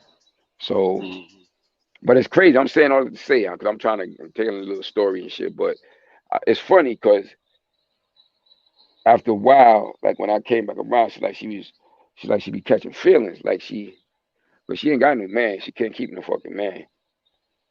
I said you too bugged out. So you gotta clear that shit in your mind, man. Ain't no man his right. So then what happened was the cash she got with after me, it was good for a little while, but come to find out the nigga was cheating on her he had a Spanish girl. The Spanish girl, he was cheating on her with his baby mother. Okay. That shit bugged her out. So she real distrusting of motherfuckers. Mm-hmm. She one of them motherfuckers. You know them girls that get real distrusting of niggas. She don't trust no fucking man. You know? That's why she still don't got nobody, because she cute enough. She should have a man. But she don't trust motherfuckers. She think niggas is full of shit. But I like, you need to get a man so you don't bother me. You know? I said, you're gonna get it, she got a little cat and shit now, and she told me she might be getting another one. I said, oh, you gonna become one of them cat women, huh? Teasing her ass. I said, you better get you a fucking husband, a man or something. But I noticed she got a habit of, and I told her, I said, yo, you know I got a lady. And she be sending me pictures and shit. And I'm like, I'm trying to figure out how to be nice about it and tell her, stop sending me goddamn pictures, yo, before you cause me some trouble. You know, because I let my lady look at my phone. I don't give a fuck. If she want to get in my phone, she can look at my phone. And I don't want you constantly sending me pictures and shit. You know? I don't view you like that. You know? Yeah. You know, I don't view you like that. Like, don't do that. You know I got a lady and you sending me pictures and shit. I'm like, come on, man. Fuck. Come on, Ma. You know I got a wife. Trying to get, yeah, exactly. Word. Come on, Ma. You know I got a wife trying to get a nigga in trouble. Yeah. You know? I ain't gonna lie, she looking kind of good too. Shit. Hey, man, I remember when I was younger, man, you was talking about, you know, the drinking and this lady you knew and all that, this family. But anyway, when I was younger, man, I've seen, drinking used to be heavy the generation before us. Yeah. There used to be a lot of them things, you know what I'm saying? But man, I remember a few of them women, when I was coming out, they were kind of fine, man. Hell And yeah. some of them used to want to get naked after they get drunk. I used to love to be over their house, man. I used to love to be at whoever house they were at. That's where I wanted to be. They get to drinking. First they start dancing to any song that come on, man. They get a little sexual with it. Next thing you know, man, they get a little more alcohol in them, man. They get a little bit more sexual. Get talking all greasy. Next thing you know, they're taking off their blouse. And next thing you know, their pants coming off. And next thing you know, they don't feel out. Unconscious. I remember the fucking days. Yeah, I used to live for them weekends like that, man. Chick coming out, man, titties hanging out, man, booty showing and everything. Man, I used to love them things, man. Yeah. Y'all kids close y'all eyes. Man, I used to hate when they used to tell that. Y'all go in the other room. Especially when they, like, some of them when they want to dance all sexual. Yeah. They don't all want to see you to another room. Grown folks in here, y'all go in another room. Go back in the back to play. Yeah, they funny as hell with that shit. Yeah, man. Yeah, so I'm trying to figure out a way to tell her in the next way, like, yo, you gotta chill with that sending me these pictures, because I don't want her to get on her bullshit. Cause I noticed whenever she get mad, because especially if she's sipping, yeah. And I mention my lady, she get mad as a motherfucker. Yeah. Yeah, they gonna get mad. She get mad when I mention her and shit. You know? Yeah, back in the day. I'm like, damn, you a little too comfortable, man. I need somebody to play to clip off wings, put some pipe on her ass so she won't be still thinking it's any shot in hell. Cause I'm like, you ain't got a chance in hell with me no more. Right. That shit is a done deal. I'm Yeah. sorry. It ain't happening.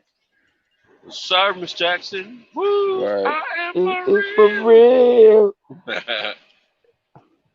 Man, and it's funny. You know why it's so funny you said that shit? Cause that's her mother's maiden name. Her mother's maiden name. They Jacksons. They them goddamn Jacksons. Yup, they them Jacksons. Yup. Yep, they Jacksons. Her last name is White, cause she got her father's last name, but their maiden name, her mother's maiden name is Jackson. So she with them crazy ass. I used to hear my uncle and them goddamn crazy ass Jacksons. Right. There's some Jacksons everywhere, man.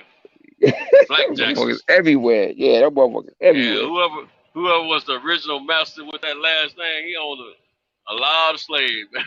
The goddamn Andrew, that damn Andrew Jackson. Andrew Jackson. As a matter of fact, Andrew Jackson, I got a partner of mine. Matter of fact, I just heard he got shot and it might be paralyzed now. Oh But anyway, man, that's fucked yeah, up. I gotta check on that, man.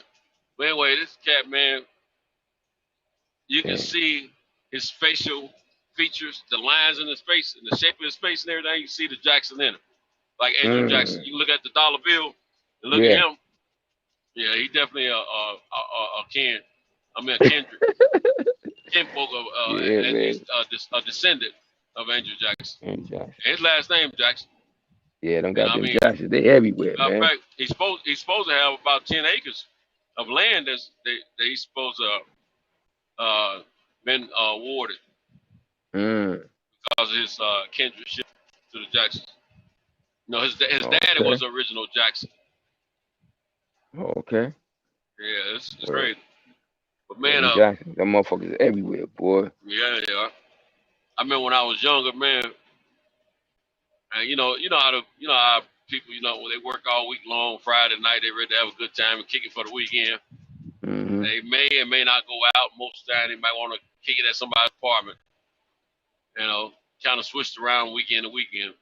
They drinking, they playing cards for money, selling plate lunches and all that kind of stuff. What we used to call it, fish plates, spaghetti plates, all that. Mm-hmm. And just getting their hustle on and having a good time. They used to kind of some places that end up that start off like that ended up staying that way. They called them good time houses. But anyway, I used to love when them women used to drinking that alcohol, man. And two women want to fight over the same dude. Mm-hmm. Man, they getting to pull each other hair out, tear each other blouses up, man. Titties gonna be hanging.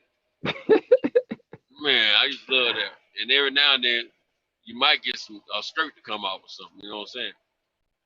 But man, I remember this one chick.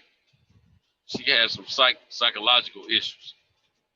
She was in the neighborhood, and she wasn't no good looking chick, but she had hips, booty, and always had a whole bunch of titties.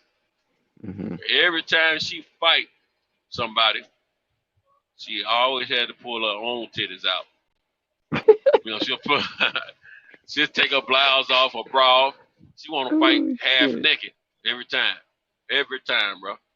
Man, the fight would accumulate, and a lot of people would show up to see the fight, even if she didn't physically fight. She only fought a couple of times, but most of the men there to watch them titties.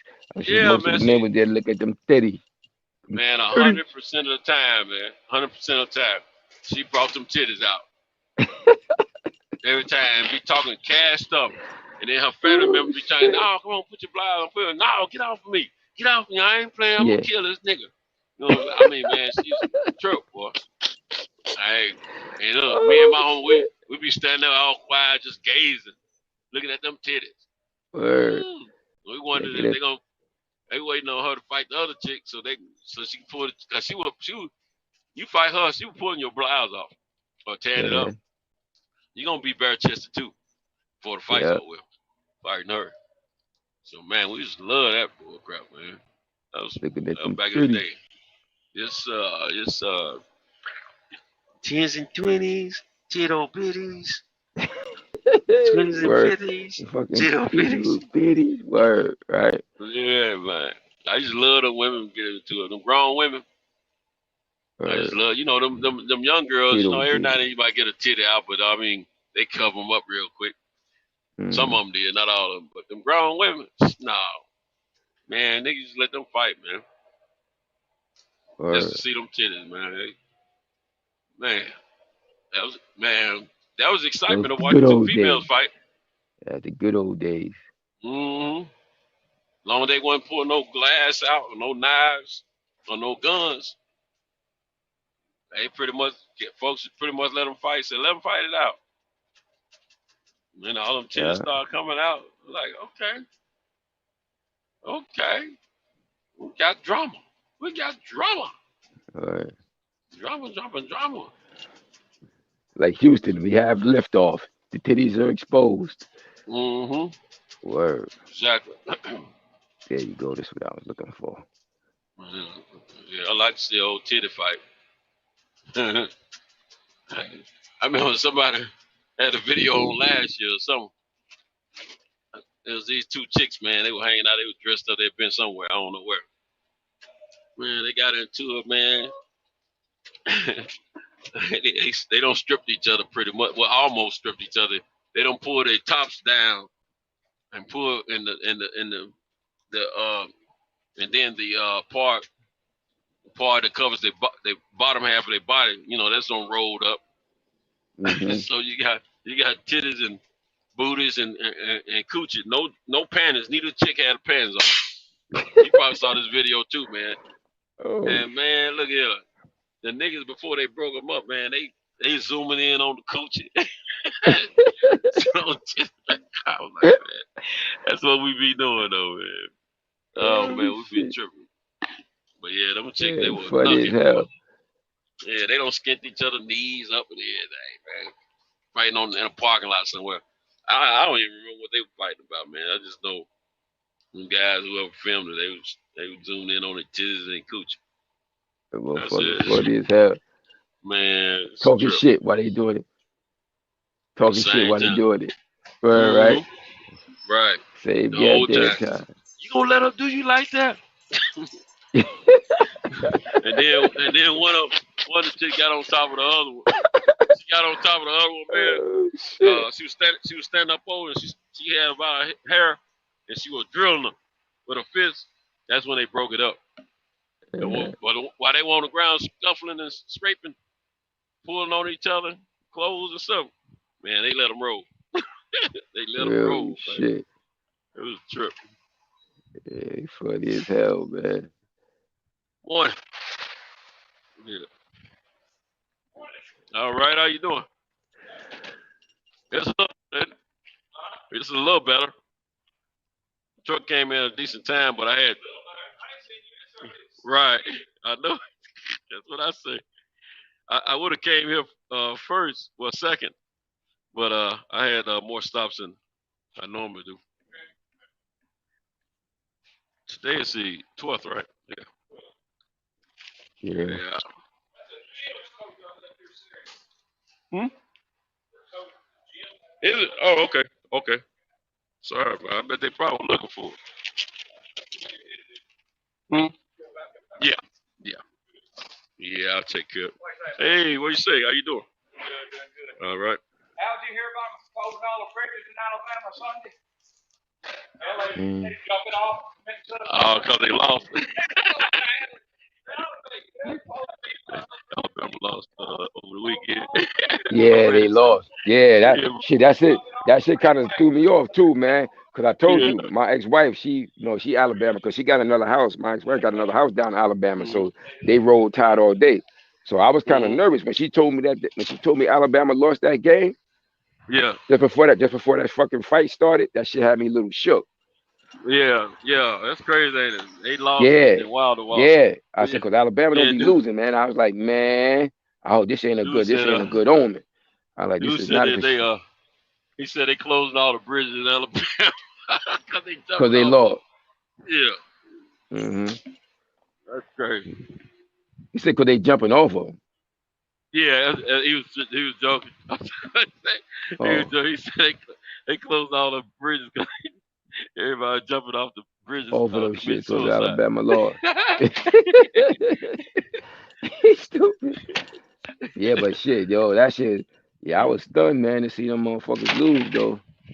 Yeah, a lot of people were. Yeah, they are. Georgia should move in top spot there. Top spot, yeah. Mm-hmm. Yeah, well. Let me see what the hell I'm doing. I don't know what the hell I'm doing with this damn thing. Let's see.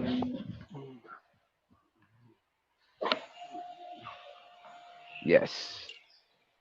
That's what I was trying to do. Hey, you don't tell her how much money was lost on that particular game Saturday. I wish I'd have known how to bet on that shit. Mm-hmm. You know? Yeah. See, I didn't think about it until after I bet it on the fight. That's what I should have been betting on. Yup, I'd have thought if Some I'd have known. games. But yeah, I ain't expect the motherfucker to lose either though. Right, that part. Exactly. Just like I ain't expect Deontay ass to lose. Yeah, right. I gotta get my $200 back. Shit, I did get my 100 back. Yeah. And I still got it. I got some other shot. I got some cause the bookies I did the bet with. I got some other money on in that shit. So I'm probably use it this weekend on one of these football games or something. Yeah. I might try to, cause see, sometimes you can bet certain amounts of money on these games. You can bet two different tickets, or you can kind of break even. I missed the fight last night. I heard it was good though. I mean, the game last night. I heard it was good. Yeah, that's what I heard. I was asleep. Lamar got when they. I think it was overtime. It was a final overtime game. Yeah, they said he did some real fly shit. Yeah.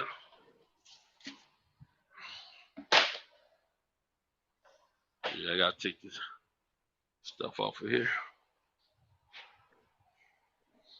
Yeah, man. Yeah, they said he came back, did some real fly, some Yeah, real dope. I need to check it out. It's on the NFL Network. By the time I go to it's Yahoo good Sports, replay. I got what's good is for that is Yahoo Sports. Yahoo Sports be having all the games, and they have the replays. The replays on it. Yeah, Yahoo Sports. You know, they if you got a Yahoo email account, they showing them free live. Yeah, The games. yeah. But I got the Yahoo, but what I did was I downloaded the app because they show the games. You put your favorite teams in there. Yeah, they put your favorite teams in there. I only knew because I had an email address. I've been having forever. Yeah. I got a Yahoo. One of my other emails is a Yahoo. Yeah. I got a Yahoo. I got AOL. Gmail. Oh god damn! You still got an AOL? You still got an AOL? Mm-hmm.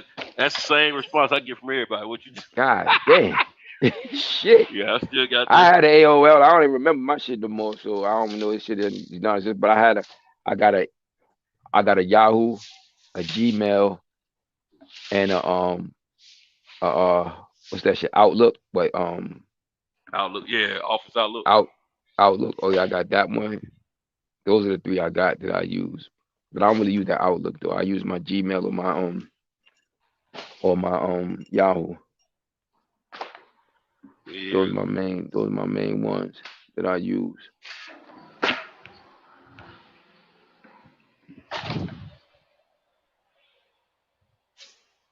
Oh shit. This ain't it.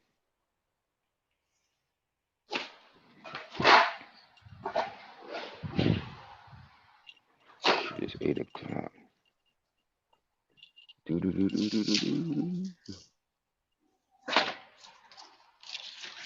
Oh shit.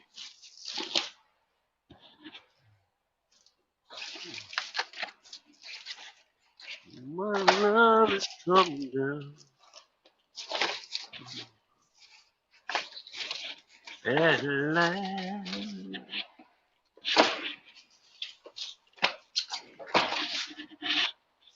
Okay, you're getting a lot of.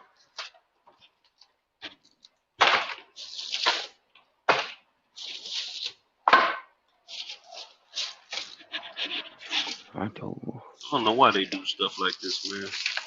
They crazy. They fools.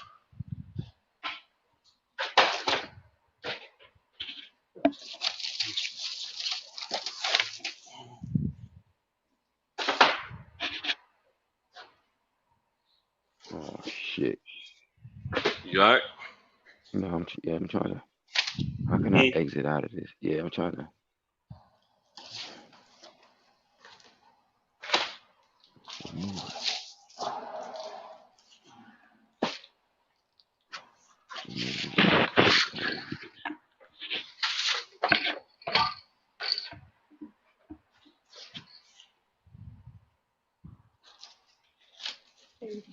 Oh shit, I didn't want to do that. Oh shit. Get Well, up is on. Oh, something I was trying to do. I did the shit, bro. Okay, that one is right. All right, that one is right. Okay. You the wrong one. Nope. Hell no.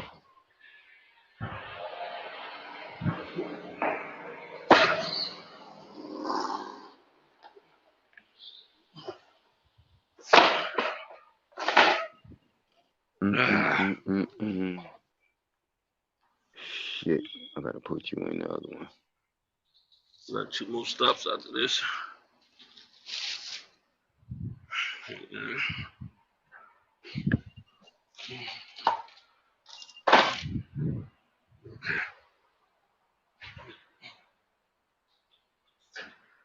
They both got a good amount today.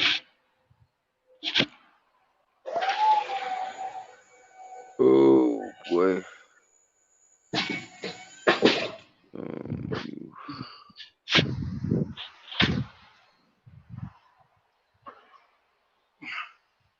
I gotta get some tires for this truck, man. Yeah.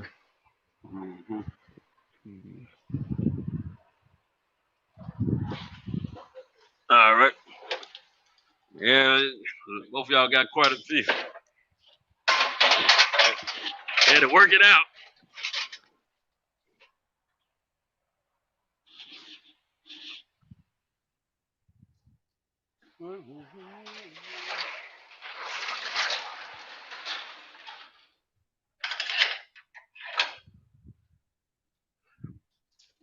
Alrighty. Shit, I didn't even do that. Got your good start this morning. Monday morning.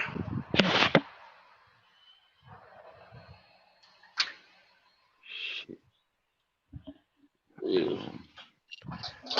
Are you in your Yahoo app?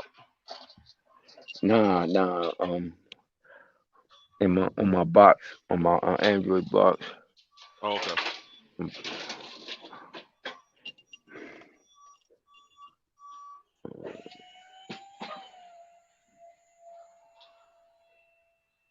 Yeah, man.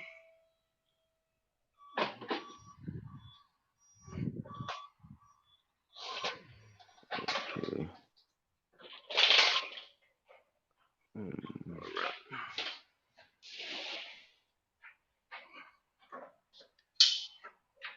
Yeah, old Morgan Bad, man. He has some beautiful daughters, man. I don't know what they look like now. We all gotten older now. But I bet you they still attractive, though. So when it's natural beauty, man, if you don't abuse your body, a lot of times it don't leave you. Yeah. You know?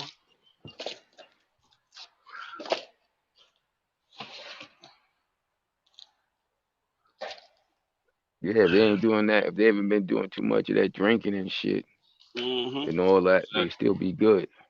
Right, that part. So I would assume that they still straight, man, because some fine old girls, man. Fine old women. Yeah, they be I was good. glad to be introduced. I used to hear about them, but I didn't really get to know them because we're from a different side of town. But I'm so glad my boy turned me on. Let me meet him.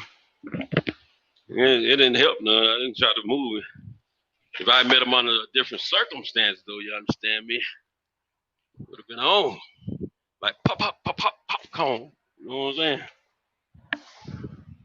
Yeah. I sure would have tried to get to know somebody better.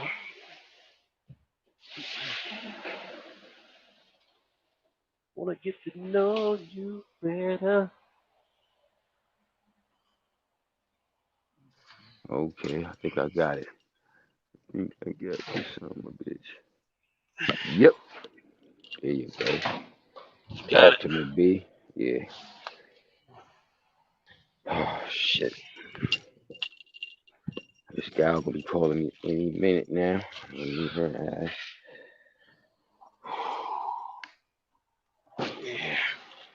Yeah, I guess. Man, one of my little buddies I ain't been hearing from lately. Oh yeah. Little truck driver. Yeah, I know. Yeah. I don't know what. I know she met this guy. Yeah, that'll usually do it. Yeah, she met a guy. Usually when they start getting some hard cop, that usually change. That usually change if they equilibrium. Change if they matrix in equilibrium for a little while. Right. See, I'm a dream for her. I mean, I'm one of them that I'm somebody she's hoping one day she can make me break weak, but I don't. And everybody else is actually giving our leg. Everybody else is giving the wood up. Okay. Well, I mean, we're in the friend. I consider us friends, man. You know what I'm saying? But she want to be friends with her. She want to be friends that have occasional. She want that. She want to be them friends with benefit. Yeah, she want to have occasional sex with her friendship. Yeah, and I know that'll change the whole complexity of our relationship. But at the same time, she she's in the. She don't got in the business. You know what I'm saying? Yeah. And I be trying to help her. With whatever I can help her with. Whatever I know. Try to keep it real with her. But she don't be trying. Yeah. I mean, she cool with. I mean, we still cool. It's just that she don't. I know every time she meet a new guy, I don't hear from him for a little minute. Yeah, that's how it be. Yeah, she be they get all caught up with their next man. Yeah, when she upset with her boyfriend, she be on the DICK hunts. Yeah, they full of shit. I ain't got time to fool you right now, Cinto. You ain't setting nothing out. Exactly. Mm-hmm.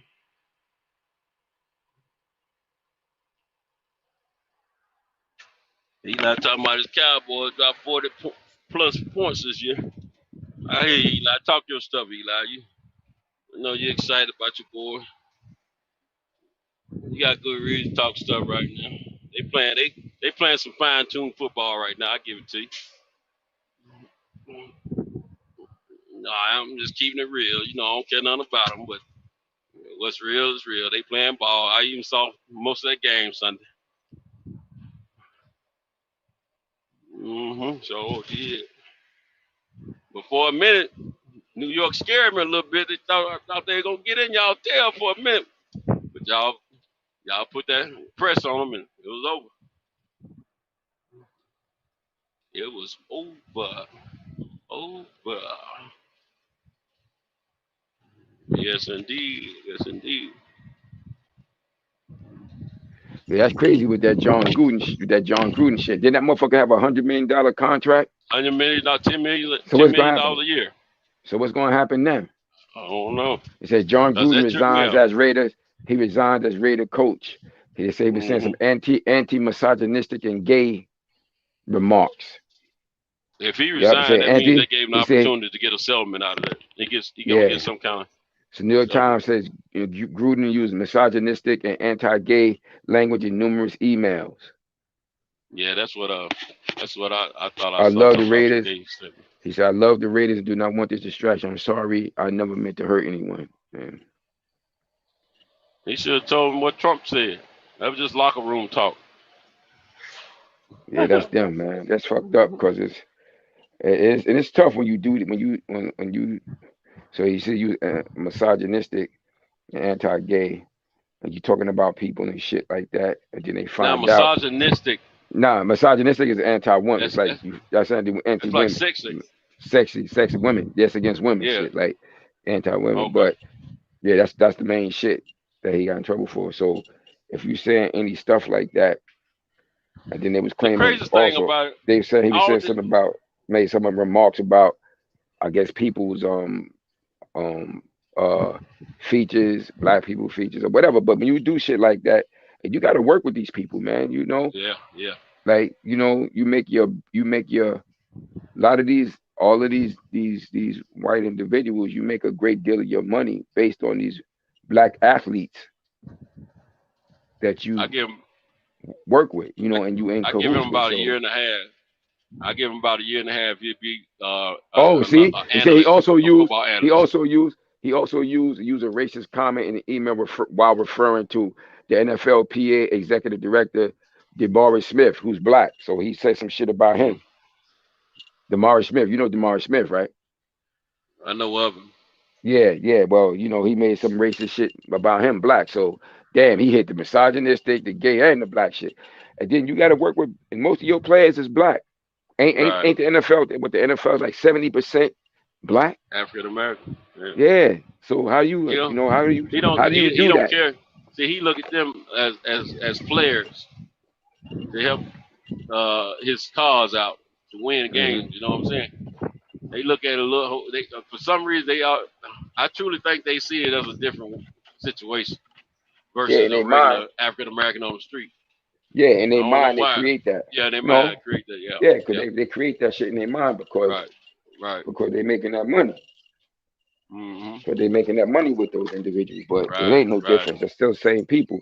For those of us who do actually make it in that level to that level of sports, but still Hmm. know who they are. Because a lot of unfortunately a lot of our people they get in these positions and they forget who the fuck they really are. Forget who they are. They think Exactly. just because they being allowed to be around white people and these certain things that they would have never been able to do in their life, they start their mindset change, and they Right. start forgetting who they really are until they get shown. Until some fucked up shit happen to them, they get shown. I don't give a fuck how much money you make, you still a nigga in my eyes. You That's know what it. I'm saying? So, That's it. but most of them when they get around people, like I heard earlier, I don't know if it was I think it was Fred show. I caught a little bit of it because I was going back and forth doing some shit at work, and I seen when Kyle was on there, somebody was saying some shit about when Mike Tyson said something, I guess something about Deontay Wilder, or Hmm. had said Yeah, something yeah, against him, yeah, right? And it's yeah, tough for yeah. me with that shit, because I know that's just how, unfortunately, our people we tend to be the biggest haters on our own. Right. Everybody else hate us, but we hate each other the most. And almost the worst. No, I said, yeah, that's what I say. The most. We hate each other the most. Everybody hate us, but we hate each other the most. Like black people hate on you more than anybody. And it's sad that we But when do I this say shit worst, considering. Huh? when I say worst, you saying most. I'm looking at most as a number. I'm Oh, looking at okay. worst like Oh, okay, okay, we're okay. most Okay. egregious. You know, Yeah, we say yeah, some of the okay. worst stuff about Okay. each other. You know what I'm saying? Yeah, yeah, yeah. You're right. You're right. That's a good way to explain it. That's a very good way to Yeah, explain it. man. Yeah. It's terrible. And it's sad that we do that shit, but it's messed up. But I always look at, but when I see people do that, particularly if it's people I know, I look at the circumstances behind them. Like I know Mike, me and Mike, coming up over the year, Mike always been cool with me and shit. You know what I'm saying? Yeah. But but I also know his circumstance. I know how Mike was raised and the people he was Right. around. See, Right. when you got a lot of whites that been influential in your life, Right. and they really did more for you than the black people in your life, You have a little level of sensitivity for 'em. he got a different. Yeah, he views shit differently. Like, Yeah. you understand what I'm saying? That's why Mike was saying shit like Donald Trump. A lot of people was mad at him when he was saying Donald Trump was Right. cool and shit like that. Because he don't Right. got he got a different relationship with Donald Trump. Right. Right. He made Right. money with Donald Trump, Right. fighting in them Right. Taj Mahals and all that shit. So he don't Right. view him the same fucking way. But although Mike still got a hood shit with him too. Yeah. Yeah. Yeah. You definitely got that. Yeah. But he was able to experience both. He's Right. been able Right. to be around both shit, but he got a different view about certain situations, when it comes to whites and shit like that and certain people. It's like a lot of people is upset with him about him seeming like he was favoring Tyson Fury over Deontay Wilder. And Mike said, I don't really know Deontay Wilder, but he know Tyson Fury. And the fact that the fucking Tyson Fury Named is after. named after him Yeah. and shit like that, Yeah. So it's different things. Those things factor in to his viewpoint. even whether you agree with it or not. That's why he say the shit he say and feel the way he's feel. But he ain't the only one, because blacks, we do that shit all the time. It's just like you got like when Errol Spence was fighting Mikey Garcia, you had motherfuckers like Sugar Ray Leonard and them saying Mikey Garcia could win that shit. I'm like, y'all fucking Yeah, crazy. man. Yeah, man. I don't know how anybody could have seen Mikey beat Earl. Bad Period. enough. Bad enough. Bad enough. You got one of your own people from your tribal bloodline in America fighting somebody else. Shit. Not only that shit, Errol Spence is an alumni because he an Olympian like him. Exactly. And alumni as a brother. Yeah, that's what I'm saying. I said that's why I first said he got one of his own, somebody Both from the tribes. same Yeah, you did American say tribe. Yeah, American tribe like right. him. And then you on top of that, he one of your alum. He one of your alumni from the Olympics. So how could you, Crazy, on top of that shit? And I know because I know earlier. I remember when they had those fights on NBC earlier in Spence's career. Sugar Ray Leonard was hosting some of them shits. He worked commentary on some of them shit, so he's seen Errol Spence fight. He know he nice, That they bugged out. Our people is bugged out with that shit. I said, Real bugged out. We real bugged out with that health of any country that I know, man. We just we real terrible, bugged man. out. Yeah, but that's what the Americanism will do to you. It'll bug you out. It'll make you crazy. You won't know whether you're calling or going. You won't know who to root for. Yeah. You don't know who to root for. But that's because we got too many other sports here too. See, a lot of those other nations like England and all that shit, they don't got as many sports. So your loyalty goes to very few selective, very good to great athletes. They don't have as many to choose from. And that's another reason why they're so loyal to a specific individual. For that reason. Mm.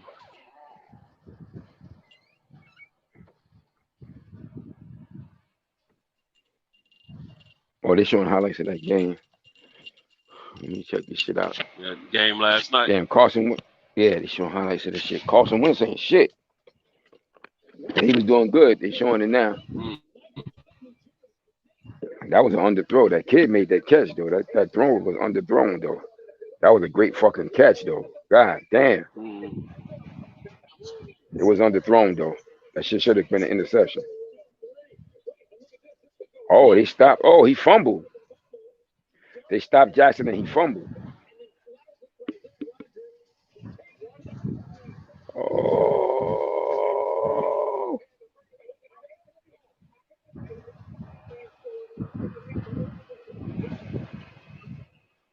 Wait.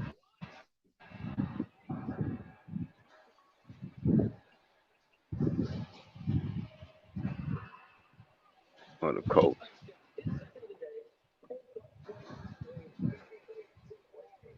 Oh, they was busting their ass. They was up 22-3. Lamar 22-3. Yeah, they was up 22-3. You said Indianapolis was up 22-3? Yeah, Indianapolis was up 22-3. Oh wow. They starting to come back now. From earlier in the game. Now they coming back now. Uh-oh. Now they down 25-17. Oh, he blocked the field goal. Oh, he blocked that shit. Number 93 on the Ravens blocked the field goal. Mm. And Lamar Jackson. Oh, he threw that ball. He threw a nice spiral too. Oh, he caught my man wide open. Uh-oh.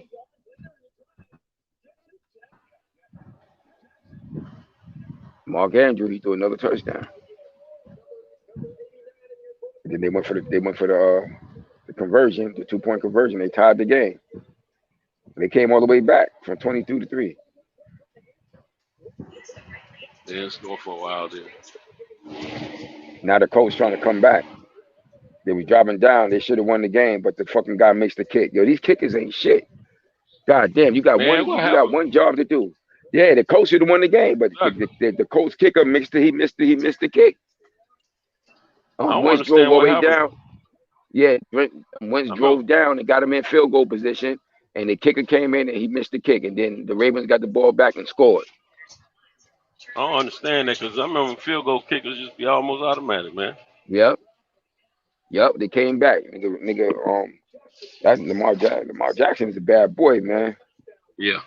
And to think they tried to not let him be a quarterback. Mm-hmm. Tight end. Yep, they tried to switch him to either tight end or wide receiver, man. That's what they wanted to do. Right. But he was determined to stay a quarterback. Yo, Well, he passed for 425 yards, 4 touchdowns, and no interceptions. oh, that's what's That's the up. most. They got Patrick Mahomes, Tom Brady was on that list. What's my man name? That used to be the Colts quarterback that just retired. He was the #1 draft pick. His name was up there. Just retired. His father. Yeah, he retired 2 years ago. He was the coach. The reason why they got wins because he just retired. What's his name? He was the #1 pick. He came from Stanford. Breeze.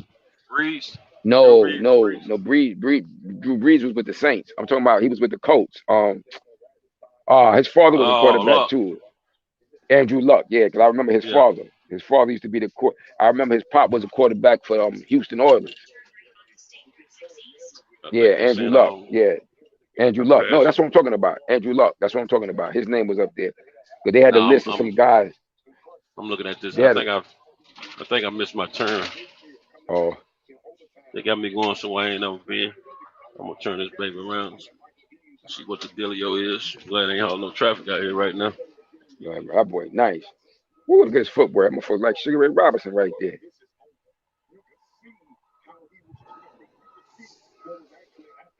That motherfucker Lamar Jackson. That motherfucker was moving around like Sugar Ray Robinson out there. His footwork was so fucking nice.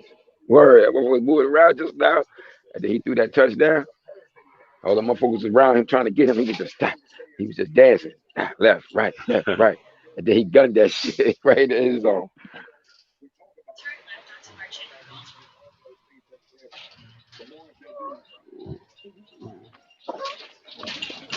$5.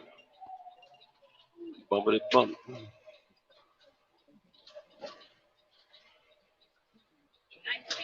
Yeah, that's a fact. Oh, RV for sale. Damn, that motherfucker could run. He could throw. Mm-hmm. He's a footballer, man. Yeah, he's super talented. Don't get me wrong. Like I said, like everybody was on. Like I like Patrick Mahomes. Everybody's on his dick. I'm like, yo, to me, Yeah. he ain't more exciting or better than fucking Jackson is. You know what I'm saying? Jackson got to beat him the He last time they good though. played.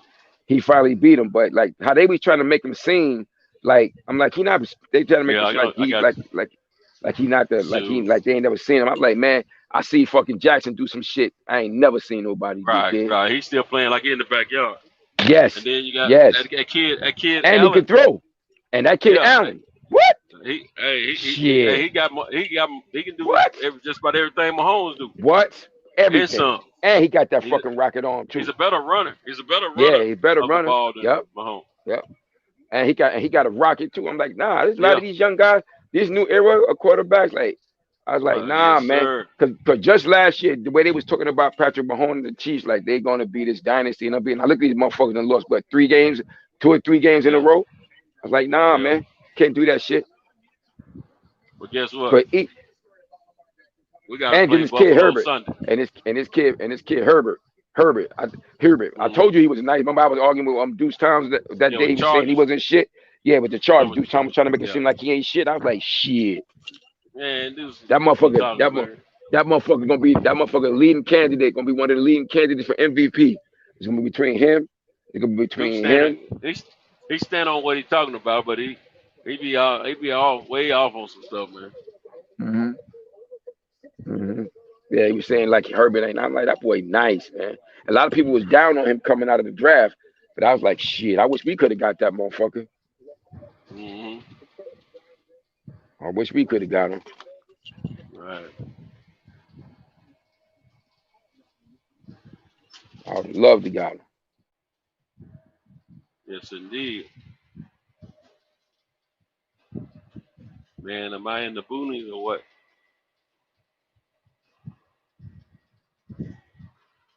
I'm in the boonies. Yep, yep. I'm in the boonies. Yep, yep. K Sims, good morning, chat. Hey, I'm in the shy. K Sims said they're in the shy.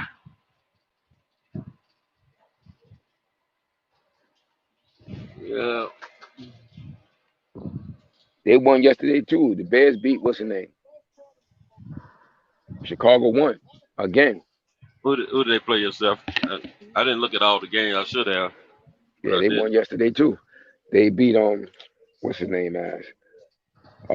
He got hurt, Justin Fields had to come out of the game for a little bit, but he came back. Totally. Shit, they the best thing happening was what's his name as getting hurt so that Justin Fields could play. Because he's gonna save his job because of that shit. Because he was gonna get fired other than that. Last night, Sam.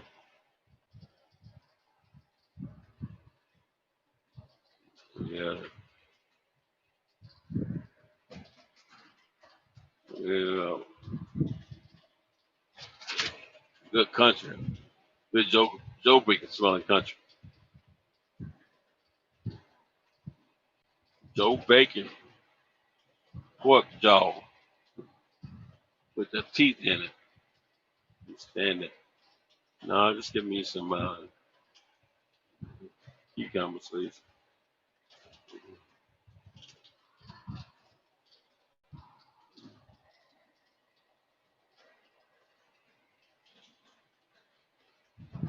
Pleasant, Tennessee. I'm gonna read. We're gonna stop that. Oh, yeah.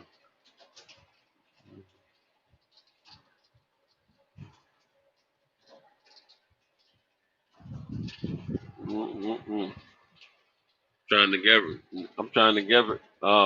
Navigate through these country road around these mountains, man.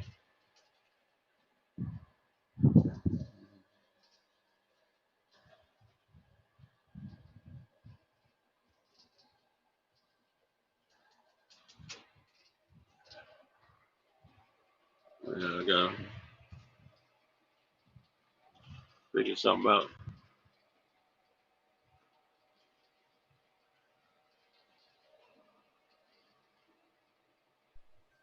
Yeah, that's crazy. Hold on. Well, I better speed up. Falling behind. A little word on it. Ain't never been back off and through these little country parts here. Yeah, Central. That's my lady, man. I gotta get off. I gotta go Okay, meet her. bro. Yeah. I feel you. I'm probably gonna phone a friend to keep me awake. Yeah. I'm getting a little sleep on this country road, man. I ain't gonna lie to you. That's why we're driving a little slow too, but at the same time, I ain't familiar with it. Oh yeah. I be hoping to see a naked country gal running down the road, you know, when I have to experience things like this. It ain't never happened. Yeah. Shit. Yeah, man. Just stay safe on that road, man. Let me run and catch up, bro. So I gotta take care of what I gotta take care of with her. And shit. So I guess I'll holler at y'all later. All right, man. Ride safe. Okay. And shit. All right, in a minute. All right, man. Later. Everybody be safe. All right, man. It's you Take in it the slow. chat. Yeah, everybody in the chat, man. Y'all be good, man. Have a good one. Stay safe. Stay positive. Stay alert. Yeah, have a good one. Be blessed and stay humble. All right, Cinto. I'll holler at you All later, right, bro. my brother. Peace. Later. Peace. All right, chat family. I love you. And I'll holler at y'all later. I don't know if I'm able to keep up with reading and driving, especially on these road I've never been on. It's all, it look like they don't hung a few back here in this area. You know what I'm saying? I ain't gonna high type country, but I ain't on the certain ones, that is. But anyway, I'm jumping off. Till next time, it's the Coxman, and I'm out.